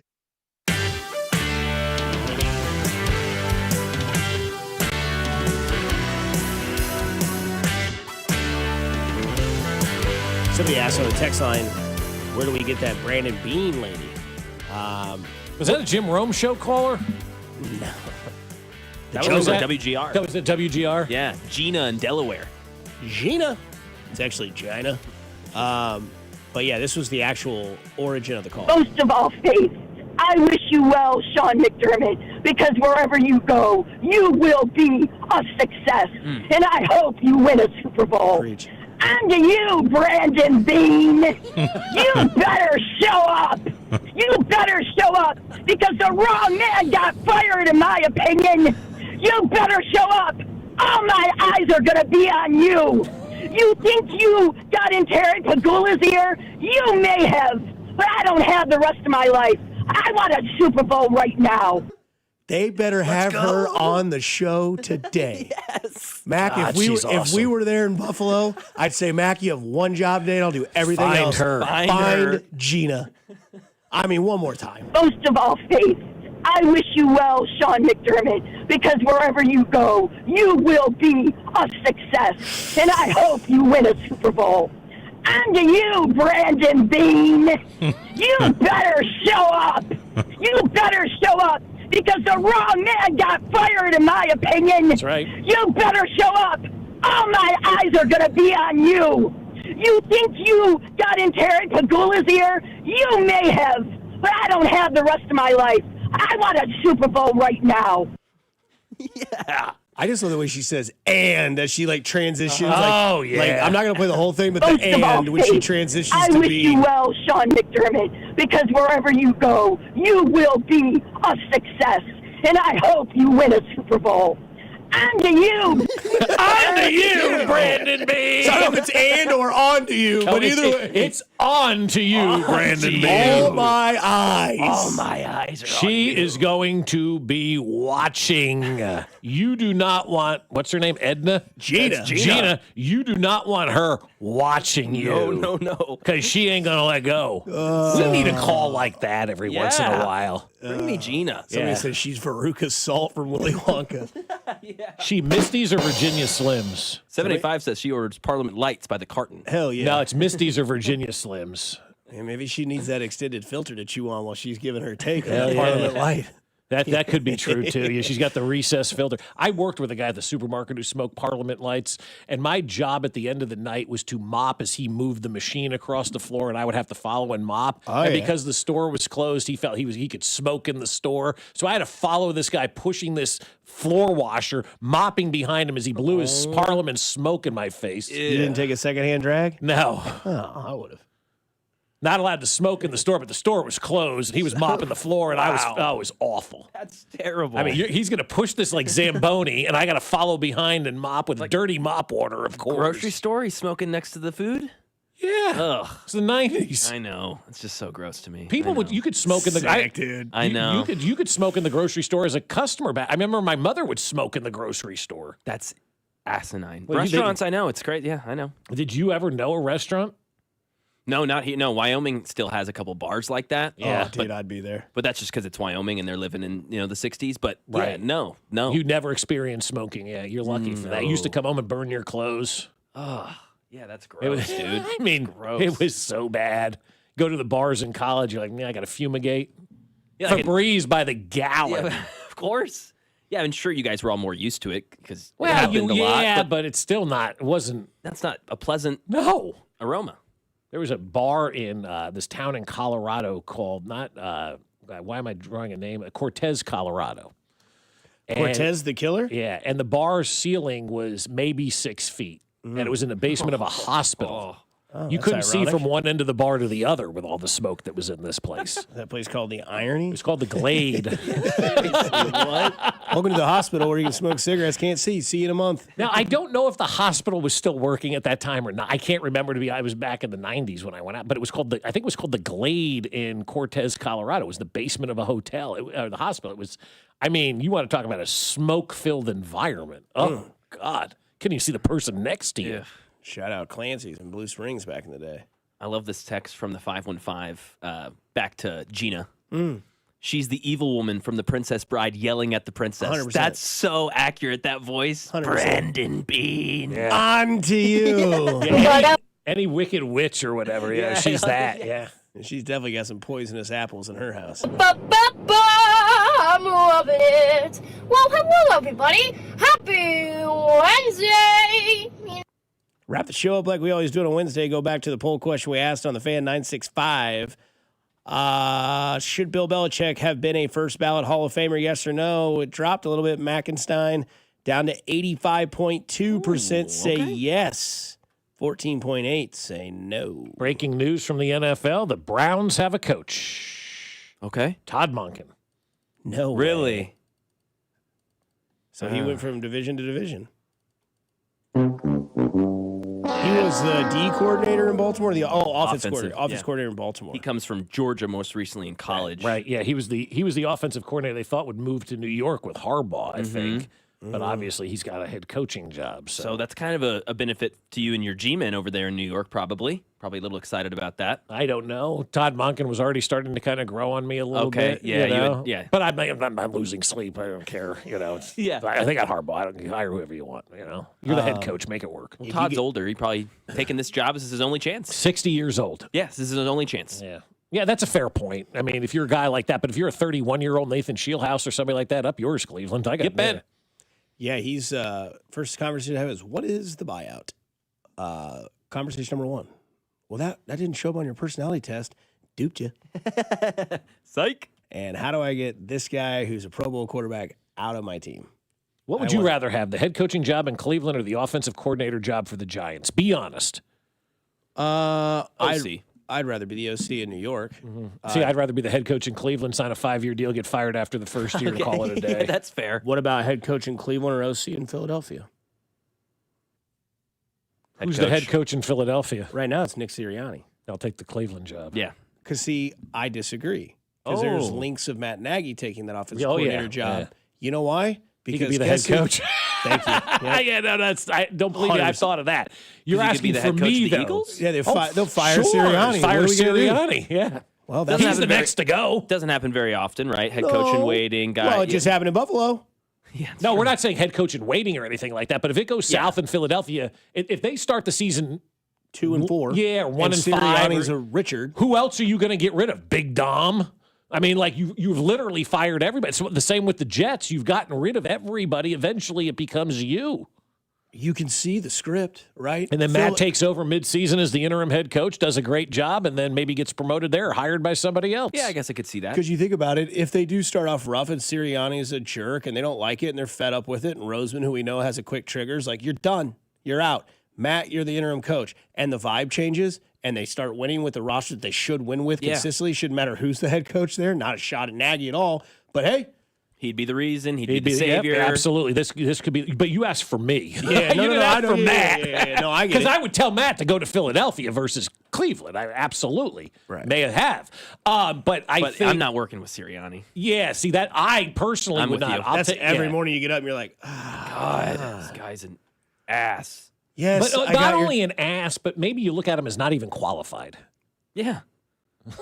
He's even though he's been the 2 Super Bowls. I know. But Well- he's a CEO head coach who can't do the CEO part. He's not good at calling plays. He doesn't know defense. So Correct. what is he? He doesn't manage personalities. I don't know what he does. Makes you appreciate Phil Jackson more, text line. Damn right.